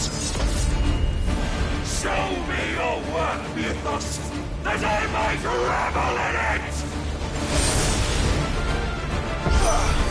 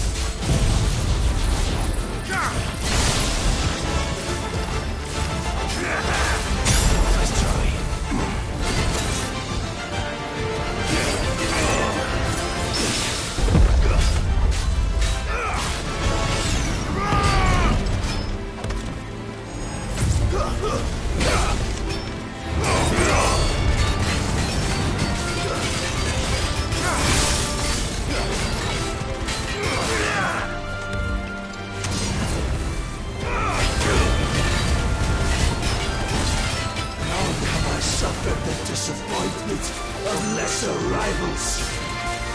No more.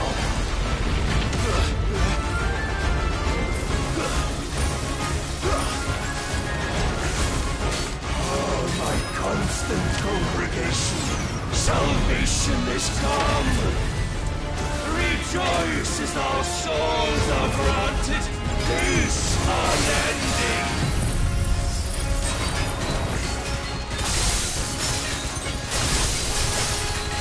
How do you know this day will come? What proof have you? Your mere existence is proof of the Lord's grand design. I'll never serve your God!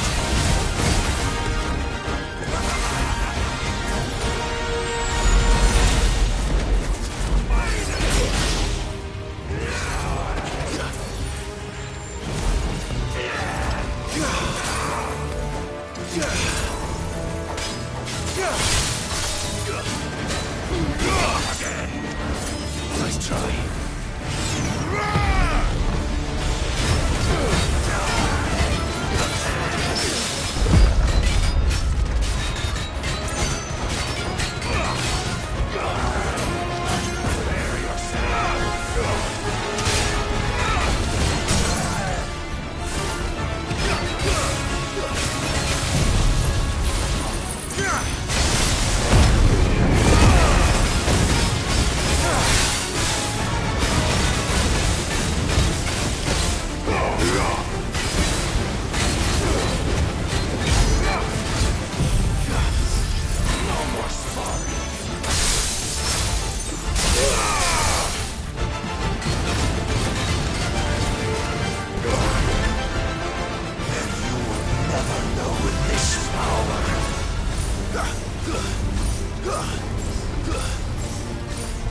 My heart, it soars, as it did the day I won Ash.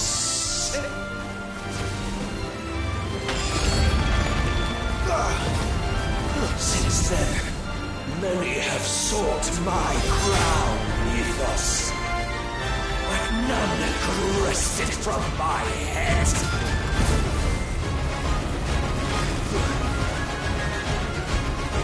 Come! Have you the strength? Have you the will?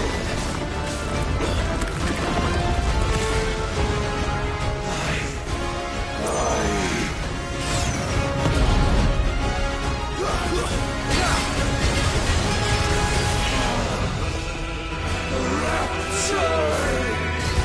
I am yours.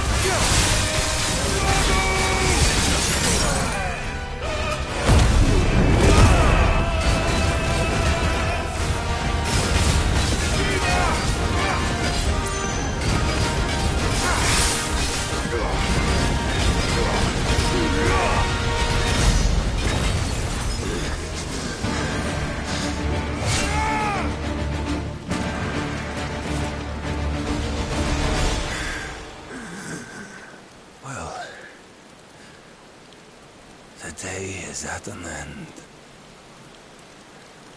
And we both know the truth. It is I who stand victorious. My will that prevailed. Your will? No. It was his. Clive Rossfield.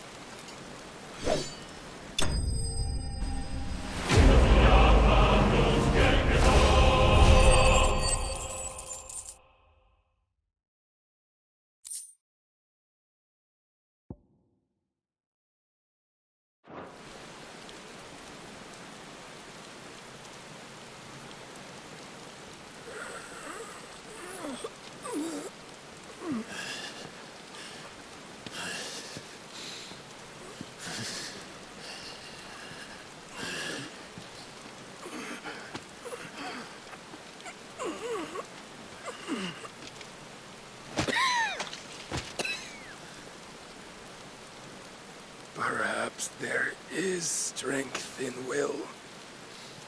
Would that I had not relinquished my own.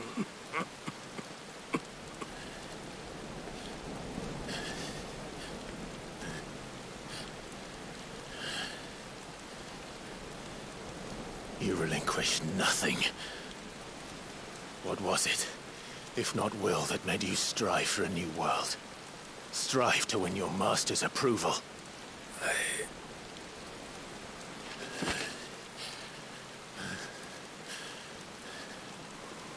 You were shown a fantasy, and you chose to believe it. But you were wrong. There is no world, but the one we live in. And that world is worth saving, even if it means killing a god.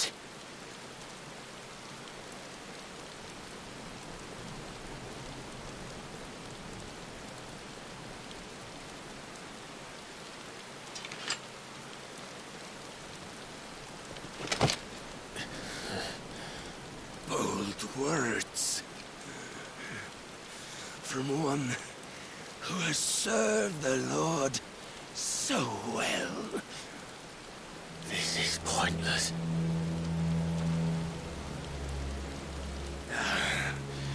But I almost forgot. I promised that I would make you presentable. Did I not?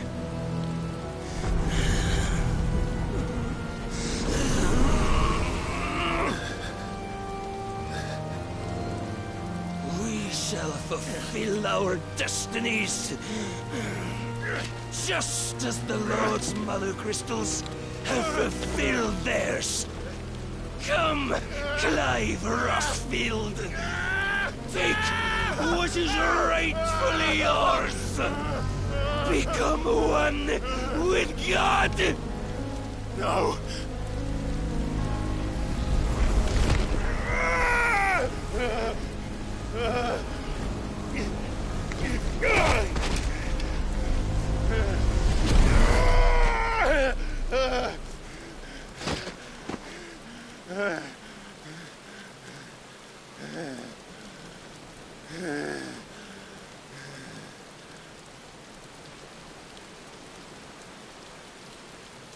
At long last, salvation. I'm coming home. Mother.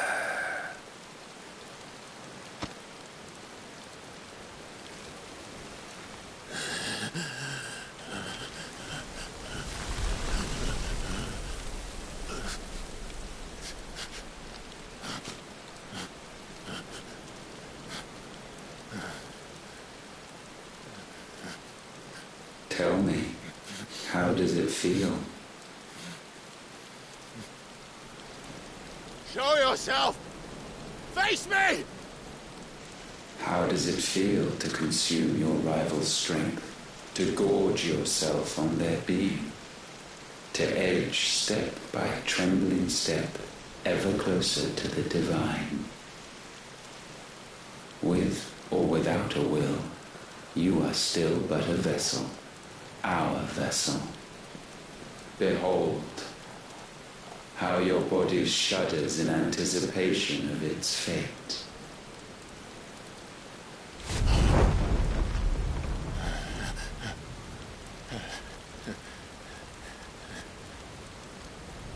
Oh, it's not yours yet. No. Come then, O wayward child. We shall await you upon the back of the first worm. There all shall end and begin again.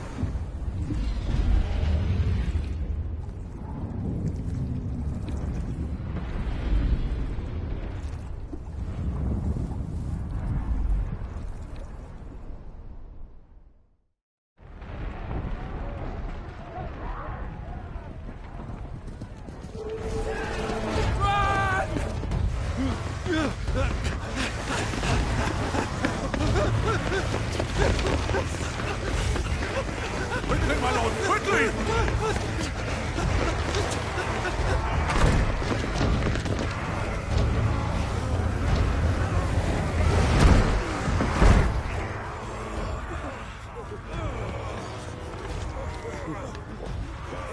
Why the hell is my city crawling with the captain?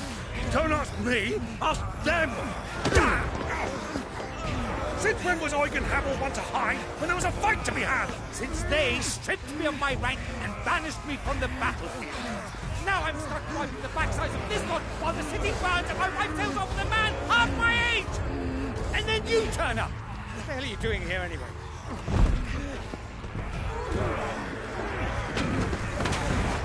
What indeed? The enemy numbers 200,000 or more, counting yours. There are simply not enough soldiers garrisoned in the capital to repel an army of that size. Then one of the central keep. Held by a contingent of soldiers and bearers from the surrounding boroughs. They are the sole reason it still stands. And all it took was an army on their doorstep to bring them together. The prospect of death does put things into perspective. Perspective. Perhaps it's what we've lacked all along.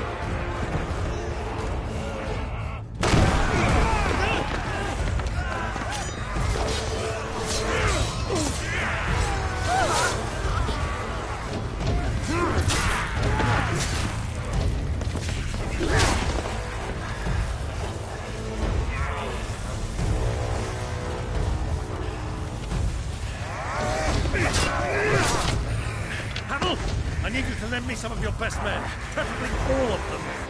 My best men? Does it look like I'm able? I admit this might not be the most convenient time, but my nephew's in trouble, and I may have already promised him more help. Your nephew, the outlaw? Never! My soldiers have better things to do than die for nothing. And you and he are of the same mind. Clive fights for the opposite. He fights for a world in which they shouldn't have to live and die for nothing! And he fights today to give us all the chance of a better tomorrow! Be that as it may, a handful of men cannot stand against a kingdom!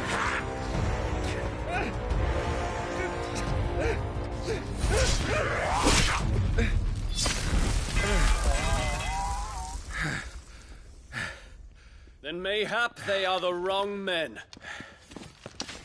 Well, I'll be damned. Our numbers are few, but I shall rally as many of my dragoons as I'm able. You, apprise the Lord Strategist of the state of the city's defenses. Yes, Your Radiance.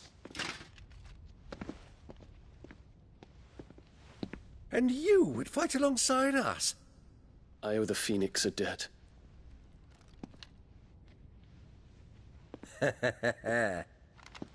Does this vouch for my nephews? Aye, but I still have my doubts about you. Which we can discuss later. Indeed. You said you had men garrisoned in the keep. Captain, do you know how many yet remain? Allow me to confirm. Commander? Whatever their number, Randalar will be needing Gather the them bodies all. and build a pyre in the courtyard. Quickly. Terence. My lord.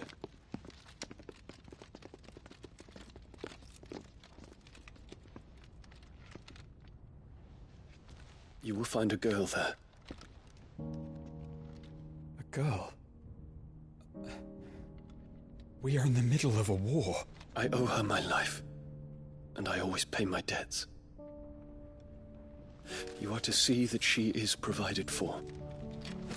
Dion, I cannot leave. But you shall. If I'm ever to be worthy of the forgiveness of our people, then I must earn it. And I must earn it by my hand, and my hand alone. Know that I do not ask this lightly. And know that I will do it.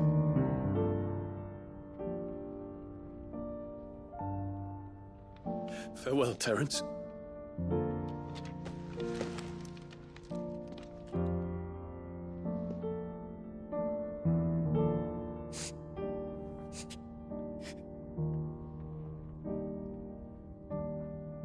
Farewell, my prince.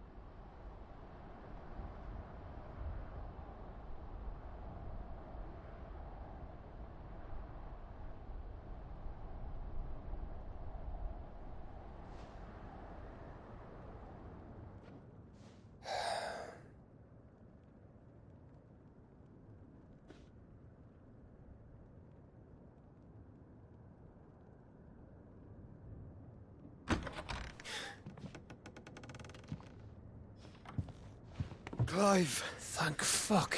You alright? I am. But I'm a damn sight better for seeing you, Joshua. And Barnabas. The king is dead.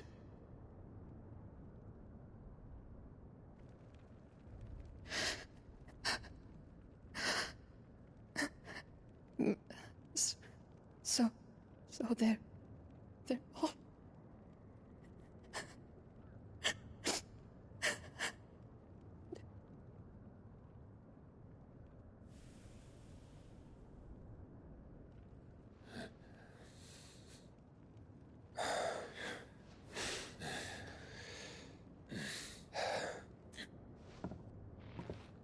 They are, but so is their killer.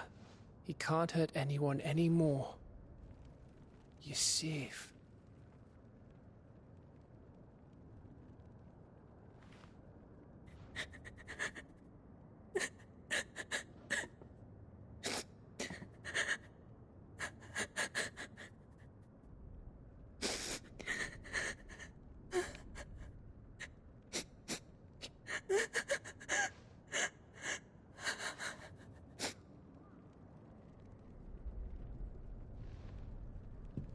Gav. We need to talk.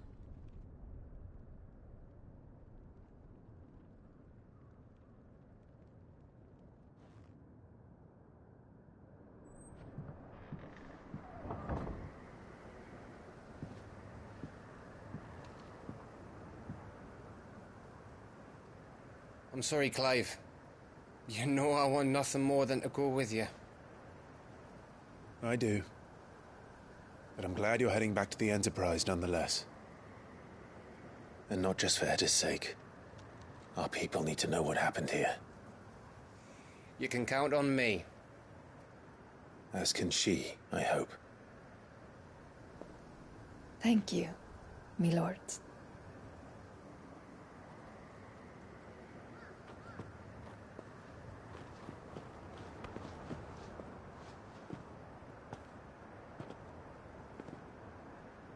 Do you think that was wise? Wiser than leaving a woman with child alone in the Deadlands. They'll be safer at the hideaway. For now, at least.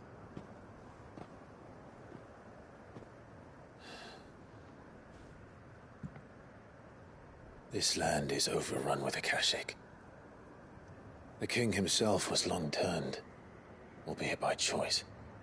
All to serve Ultima, in his damnable quest to forge the perfect vessel. The chaos Barnabas wreaked upon nation after nation. How many were killed for this? He didn't consider it killing. Or a mercy of sorts. A way to end their suffering. He truly wanted to save mankind, and ultimately used that. As he uses us. But why us? What are we? What are we? We are dominance. That is our fate. But that doesn't mean we have to accept it, which is why we fight. For the right to deny it. Is that not so? It is. For our sins.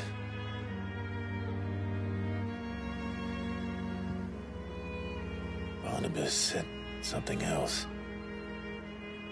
That the Mother Crystals were Ultimas. Ultimas? Are you certain? We know that the Mother Crystals have been leading the land of Ether. And we also know that it's this which hastens the spread of the Blight. But what I cannot fathom is what Ultima stands to gain from that. What did you find at the Stronghold? The truth about Ultima's prize. For so long, I believed it to be you, and you alone. Yet, it is not merely a freed that he desires, but a freed and phoenix both. That which we became in the skies over Twinside. Only when the twin flames are joined shall his vessel be complete. Quite why he needs a vessel is another question. Unless there is something he cannot achieve without one. Something his immaterial form precludes. Something requiring an unthinkable amount of ether and a body resilient enough to channel it. If I did not know better, brother, I would think that he meant to cast a spell. A spell 1,000 years in the making. A spell to end all spells. And he cannot do it without us. Nor without the Mother Crystals. But if we destroy them all,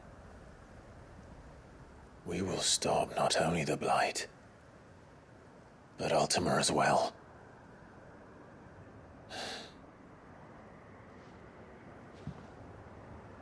We stick to the plan then.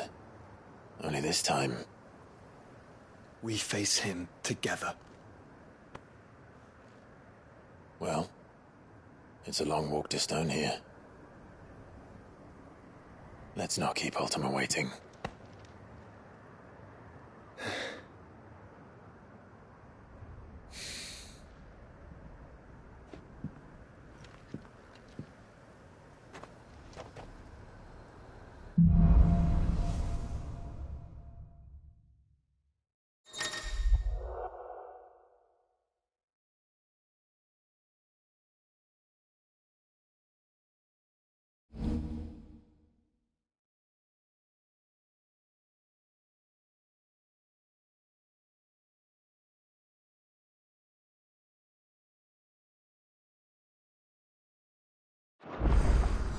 When Barnabas fell, his magic died with him.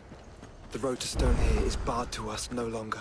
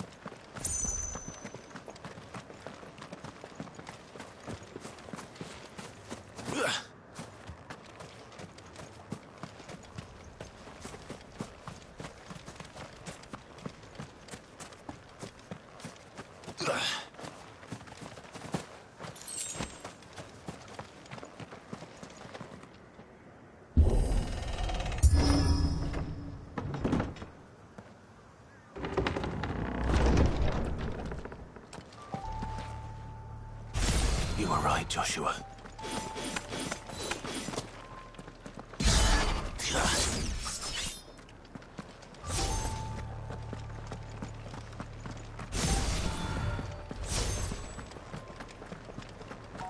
Bodies up ahead.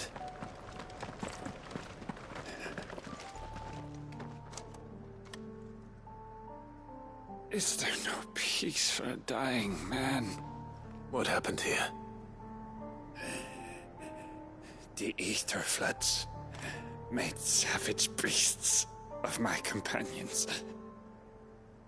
And those faithless orcs, I knew they weren't to be trusted. We were told that they would stay loyal to our cause. Something commanded their loyalty, but it was not us. It's a wonder they stayed faithful for so long. Perhaps they sensed our downfall. The king is gone, our nation in ruins. What becomes of us loyal pawns now? Sworn to a shattered throne. Fuck Walud. Fuck the dead king and his god. Fuck this withered shithole. The floods do not affect you. You are a bearer, albeit one who's lost his brand. Pray, hear me, brother. Will you grant this pawn his final wish? Will you lay my dying soul to rest? Of course. What do you need? Finally, some luck. Beyond the castle walls, towards Stone here, there is a forest. Never turn. My parents are buried upon a bluff, nestled amongst the trees. Theirs was the only love I ever knew. I was torn from them in life, but perhaps I can return to them in death. Take my ring. See that it rests beside their bones.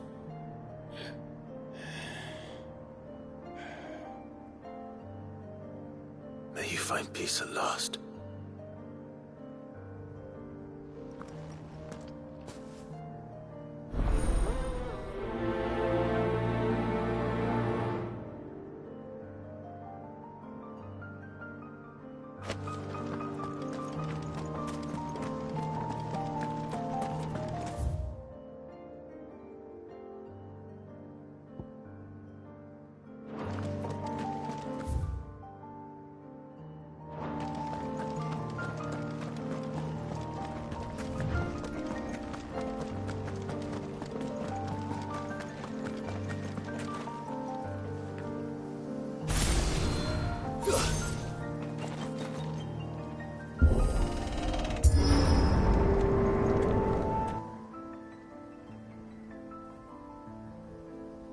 Don't tell me.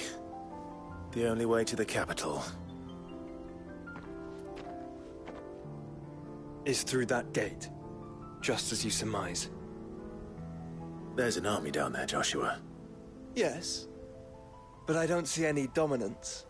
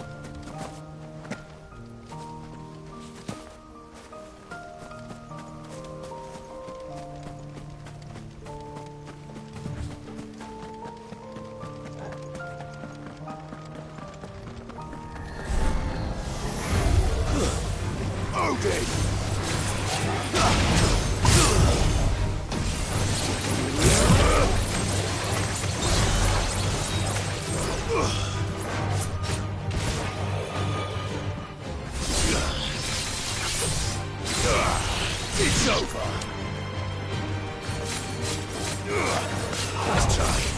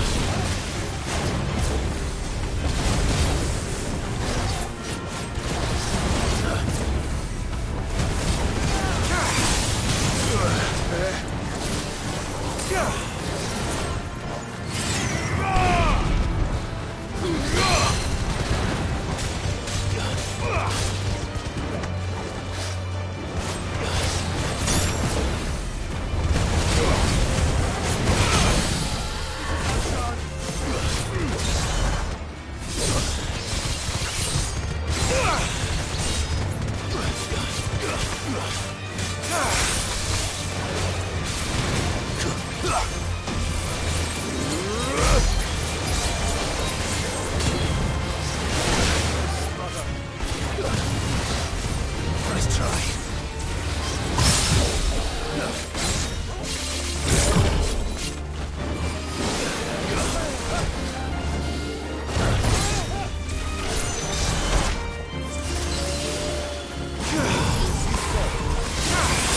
You're finished.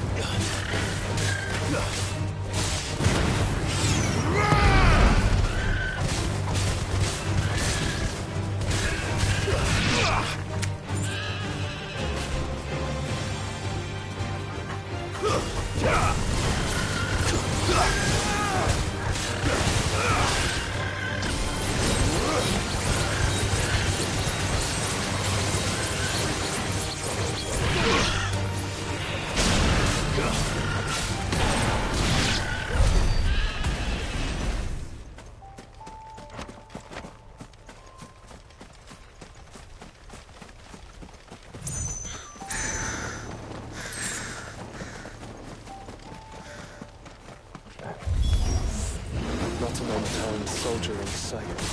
Then we end their suffering.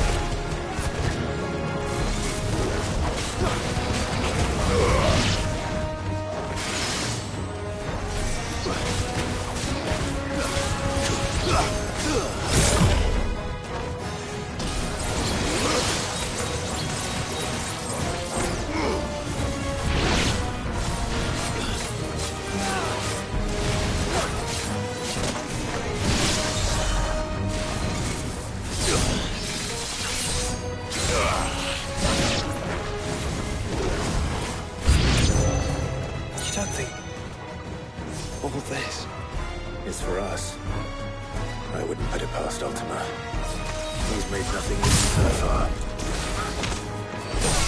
To me, Flames! Well done.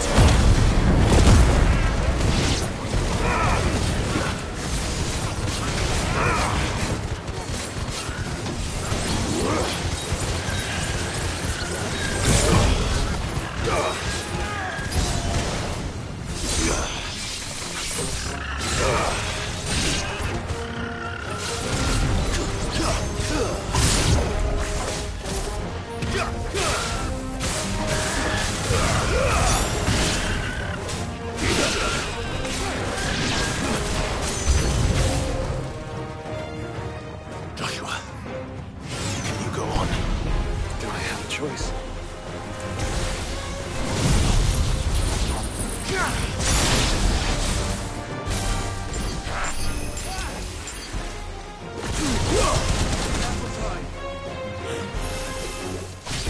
As you're all ready.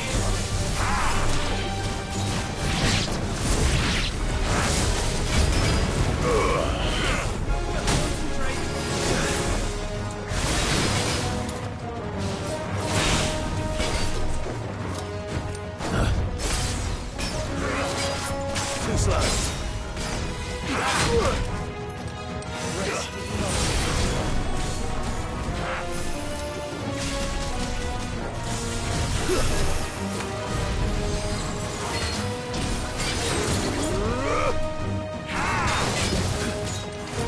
Nice try.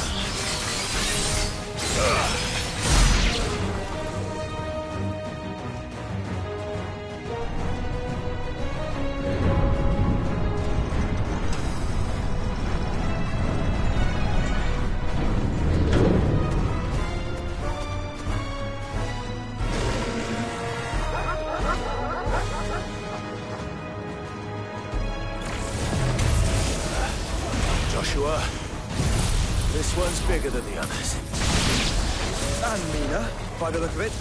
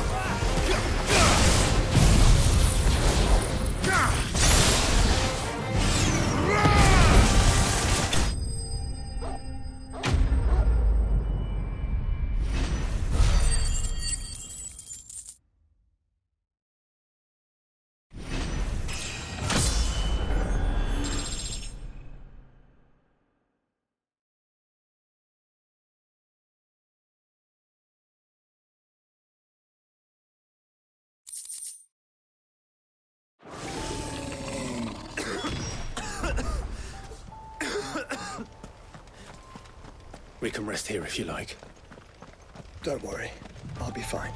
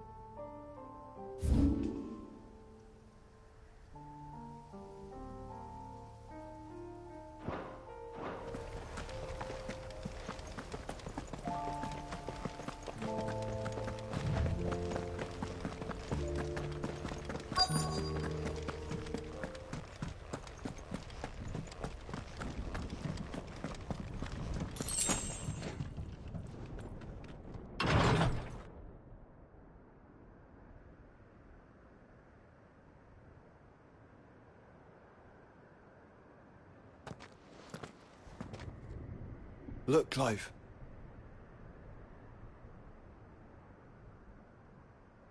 By the Founder. The place is a fortress.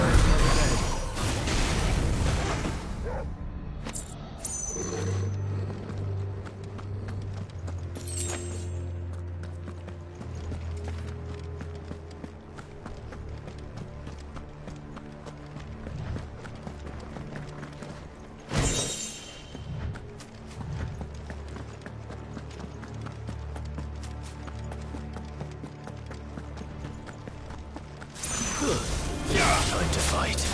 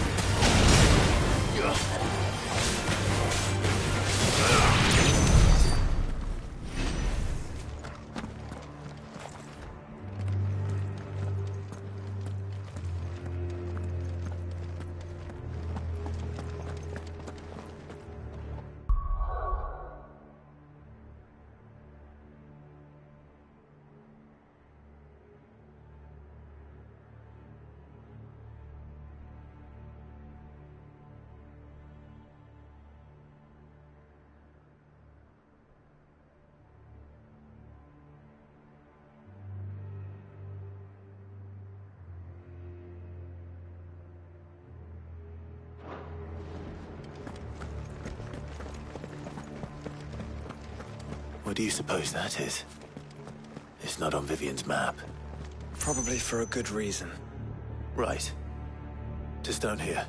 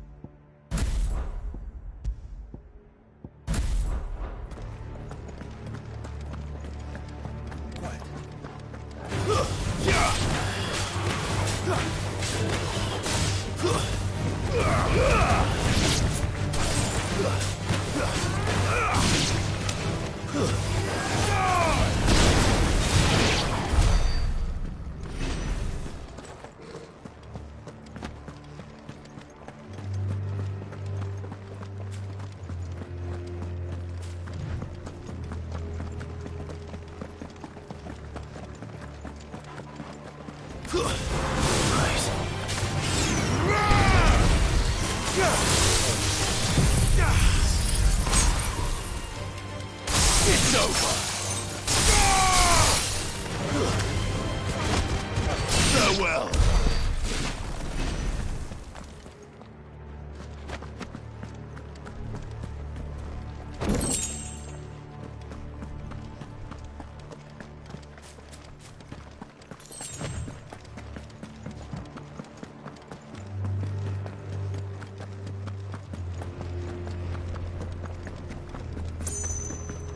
No villagers.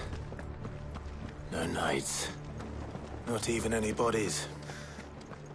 One could almost believe the whole kingdom had turned to Kashyyyk.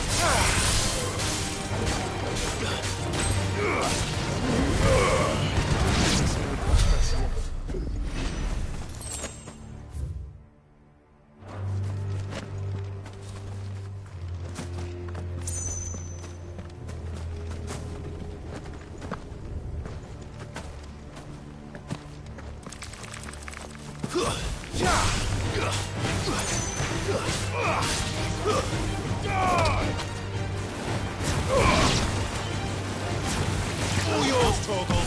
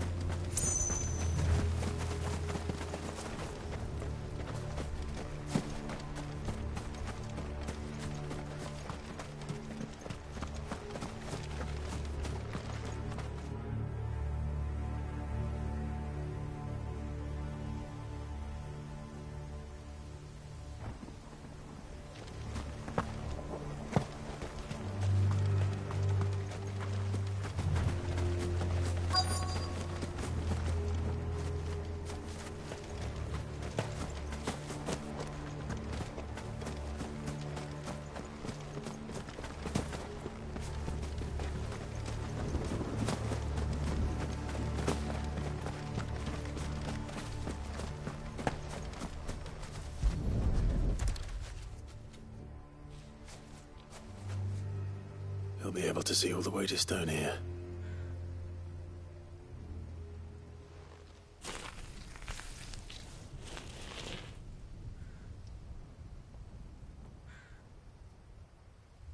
As fine a resting place as any man could hope for. Reunited with those he loves at last.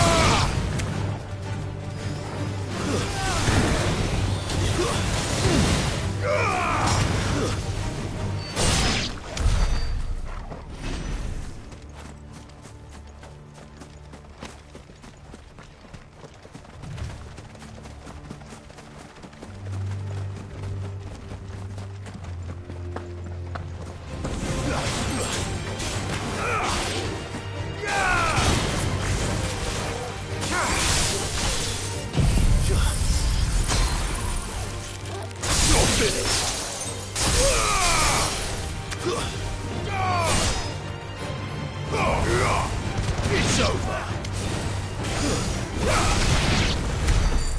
over.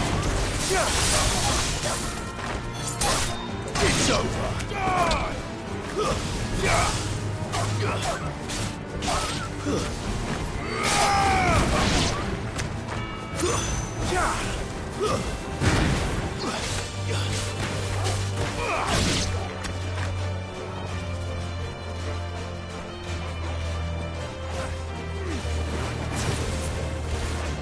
Ogle! Kill!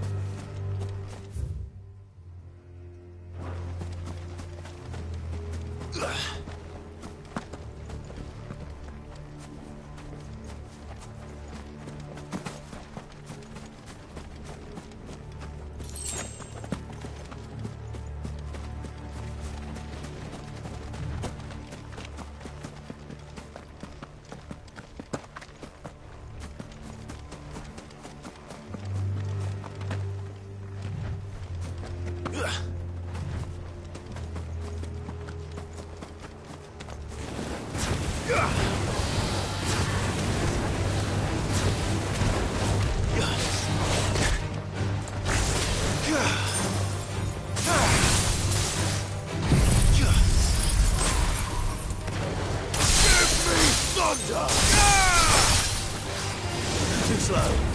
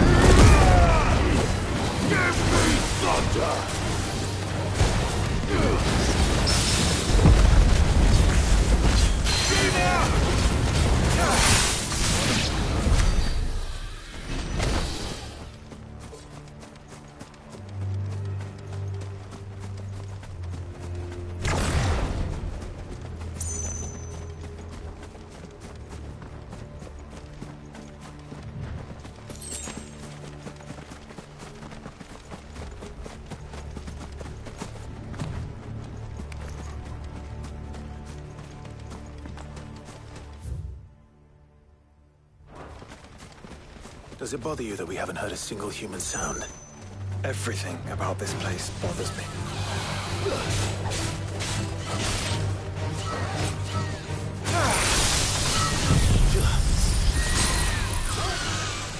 It's over!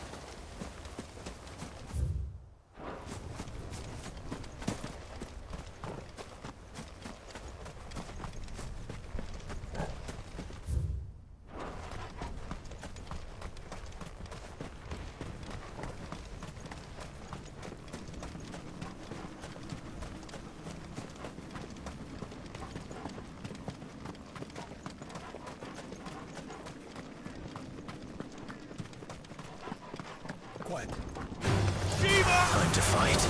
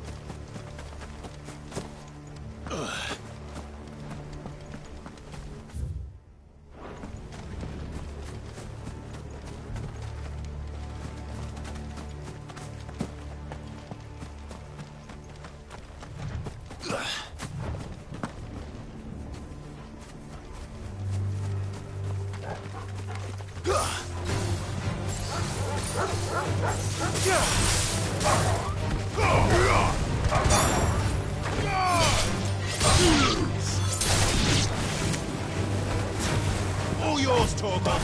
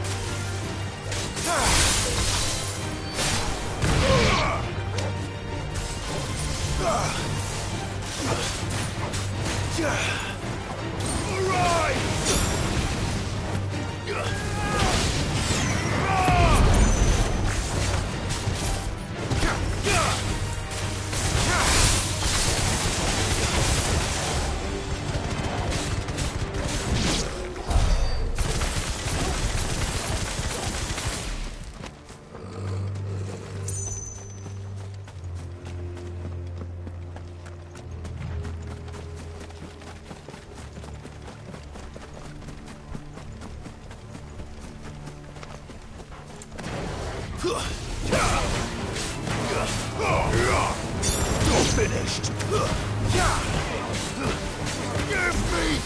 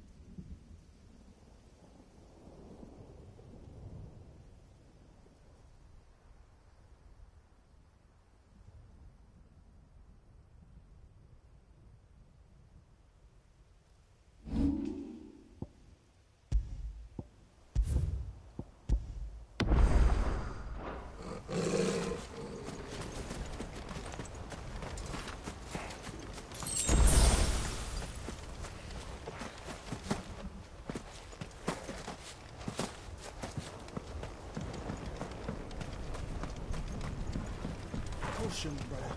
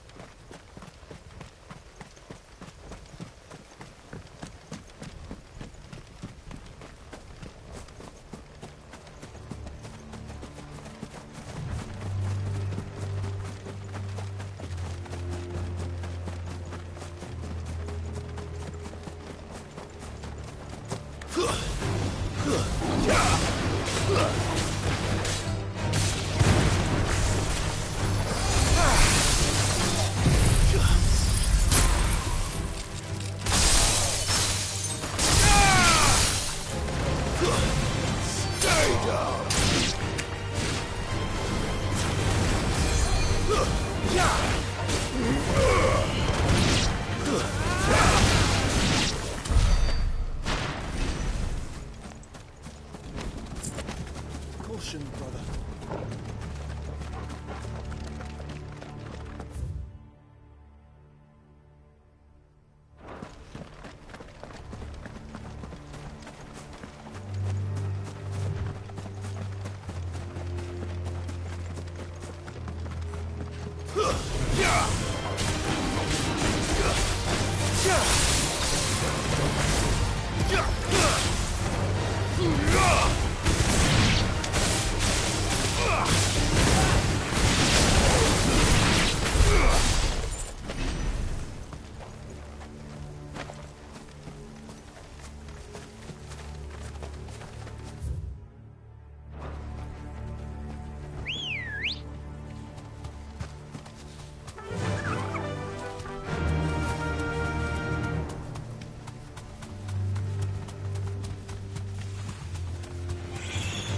Mistakes.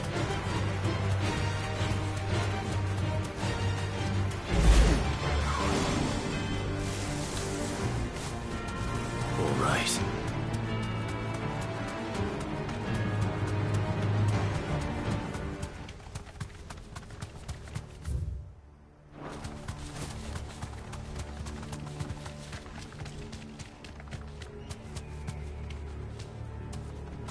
Thanks, Gal.